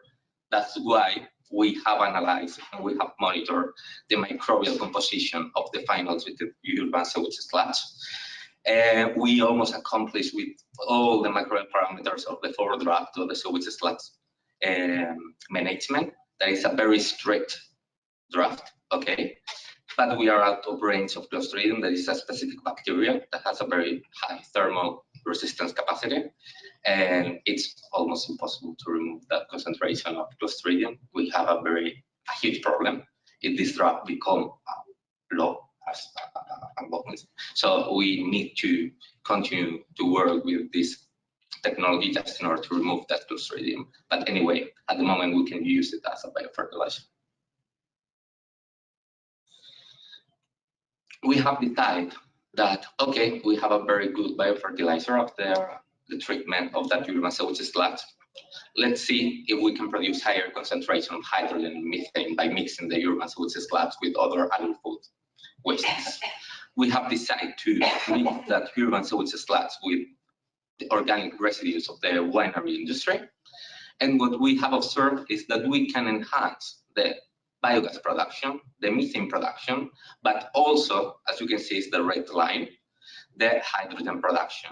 This is quite interesting because, as I said before, the solution has two different reactors. So in the thermophilic reactor, you can recover a hydrogen stream, and in the mesophilic one, the methane one. So you have like two different streams that you can use as you want, okay? So the decentralized anaerobic digestion, we have been running three different anaerobic digestions, and we have developed the technology, okay? We have observed that we can reduce the final quantity of treated sewage sludge. That is good from the management point of view. You can reduce costs. But what we have seen is that we can also produce that biogas in very isolated areas, and they can use it just to recover that energy and just to reduce their energy consumption, the conventional energy consumption of the wastewater treatment plant. So it's very nice. During the last months, we have like redesigned the technology just in order to make it bigger, okay? We have registered the technology, and what we have observed is that we can adapt this cost-effective solution to different climate scenarios, okay? So now we have a solution that we can implement all around, for example, all around Europe, okay? We have also optimized by simulations this solution from a working volume of 10 cubic meters to 100 cubic meters. So we have a very versatile technology for isolated or medium populated cities. Yesterday, during our talk, I was saying that, okay, I just want to express that we live in a continent that has a lot of isolated areas and low populated cities. So those yellow parts are rural areas where there are a lot of very small cities, and I think that it could be like interesting to show you like this kind of anaerobic digestion could be very interesting in Europe, okay? Because it's a very when I said cost effective, it's very cost effective. Okay, and finally, before talking our tubular bioelectrochemical technology, just to recover that CO2, I would like to show you that the first reference of bioelectrochemical reaction was stated in the 1911 by Potter, okay? So more than 100 years after, they said in a paper that microbial electrochemical technology is maturing but not mature. Okay, so after 100 years, we didn't get that development of the technology. Okay, but anyway, we have like a kind of romance in Aqualia with bioelectrochemical technologies. So I just wanted to show you that we developed a full technology to treat brewery wastewater, for example, from the lab scale to the demo scale. So we felt very confident before this project just to develop this bioelectrochemical technology to recover that CO2 produced during anaerobic digestion. But reality is tough, okay? So what we have observed is that we can, of course, we can recover part of that CO2 emissions. So we can deplete that CO2 production during the anaerobic digestions, but it's true that the results are not that good, okay? We have achieved a maximum concentration of 1.5 grams per liter. That it's okay, it's okay, but we need to continue working on this technology for the full development of technology. Okay, but I think that we are on the right track. And just to finish, I would like to remind that we have obtained the different products that were stated in our grant agreement, okay? Biofertilizer and bioenergy during the operation of the dual anaerobic digestion, but also in the decentralized one, okay? And also organic acid, but as I said before, we need to continue with in the development of this technology, okay? So, but not also bio-based products. I think that we have also developed 2 different technological solutions that is quite good for the projects, okay? And that's all. Thank you in advance.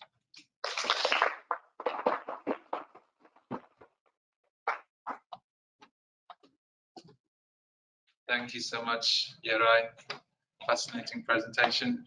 So to share with us another approach to valorization of sludge, I'm going to introduce to you Alan Worker. He's an environmental engineer with more than 30 years of experience in academic and industrial research and development.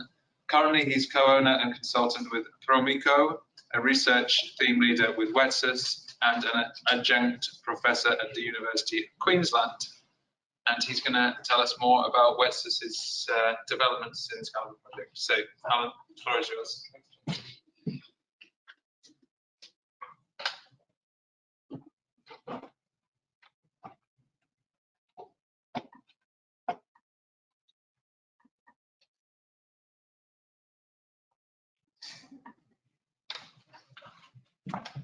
I think that's the only time in 20 years I wore a bow tie, so it's not the most representative picture I put up.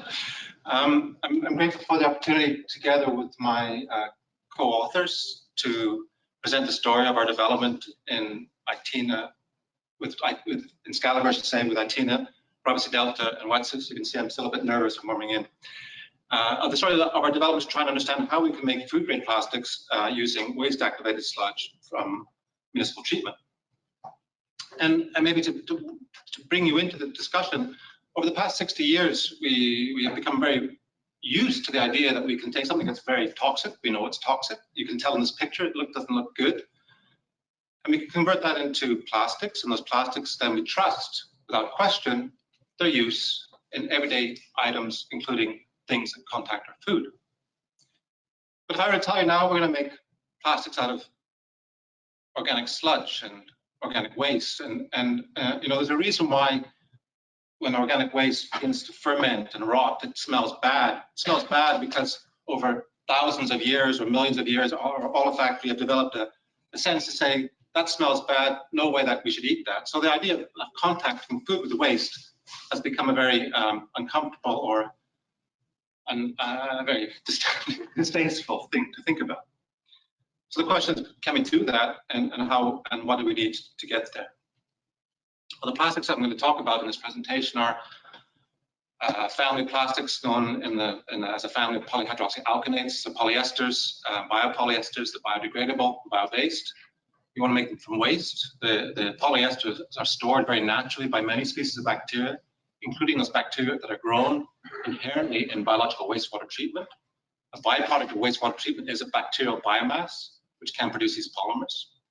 So the idea is that we can treat wastewater, even municipal wastewater, harvest the biomass, the bacteria that are produced in that process, and use them, their functionality, to produce plastics.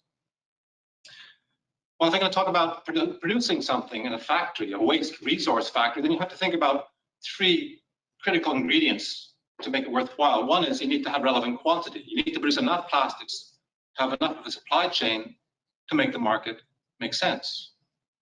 The second, if you're going to produce something as a product, you have to control its quality. And third, if you're going to make those plastics for food grade applications or any application, you have to make sure you meet certain standards, and most importantly, standards for health and safety. Well, in the SCALIBUR project, we applied a process where we took waste activated sludge, that's the biomass or the bacterial biomass produced during municipal wastewater treatment. That full-scale biomass came from a treatment plant in the region of Brabant in the Netherlands, so supplied by the Water Authority Brabantse Delta. In a pilot process, we then combine that bacterial biomass with either synthetic or fermented organic waste to produce a PHA-rich biomass, so a biomass pumped up with these polymers. And then we extracted that dry biomass also in a piling process, which was a benefit of being involved in the SCALIBUR process, to commission and build and design this process at pilot scale, to then extract polymers and then begin to take questions of, are those polymers worth anything? And above all else, how can we have a product of a plastic that we can have in contact with food? And of course, those activities and understanding and iterating on food quality was an important element for which ITENE was a pivotal role. Well, on the question of quality, one way to understand quality is to understand the mechanical properties of the plastics you can make. And if you injection mold a test piece and you pull it till it breaks, you can understand a lot about the certain mechanical properties of a product.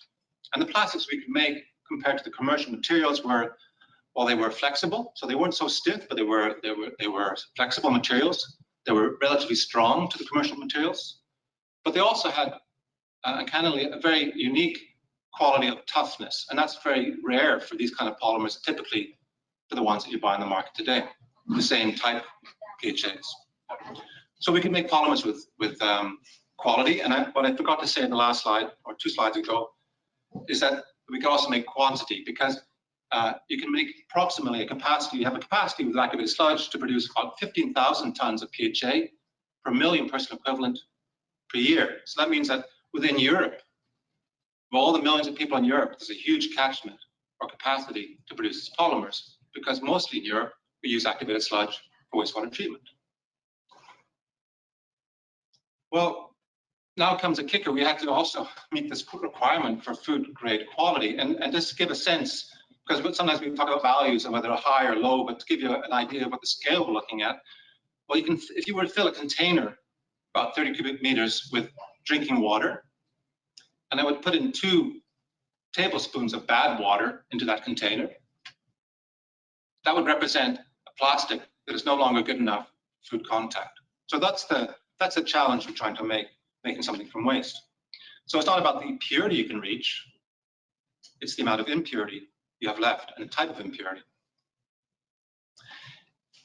Looking through a microscope, there's different kinds of bacteria. Some of them are storing PHA and some not. You have some organic mass that's not doing anything, and you have some ash. So the ash is the inorganic fraction of that biomass.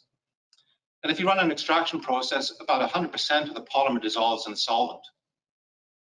But also about 5% of the non-polymer biomass also dissolves. And so the total extract in that solvent is about 85 to 95% pure. And the trick is then to get that purity up quite a lot. Well, the good news is that most of the impurities are actually still soluble in the solvent used for the extraction. So as you dilute out, remove that solvent, you actually bring the purity of the polymer up. And that polymer that purity you can reach from about 85, 90% to about 99% pure. And for most people here today, if I can sell you a product and it's 99% pure, you would think that's a really good product. But that's not necessarily the case for food grade, because 99% pure means you have 10,000 milligrams per kilogram of PHA total impurities. And often the regulations of certain contaminants mean you have to get under 1 to 5 milligrams per kilogram. So in that 10,000, there are different elements, different kinds of organic matter. And we have to make sure that within that, something isn't there that's at an order of magnitude about 1 milligram per kilogram.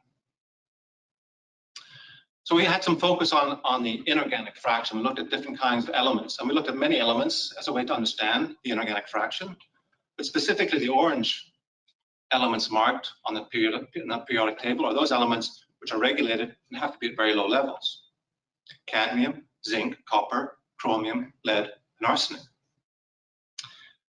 If I look just at the ash content, you can see that in the, hope the colors show this time, yeah, the colors are showing. So the ashes are gray. We look at the gray, the ash content of the biomass before we pump it up with polymer, and the ash content of the semi-product is pH-rich biomass, and understand what's changed in the ash content.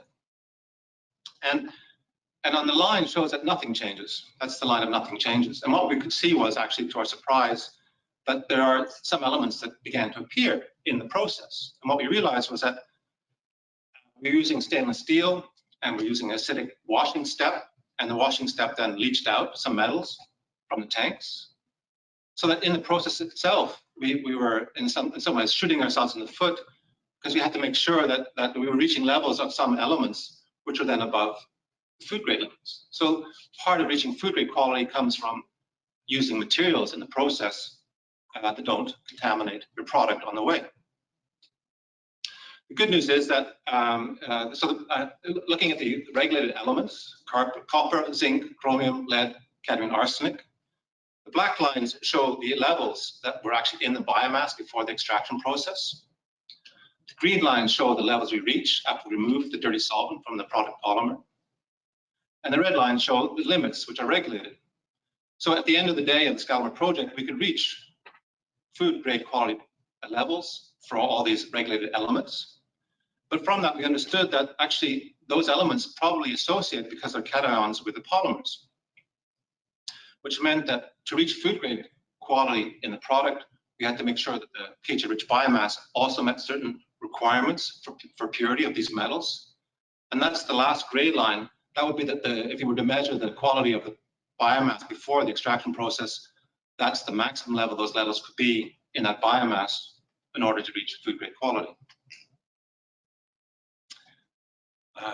There were also these so-called to test presence of non-intended substances that could leach out of a plastic if it was in contact with food.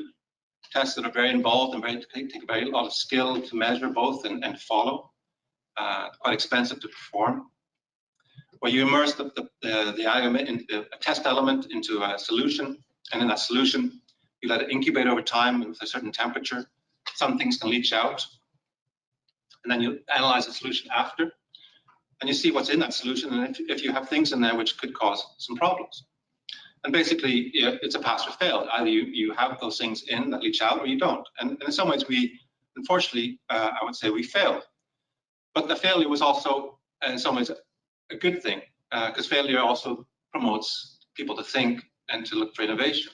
And what I show that in the picture, there are two test elements. One element, the darker brown one, is an element that was produced earlier on in the project, which showed all this great properties of flexibility and toughness.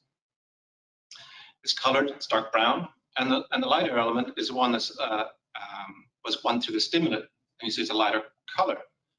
Well, the color in part is due to the extrusion process, and both inorganic purities and the polymer itself begin to turn color during extrusion. They begin to burn a bit, you could say. So you get that coloration. And the lighter color is probably the color you would reach for the pure polymer if you had taken out those impurities in the first place. So in fact, what we found out is that there are conditions we can reach before we make the final product to actually mimic the stimulant or the simulant conditions to extract out those impurities directly after the extraction process. And in doing that, we can see we can remove an additional 0.5% of impurities, 5,000 milligrams per kilogram of impurity from the polymer. And so that we can actually reach, we think, food grade limits, and that's part of what we wish to do in continuation. So I come to the outcomes and outlook in good timing. Thanks. Well, we can see certainly we can reach quantities of production that are meaningful for PHAs using municipal activated sludge as a ingredient for polymer production factory. And we can also see we can have qualities of those polymers which are interesting for commercial applications, and that we can reach a higher purity of the polymers, greater than 99% pure, very, very easily. But if you want to reach food grade, there are the 3 ABCs. A is that we have to ensure that we use process materials that don't introduce unwanted impurities into the polymers in the way of extraction. We have to regulate the metal content of the PHA-rich biomass before we use it for an extraction process. And finally, we have to remove selected trace residual mobile organic matter also directly after extraction, so they're actually removed. So in fact, we do the stimulant, or the simulant, I say stimulant all the time, the simulant exercise, we do it not in the test that ITENE ran, we do that as part of our extraction process, and that we remove those last bit of trace organic impurities that would cause a problem if you wanted to use materials in food grade contact. And so in that sense, we want to implement this in scaled up activities in the future. And with that, before I thank you, I also want to thank a large group of students who are involved in the project on the Wexus side, a whole pedigree of people from all over Europe that came to Wexus in Friesland, the north, and spent time in the project. So both old and young, also the technicians at Wexus who are very skilled in these developments, setting up kit and gear. And of course, the members at Wexus which support these activities in principle. And finally, of course, I want to thank you today for your attention. Thank you very much.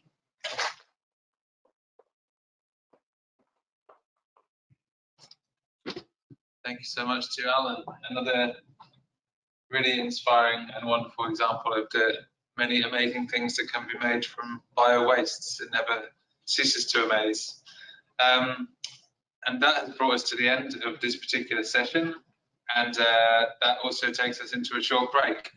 I would like to propose to keep the break indeed short, that we come back and start at 3:30 as is planned. So we have 10-12 minutes just to stretch your legs, go to the bathroom, and we come back to start again at 3:30 and try and finish on time, because people have to catch a bus and go lots of places. So see you back at 3:30. Thank you.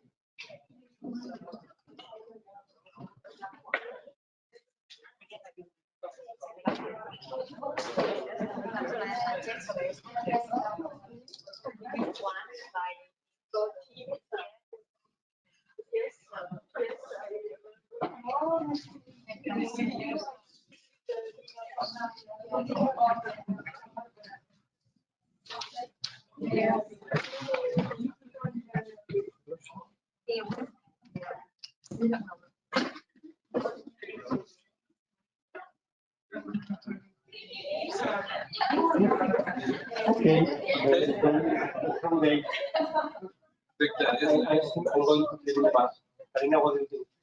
Yes.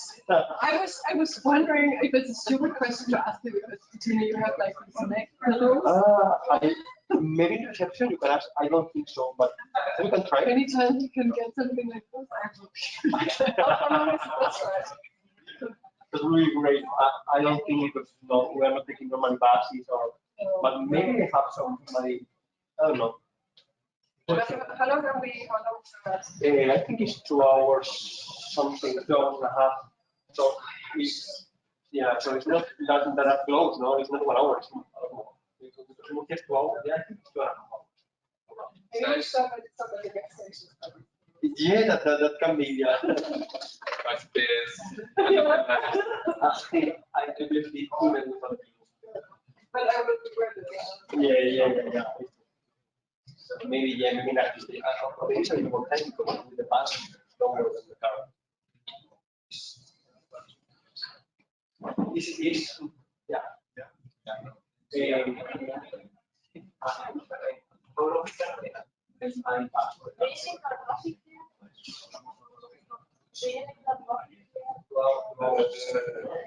Possibly of the remains only the I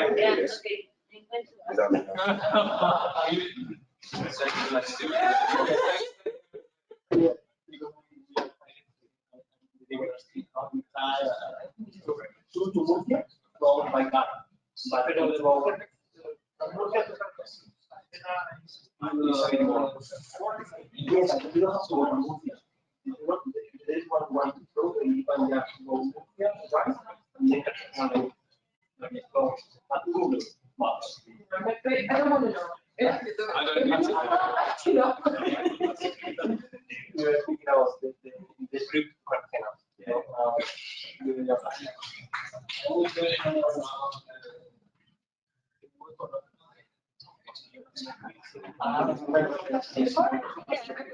We printed these storybooks on the templates, and also I bought some of the titles. It's not all possible to carry, so I also sent you some at home. But the ones I brought, I give you. Don't want to take them back. I will get them.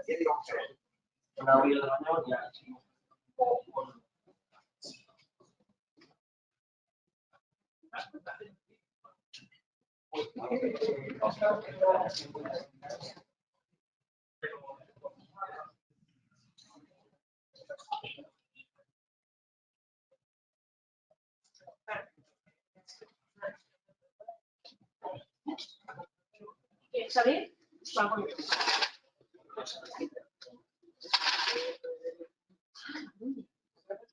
Sí, no, pero tiene que no, porque eso está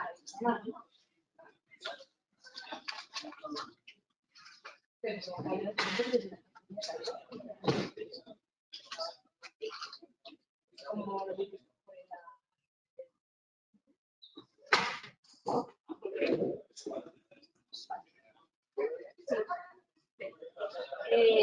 dices que?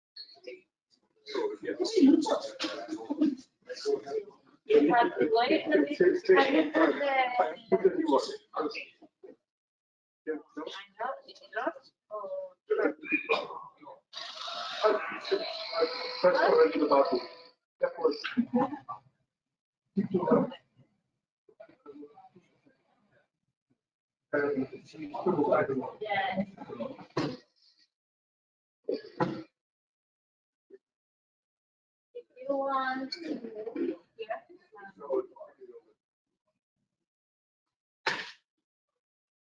want sugar or sugar or No. Maybe silver.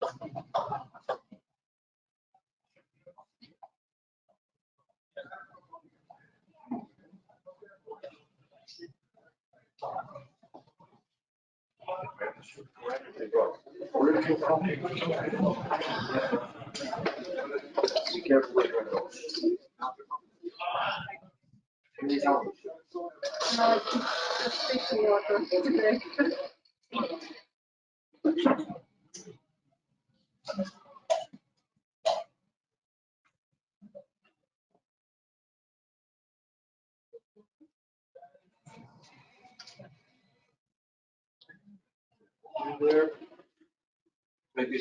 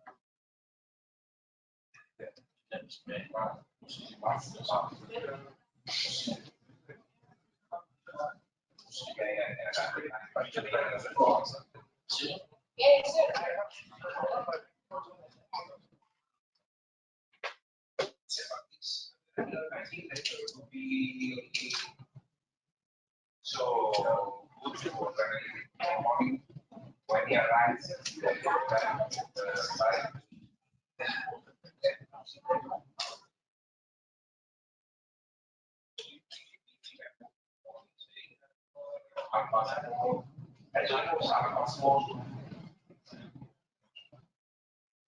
Yes.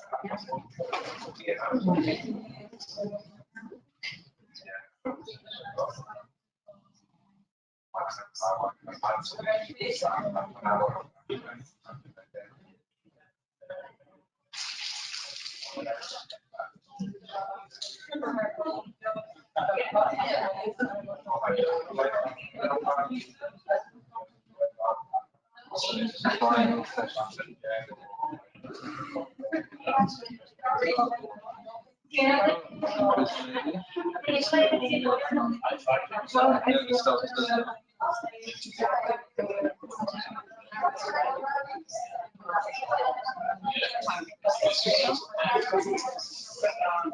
They said we used to pretend. So I mean, since most of what I'm in the face.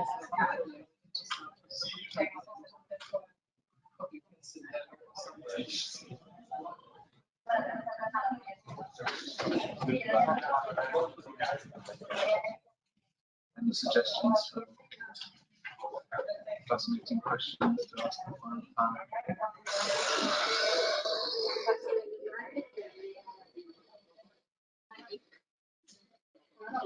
No, había uno de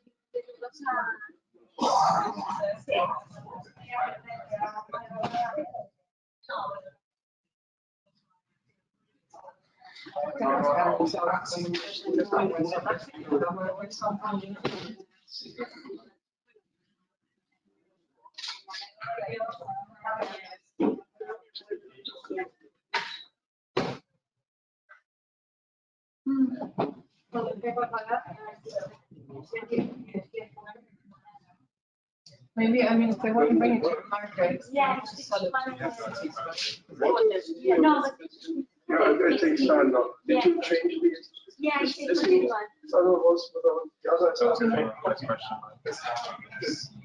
one. Red buttons. There's Camino. Ah, okay.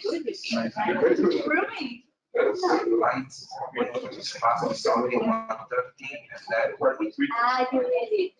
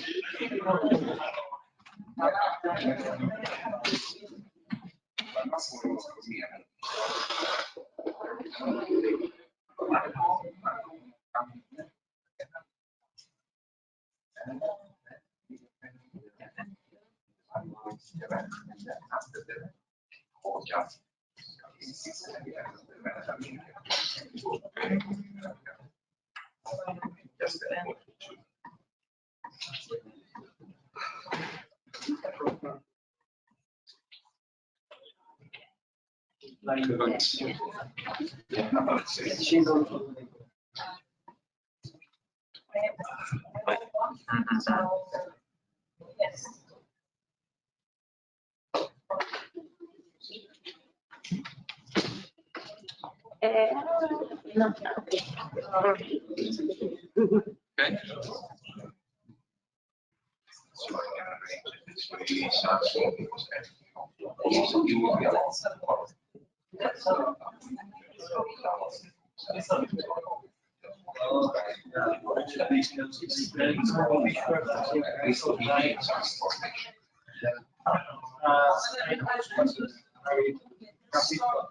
Okay. Okay, welcome back everybody. We've reached the final session of the day. This session is going to cast a bit of a critical eye back towards what we've seen presented. We've had lots of technological solutions presented and wonderful strategies. And in this last session, we're going to ask a few pressing questions about the economic viability, the environmental viability, what's next after SCALIBUR. So lots to talk about. So to start the session, I am happy to introduce Cristina Gonzalez. She is a chemical engineer with a PhD in industrial production from the Polytechnic University of Valencia. She has worked since 2016 at ITENE as an R&D researcher in the area of sustainability, and she's going to talk to us about the economic and environmental feasibility of SCALIBUR solutions. So, Cristina, over to you.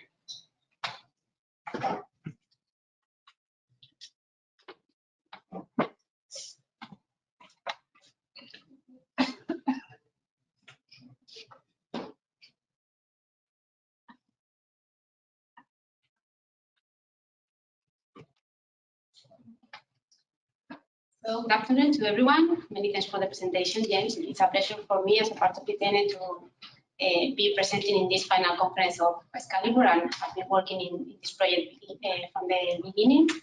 And as James has talking, now it's time to revise the economic and environmental advantages of the technologies suggested or proposed by this project.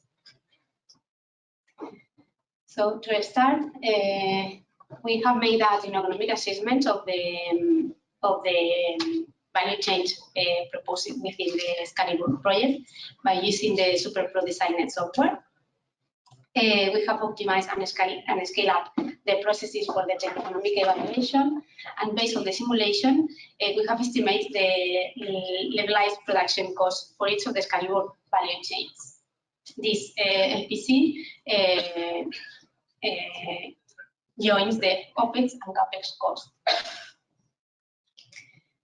For the biopesticides production, we can see in the graph that the electricity and the capital annual cost are the main inputs in the cost for the biopesticides production. We have obtained a LPC 1.2 euros per kilogram of biopesticides products, and we have also made a sensitivity analysis, and the LPC range between 0.97 and 1.46 euros per kilogram.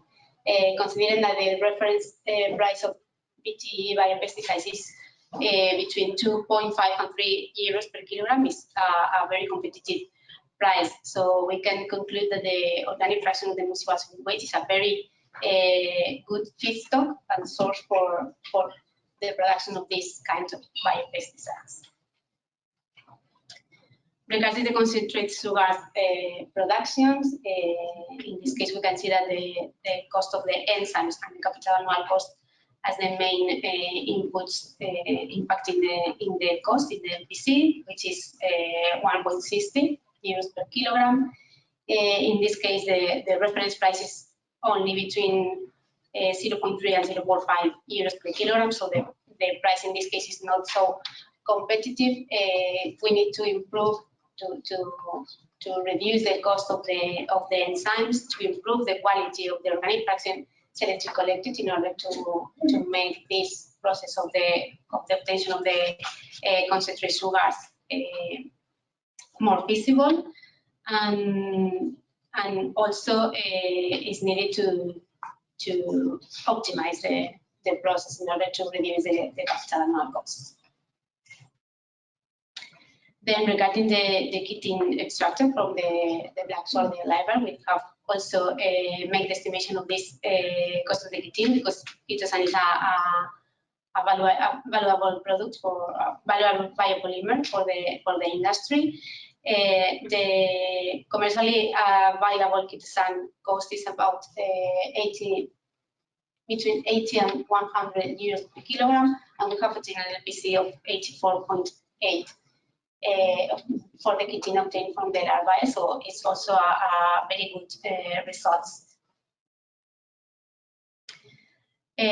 For the other value chains, for the obtention of the production of the bioplastics, the bioelectrochemical systems cost estimation, and the organic acid production for the pH production, we are still working in the technical assessment, so we will have the results by the end of this month. Then we have also made an environmental assessment of the processes developed within SCALIBUR by a life cycle assessment approach. This life cycle assessment is divided into 4 steps, which are the goal and scope definition, the life cycle inventory, the life cycle impact assessment, and the results and reporting. The goal of this life cycle assessment is compare the SCALIBUR processes versus the current technologies for treat the biowaste, the urban biowaste, including the benefits of the greenhouse gases avoided. We have used the ILCD MyPont 2011 methodology in order to analyze several impact categories, and we have used the Smart Pro software and the database in order to make the analysis. We have assessed the results pre and post pilot in Cotani and in Albano in order to see the benefits in greenhouse gases emissions thanks to the implementation of the route optimizations. And as we can see in the case of Cotani, thanks to the implementing of the sensor and the route optimization, we can reduce 34% the carbon footprint in the collection of the biowaste. And in the case of the Alban, which is focusing the collection of the Eureka waste, we can reduce at 21% the carbon footprint. So have a very good results from the implementation of the pilots. Then for the different value chains that we have developed within SCALIBUR, that has been presented along the presentations during the day. First, we have the bioconversion of the organic fraction of the municipal solid waste into biodegradable polyesters and biopesticides. In this case, we have compared the treatment proposed in these value chains with the reference treatment of the organic fraction of municipal solid waste, which is the anaerobic digestion. And as we can see for the impact categories analyzed, the processes developed within SCALIBUR have a high impact in all the impact categories. But if we focus on the products, for example, in the biopolyesters obtained, we can see that making the analysis of 1 kilogram of plastic materials in a ground to grade perspective, we can see that a reduction of the 34% and 16% relative for the two different formulations made by Novamont.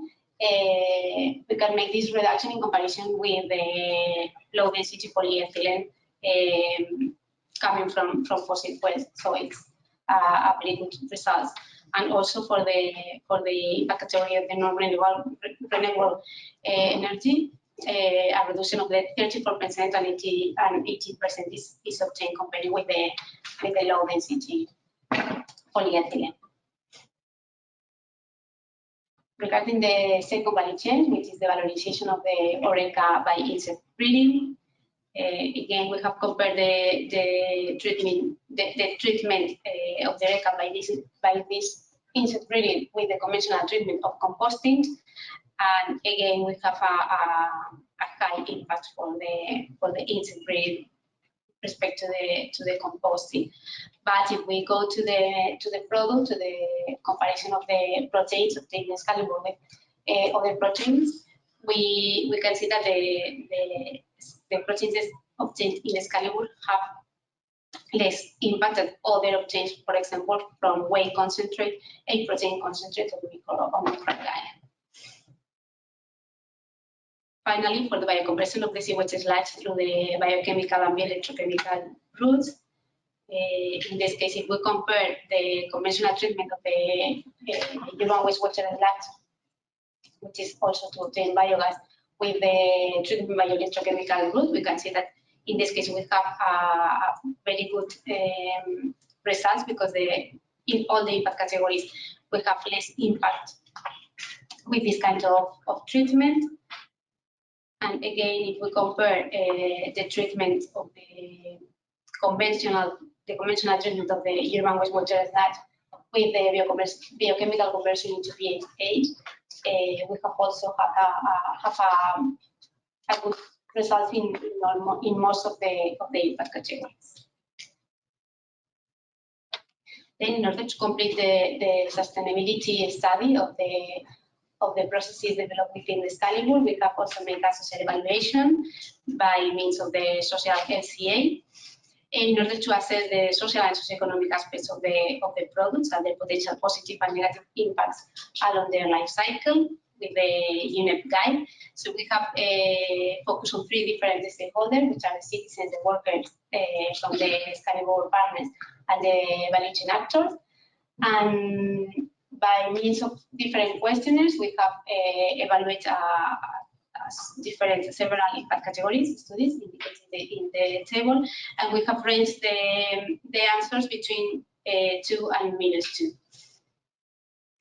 As we have no time in order to comment all the impact categories in study, we have focused in the 2 main results, which are on the one side the social acceptability. So we have asked to citizens and workers if they use the bioproducts obtained in SCALIBUR for hygiene and eating packaging, for food packaging, and for fruit grown with bio-based fertilizers, and most of the answers are positive.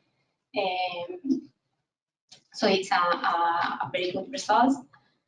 And the second indicator is the local employment and job opportunities. So also for the citizens from Albano and Cosani, we have obtained that the products have a very high impact in the economy because the reasons that that we have included in the table. In the case of Albano, these reasons are the higher employment levels, the construction of new plants and production of bioproducts that can create jobs. The biowaste is currently a high cost for large municipalities, and this condition must be reversed. The production of bioproducts generates employment, and there is an ample room of need to create entrepreneurial solutions related to products made from organic waste. And in the case of Cozani, it's very important to be able to produce secondary products from biowaste. The construction of new plants and production of bioproducts will create jobs, and also they are promising new sectors receiving support from national and European programs. And regarding the answers from the workers, we have also that more than the 42% of the answers from the workers are creating new jobs related with the project. Most of them are between 1 and 3, the 31%, and 8% between 3 and 5, and more than 5, only at 3%. And also it's important to take into account that the 23% are not sure about the number of works created because of the project, but for surely it increase the job opportunities between their companies. So as a conclusions, the LPC for the production of biopesticides and kitting from the organic fraction of municipal solid waste and LORECA is competitive with the reference price. Better quality of the organic fraction of municipal solid waste is needed to improve the cost of the second generation flue gas productions. In the case of the environmental performance of the SCALIBUR value chain that we have compared with the conventional treatment, even when in some cases the impacts are higher for the processes developed, the comparison for the products obtained is positive. And finally, regarding the social evaluation, we can conclude that there is potential for creating new opportunities new job opportunities by the creation of these new value chains, and there is a high acceptability among the citizens of the bio-based products obtained. So that's all from my side. Thank you very much for your attention.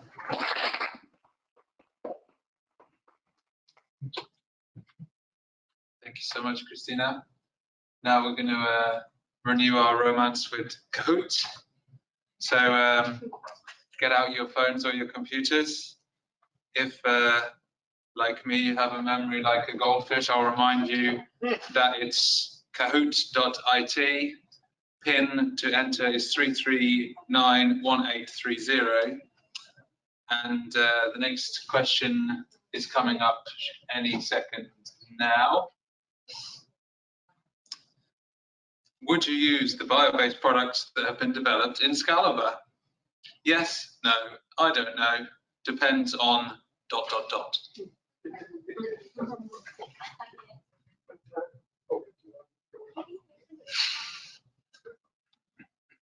Would you use the bio-based products that have been developed in SCALIBUR? Maybe some bio-based plastics or chicken nuggets with insects in. So, okay, nobody says no outright, which is a good start. Considering what a knowledgeable audience we have, nobody says I don't know, which is also reassuring. But there's a bit of a split between the yeses and the depends on. So I guess we'll need a follow-up question. It depends on what? But maybe that's for next time. Very good. There is another one. Yeah, great. So keep your phones handy. We've got another question coming up. Do you think that the products obtained in SCALIBUR from bio-waste could have an impact in employment and the economy? Yes, no, I don't know. I think that more research is needed to respond to this question.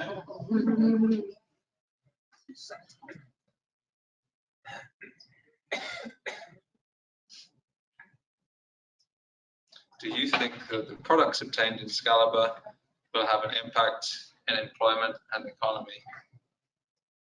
2, 1. 2.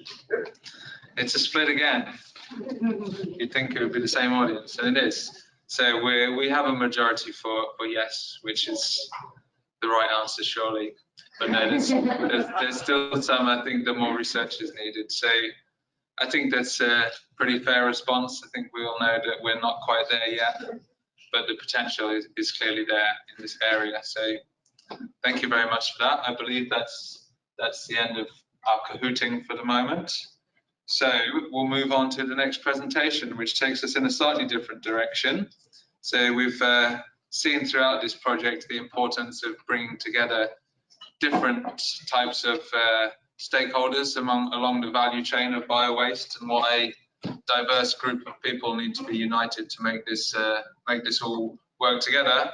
So one way that the SCALIBUR project is, well, I'm doing your presentation at the moment, so I'll stop there with the introduction and just introduce Albert Torres, who's with us from IRIS.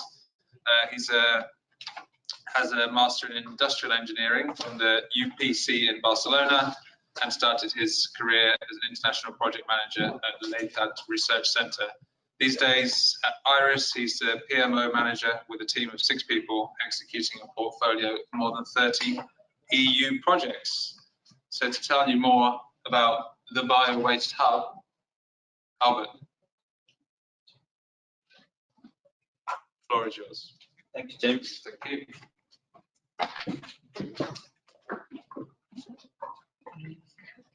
La presentación está aquí, ¿no?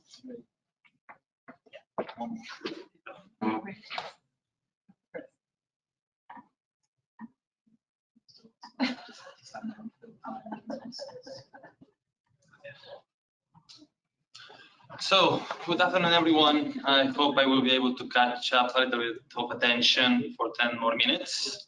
We know that we are reaching the end of the day.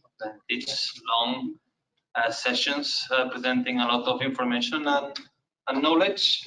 So my name is Albert, and as James commented, I'm coming from IRIS.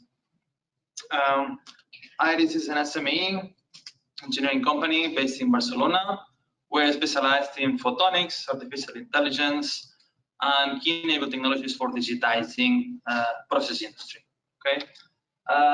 In that aspect, we have been participating in SCALIBUR in this role as well, as you have seen in the pilot of Madrid with FCC providing that device that was able to in real time monitor the fraction of organic waste stream of this treatment plant. Okay, but then we have been as well involved in the digital side, generating a platform, a digital platform that we have named the Bio-Waste Hub. Okay, through a long journey of these 4 years in trying to understand which were the needs from the different stakeholders involved in the project, inside and outside the project, and trying to bring useful IT tools for the community of the relevant stakeholders that will be able to create, let's say, an impact post-project in order to connect, learn, and well, generate ideas to transform and bring value out of this problem, which is the bio-waste generated. Yeah. So this is another capacity that we have in IRIS. We have this platform, we have other ones, but today we will just comment that one. So I will not repeat that, but I think it's a clear statement from all of us. Waste continuously being a problem for all of us across Europe every year. And such urban bio-waste is cause of pollution, produces odor, emissions, leachates. So there is a need with all these technologies and knowledge that we have been presenting during the day to make a change and to try to implement all these solutions in a best manner possible. Of course, we have seen that each region and each participant and municipality might have their approach to try to solve and contribute into these problems. But that's the reason we wanted to offer a digital solution through a cloud-based platform that will enable all of these best practices that run in silos, maybe in different municipalities, to try to come up together and to connect and learn from each other in order to apply similar things in different places. That's the reason we present you the BioWaste Hub, the first digital hub for European biowaste value chains. That hub will be a place to connect, learn, and transform.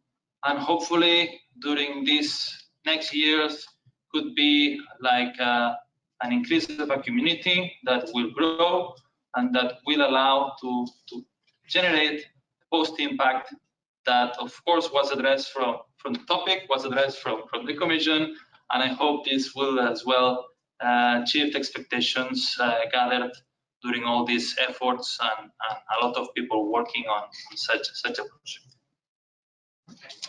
Such a platform, it's a complementary tool in comparison to the actual website that we have from Excalibur. Will contain a lot of information, static information that is result of the overall outputs of the project in terms of fact sheets, easy, accessible, and with some complementary tools that differs from the actual average websites. Nowadays, these kind of spaces are allowing people to interact much better. It's expected that this usage of platforms will grow in the next years. I just was reading a market before to have some data that in 2023, the market of this kind of digital platforms could become around $350 billion in worldwide. So I believe we are in the right moment to try to promote this kind of technologies, cloud-based, that will allow people to connect and to interact much better. Among these are a list of potential tools that we have been requested, I would say, from this journey that we have been doing in gathering, let's say, requirements from the different stakeholders. We will have, there is a map in which you can discover technologies, products across the globe in different regions. We have a toolkit with pooling and building, let's say, surveys. There is a calendar of events in which this is updated according to the thematic area. There is a place in which users can publish their best practices. There is a chat in which you can connect directly with real time with users that are connected into the platform. We have a posting wall in which you can publish news, events, and other requirements. We have the learning module that has been created as well from the project that people can access and let's say run some training modules online from the platform.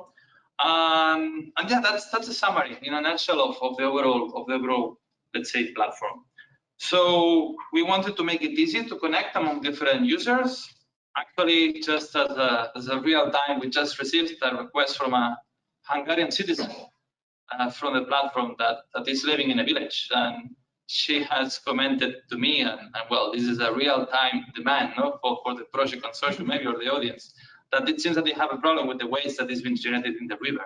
So this demand, and they wanted to ask how the platform, the community would be able to help them to try to transform all this waste into energy.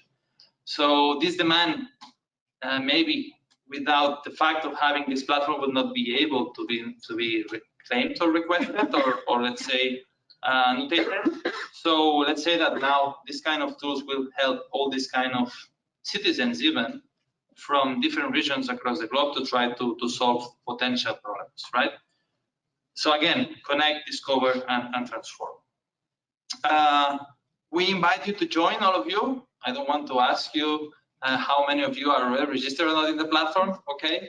But it's an easy way to do it. You can just register in the platform and be part of the change.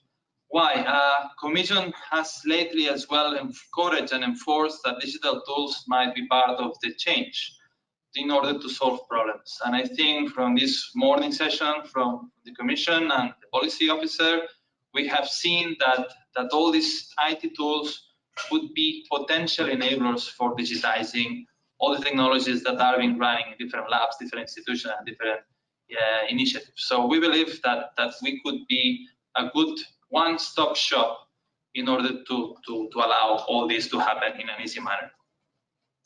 We have a video which I don't know if to risk or not to try to put that we should I try? We are not going to listen the video. You think so? Yeah? Can I try? Yes, I will try.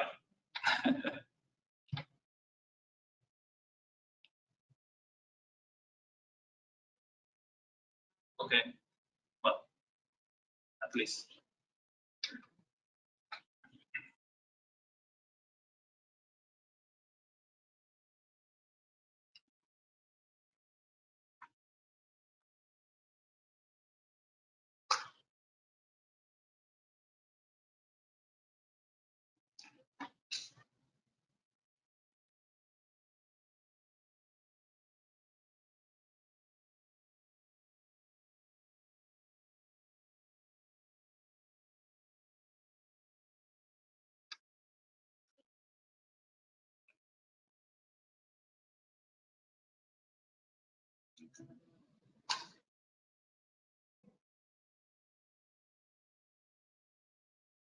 Great.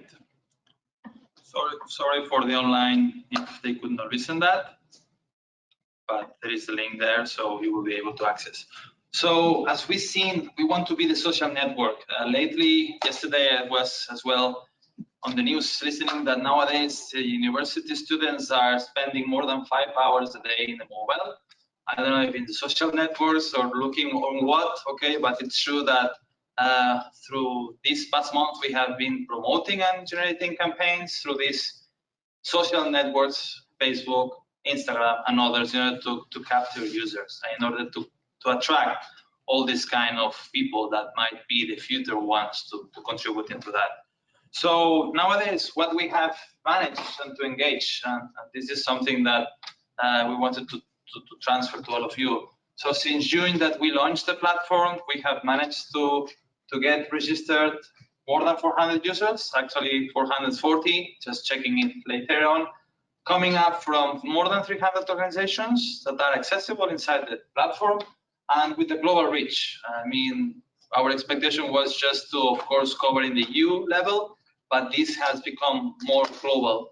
And this, we have now people even from Australia, India, China, United States. So let's say that it's a global problem that I think everybody wants to contribute into that. So I will be just quick as well. Nothing else to say. We have here the domain. I encourage all of you that still are not users into that to try to be here. From IRIS, we have the commitment to keep pushing that platform in the next years, despite the project end. Maybe clustering with other EU initiatives that are doing similar tools or similar platforms in order to join efforts into that impact generation. But hopefully, with the rest of the people who would be eager to join forces to create a unique, let's say, digital space that will allow everyone to participate and engage. Okay, thank you.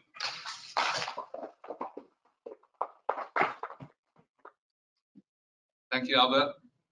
I guess it's serendipity because we have now a Kahoot about the BioWaste Hub. So get back on your device, Kahoot device, and be ready.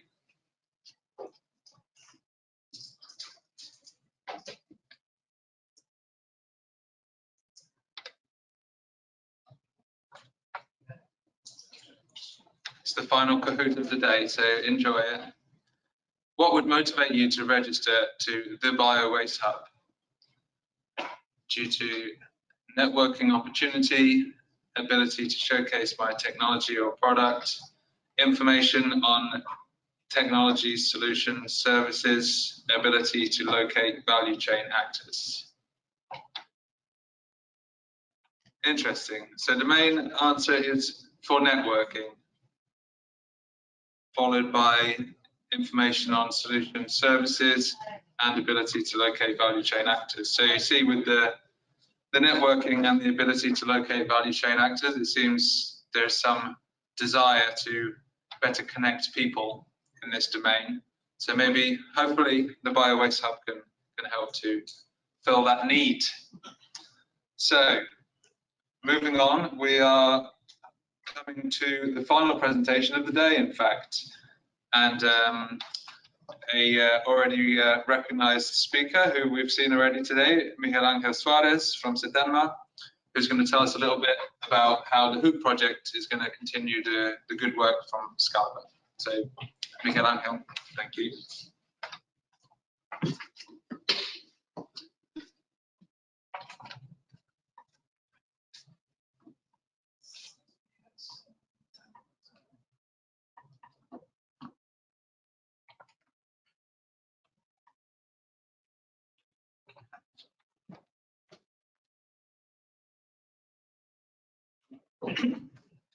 Good afternoon again. I don't need to present, I presented before. And I'm going to talk about Hoop project. We have been talking before about value waste, about SCALIBUR today. Now comes the future. We have been talking all this morning and this afternoon about urban circular bioeconomy. We know it, bio waste coming back to the city through bioproducts, through urban wastewater treatment. Yes, we know it's very well. There are many projects, there are many initiatives with very positive results. It's great, but however, very few cities and regions have developed circular strategies. And there are very few projects for the production of bioproducts on big scale, on large scale. So why? Why is happening that all these projects and all these technologies are falling in the valley of the dead? Because of the challenges. We have heard some of them today.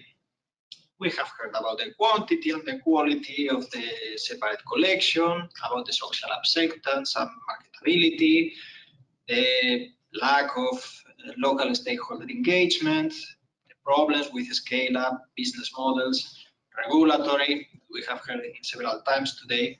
So these are barriers, these are locks. And then how are we going to unlock the investments in urban circular bioeconomy and then deploy local bioeconomy?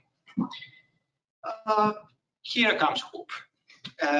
Hoop is the daughter of SCALIBUR, of Value Waste and of Waste Up, with a budget of 9 million euros to provide project development assistance to 8 territories in Europe, and with that assistance to induce an investment of circa 51 million euros. 51 million euros. We are in the middle of the project. We are halfway, and as we started 2 years ago.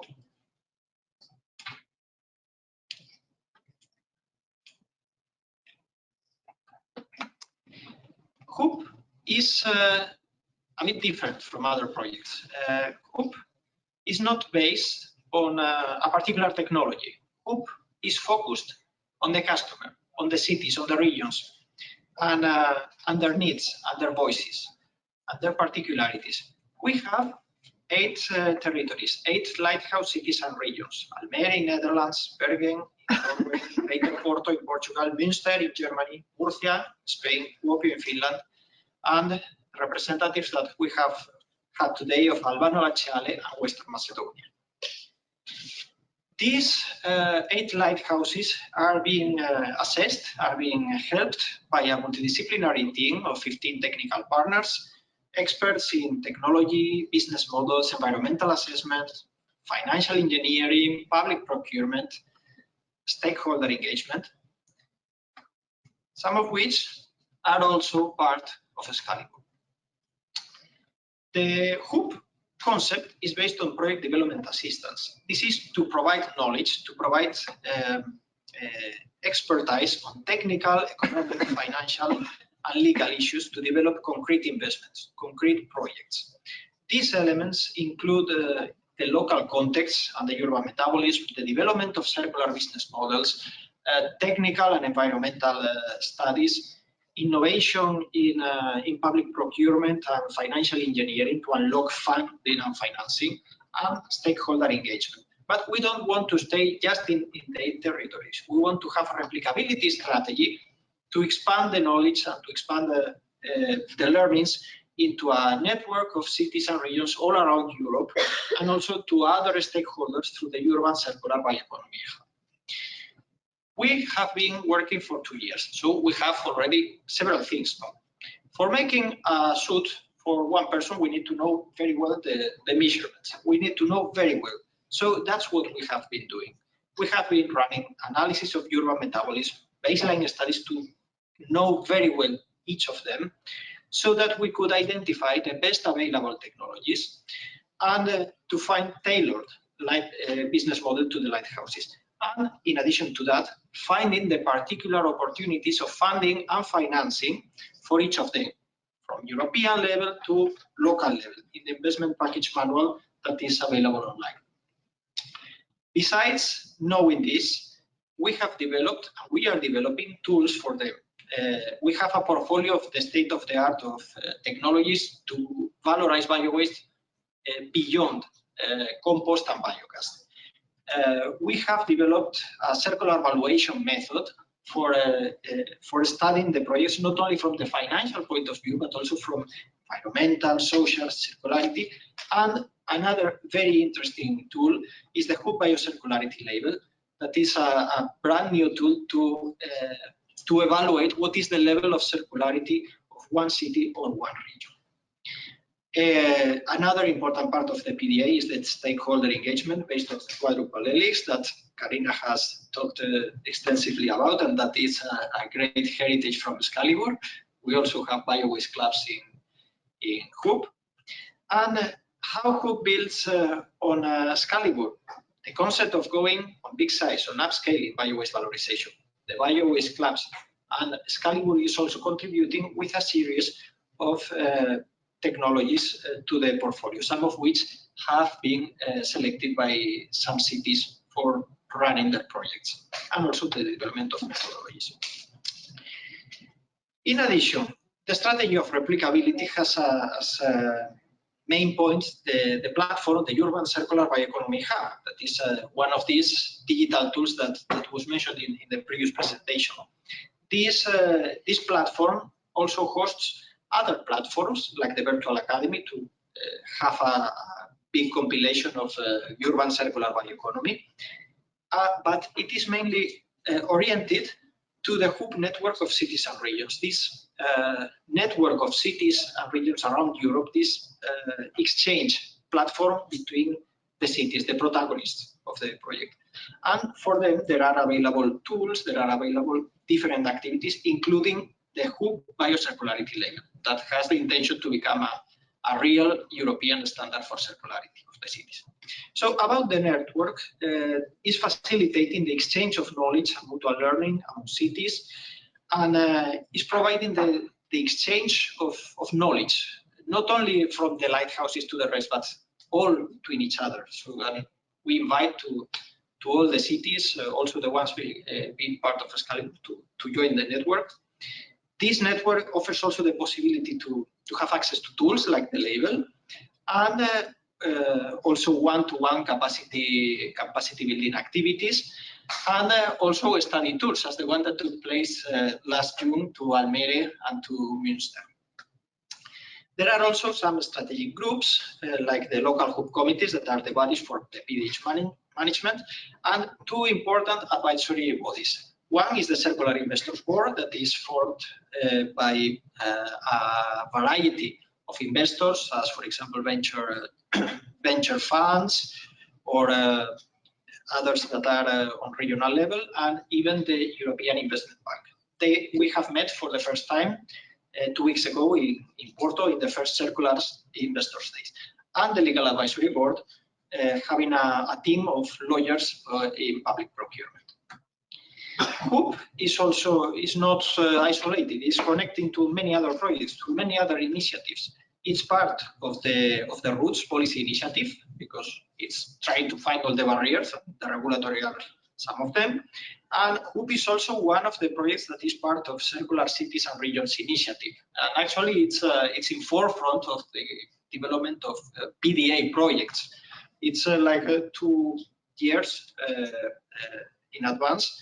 And it's very important, the contribution of Hub to provide knowledge and to bring capacities for this initiative. Actually, today we are invited to participate also in Brussels in the kickoff meeting of the Circular Cities and Regions initiative. So thank you very much for your attention. Finally, the last presentation of today, and I hope that this continues. Thank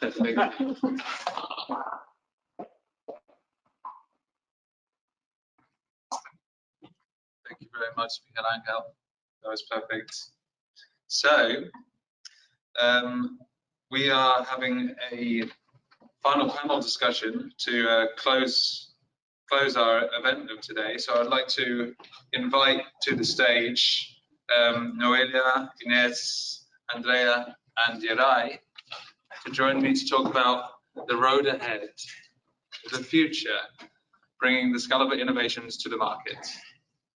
So if you want to climb up, take a seat up here.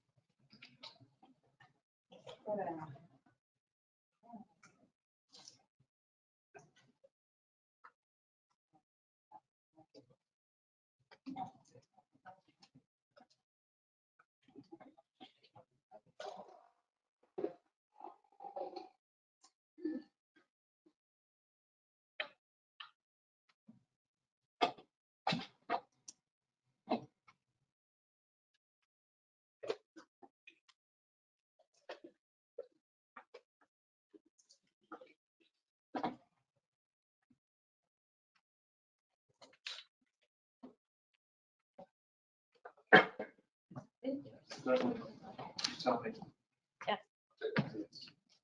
Very good. Well, thank you very much for joining me up here. I'm going to skip the introductions because you've all presented today already, so everyone knows very well who you are. So, as I mentioned, the topic for the panel is really to look a bit forward. You've all been very busy on the project developing different technologies and solutions, and now we're all interested to know what's going to happen next. So, first thing I wanted to ask was, I was thinking if I was listening to this event today as a waste manager or a representative of a municipality, and I heard your presentation and thought, wow, what a brilliant solution. We need this in our city. And they call you, what can you say to them? And you have to say to them, wonderful. No, great, but no, as a serious question. How could you respond to someone who is really ready now to invest in these technologies? I pose the question to you. We would need to know beforehand which is the material that they have. We will need to analyze, characterize, the components, the amount of cleaners, because for us, as I mentioned before, are very important. And then to make a feasibility study or to know if the technology is feasible. So I think that shows very nicely like the importance of a project like Hoop, because they're talking about how they really, first of all, have to understand completely the situation in the city to know which technology is actually going to be suitable there. Andrea? I think that this is the first step indeed, because we need to know the situation, and also we need the real willing of this hypothetical entity that wanted to apply the technology. So you evaluate all the problems and also the opportunity that the development of such of our proposal have on the environment, and study also, particularly for in our case, how great is the territory that we must serve, or how much waste we have to face off. And not last but not least, the legal concern, as I just said before, because it's not the technology is ready. already rare insert on such a substrate. But the problem is the legal concern, because at the moment it's not so easily allowed. Not sure, as far as I know, not for organic waste, the organic fraction of the city waste. But it's still forbidden, at least in Italy, to feed the animals of any kind with waste. I think it's a correct law, but there is something to change, or at least something to think about. Because the times are changing, and the opportunities are changing, also the need are changing, because there is an incredible need of fat and proteins for food, and also for industrial application. Look at I don't know if all over the world it happens the same, but there was a period or some years ago in Italy that fields that are usually used for food supply are covered by solar panels. There is a financial support, so many people are. So there is, if there is something I've learned about in general by SCALIBUR, there is the science, there is a technology, but there is also the law and all the constraints and all the problems. Yeah. Technology can only bring us so far. In our case, we don't have that legal problem. I know, and we have the law, like the anaerobic digestion during SCALIBUR, and have been fully developed, and we have positive economic validation. But in our case, our main problem is that municipalities sometimes didn't want to get that risk just to change, like a conventional technology that has been running for more than 100 years and is working properly. So they prefer to stay there, like, and don't get into the risk. So what we have to do at the moment, I think, is communicate, disseminate, to have more references all around Europe. So if you are interested, we are happy to test our different digestions in different countries of Europe. What we need to do is communicate and disseminate the results. Yeah. And we need some pioneers who are willing to take some risks. They're always difficult, of course, for public bodies to take risks. It's a challenge. Yes. But also for private ones, because there are a lot of industrial parks and industries that have their industrial wastewater treatment plant. But anyway, they don't want to take that risk, and they prefer to install conventional anaerobic digesters, even if we have developed the whole technology and we have demonstrated that it's feasible from the technological economical point of view. So our barrier is that one, that they don't want to get that risk.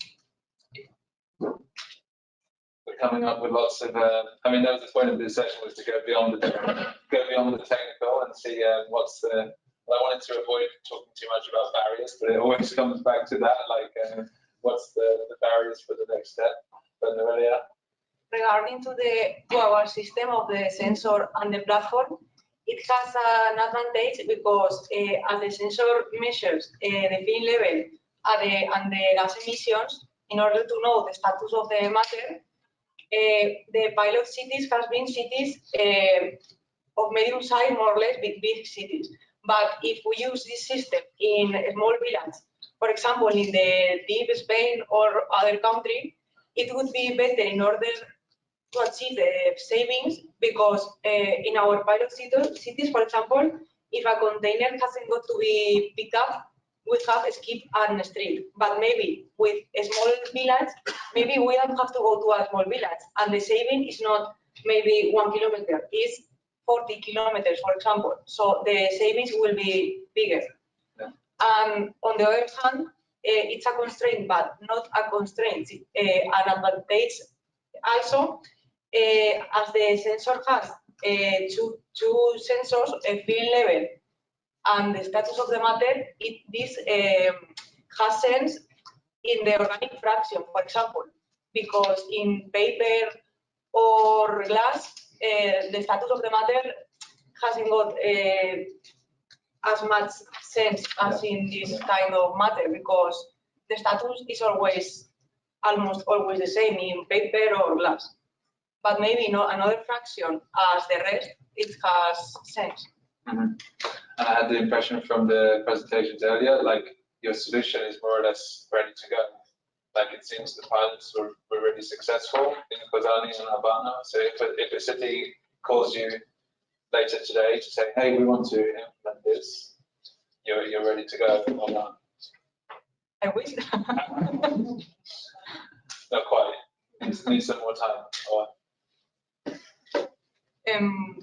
you need some further development, you think? The solution that you have, the sensors. The solution is developed, the sensor and the platform. It has to be set up in a concrete city, but the working, it's developed, the technology. Yeah.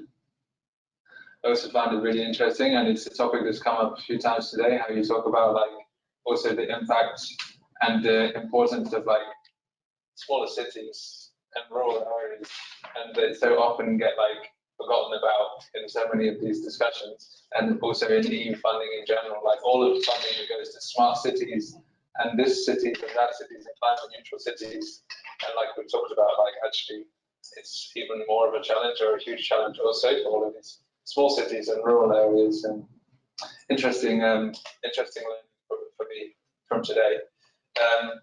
But I also wanted to ask a very simple question really to each of you. Like now we've finished the SCALIBUR project. What's next for you? I mean, on this topic of what you've been working on in SCALIBUR. When the project finishes, how are you going to continue, and what are your plans? Yeah, if you want to. So we have to finish. As a matter of fact, we have to finish some details, to refine some details of the project, because it is clear from LCA analysis that something doesn't work properly, because we have, in some cases, not always, but in some cases, we have an excessive use of energy, or it's not competitive with other sources. But we have room, we have the possibility to lower the energy income and the other problems, changing a little bit the technology, because now we work in a laboratory, we switch on the light, use energy, water, and what else without no constraints. So we measure, at the end, we measure the fluxes, the flows of energy, just to help the colleagues of the HCA analysis, but there is a lot of room. Instead of using the high temperature and also the centrifuge the counter, we can use something else that colleagues of our groups make clearly evident. And what else?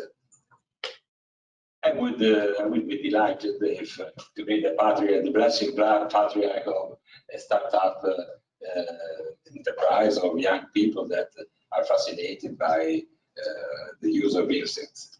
The use of insects fascinated a lot of people that are interested in this technology, but at the end, when we go on practical issues, they say, well, very good, very interesting, but not in my core yet. So we are still in this in this situation.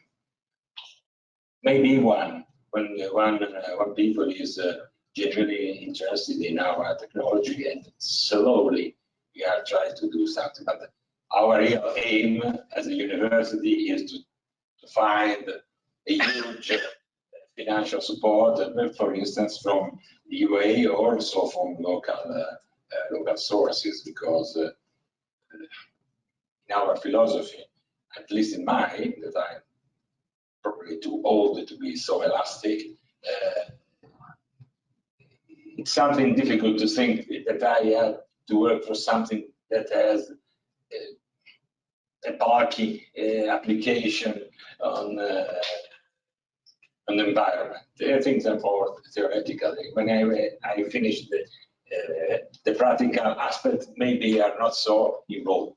It's not completely true, because I like also this, but it's something that arrived later in my life. So maybe it's more a question for Giacomo about what he's going to do next. Probably they are the idea clearer than I. But I asked them if I think they are moving to do something, but they are also involved in other projects. Like SCALIBUR, we are concerned with industries, so something also at the local level they support us, but only if we have the industry at our side, not just for the research. And yes, Sinaj. And we have, I think that SCALIBUR has been very positive because although we have had a lot of problems in the upscaling of the process, we have realized after the techno-economic assessment and after the life cycle assessment, as Andrea has said, that we have to optimize several things in the technology. And also during the performance of the demo scale assess, we have realized that this is a difficult material and we have to optimize some issues in the plant, in the operation. So I think that we have learned a lot, and now it's time to reflect, to make a reflection, and to try to make these adjustments in order to optimize the process. Yeah. Okay. In our case, for example, for the biochemical reactor, of course, we need to invest more money and time just to develop the technology, because it was our main drawback during the SCALIBUR project. Okay, it was like the technology that was working, but the anaerobic digestion were working so well. So by comparison, it's like, okay. But in the case of, for example, anaerobic digestion, we're pretty sure that we can like construct and operate this kind of digesters all around Europe. But I think that we need to make them more attractive, just in order to, for example, for rural areas, because we are very focused on that in this moment. It's very important for us. And finally, as I said before, we need to test our anaerobic digestion with industrial partners and with municipalities, just in order to make clear that we can use those technologies actually. Yeah. So that's the future work we're trying to. That's good. In our case, for example, almost 30 sensors have been made manually as a prototype with the connection, the circuits, and so on. But if municipalities or companies would be interested in our system, we could optimize the design or the assembly process, optimizing times and processes, for example.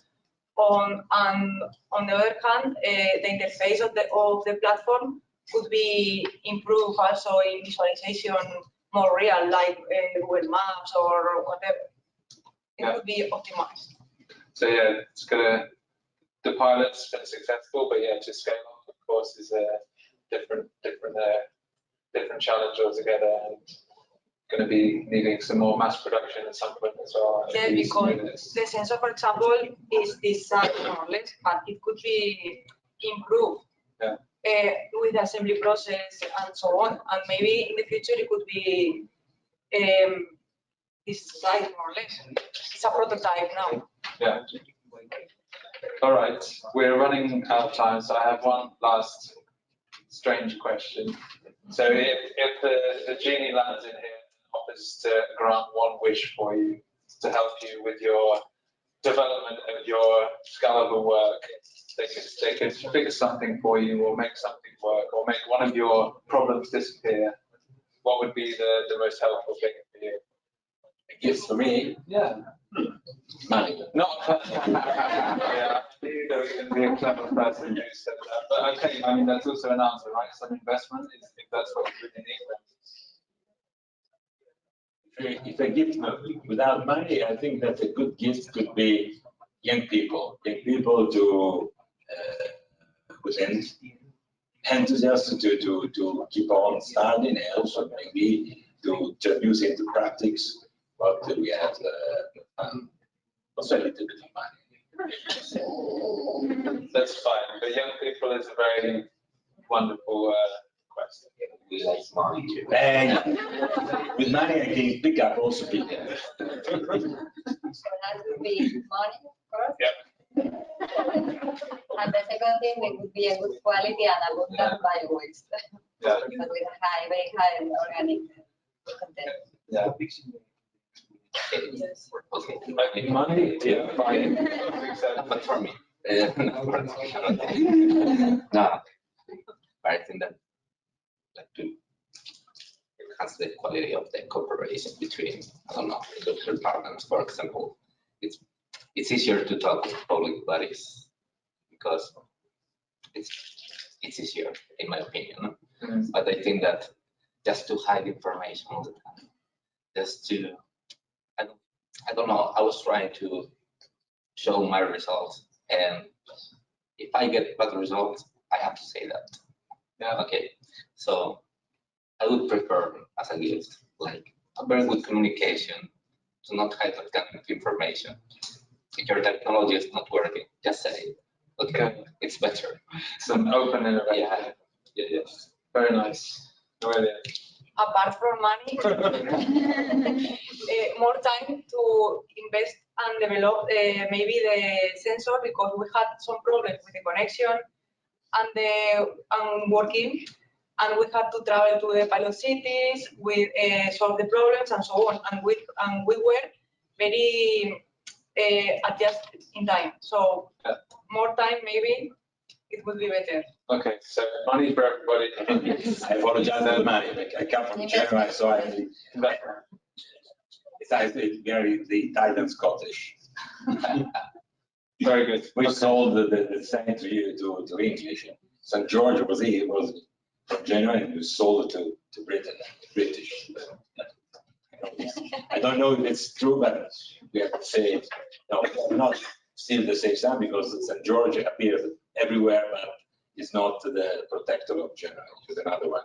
We have to say the cross, the Red Cross, but not the same sign, because they give to the British.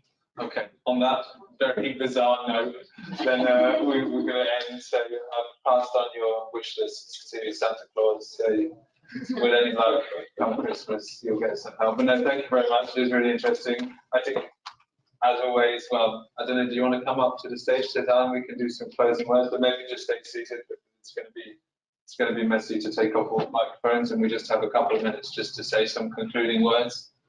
So I'll ask Cesar to join us, but just from my side, I think especially this panel has highlighted what often comes back again, that as much effort and work and amazing energy goes into all of these technologies and the successes, it requires so many different elements to really bring these things to the market and to bring some value to society. So I think in the future, like projects like Hoop, where you're really working closely with the city and the stakeholders in the city and analyzing the exact needs of the city, this is going to be so beneficial. And this kind of like coordination and support action to raise awareness, to coordinate between stakeholders across Europe is going to be really essential to like bring all of these amazing technologies into the light, which is what we all want to see. So still quite some work to do, I think, but we have lots of people here with very smart people and motivated people, so I have confidence in all of you. Thank you, James. Yes, yeah, for closing, it has been really a pleasure for me to coordinate Excalibur. I think we did a lot of developments, a lot of research. Results are there. Also the impact, that it was clear in the presentations. Also social impact, economical impact, environmental impact. And our aim now is to follow with all this research, and also I will be glad if in some months, years, we can see all of this outside, and if we are able also to build a community and to build new projects working in this line. For me, just a pleasure. I also take the advantage if you want to ask anything or to do any final remark to all the audience before closing. Any question? Thank you. Yeah, no, thank you very much. Also to the people who've joined online, we hope you enjoyed the event. If you have any further questions for any of the speakers or any of us, then don't hesitate to get in touch. We will still be sharing all of the presentations so you can see more at your leisure. And hopefully some of the people connected online will be future collaborators for the partners here. And thank you to all of the speakers. Thank you to ITENE for hosting us here in Valencia. It's been wonderful. I think that's it.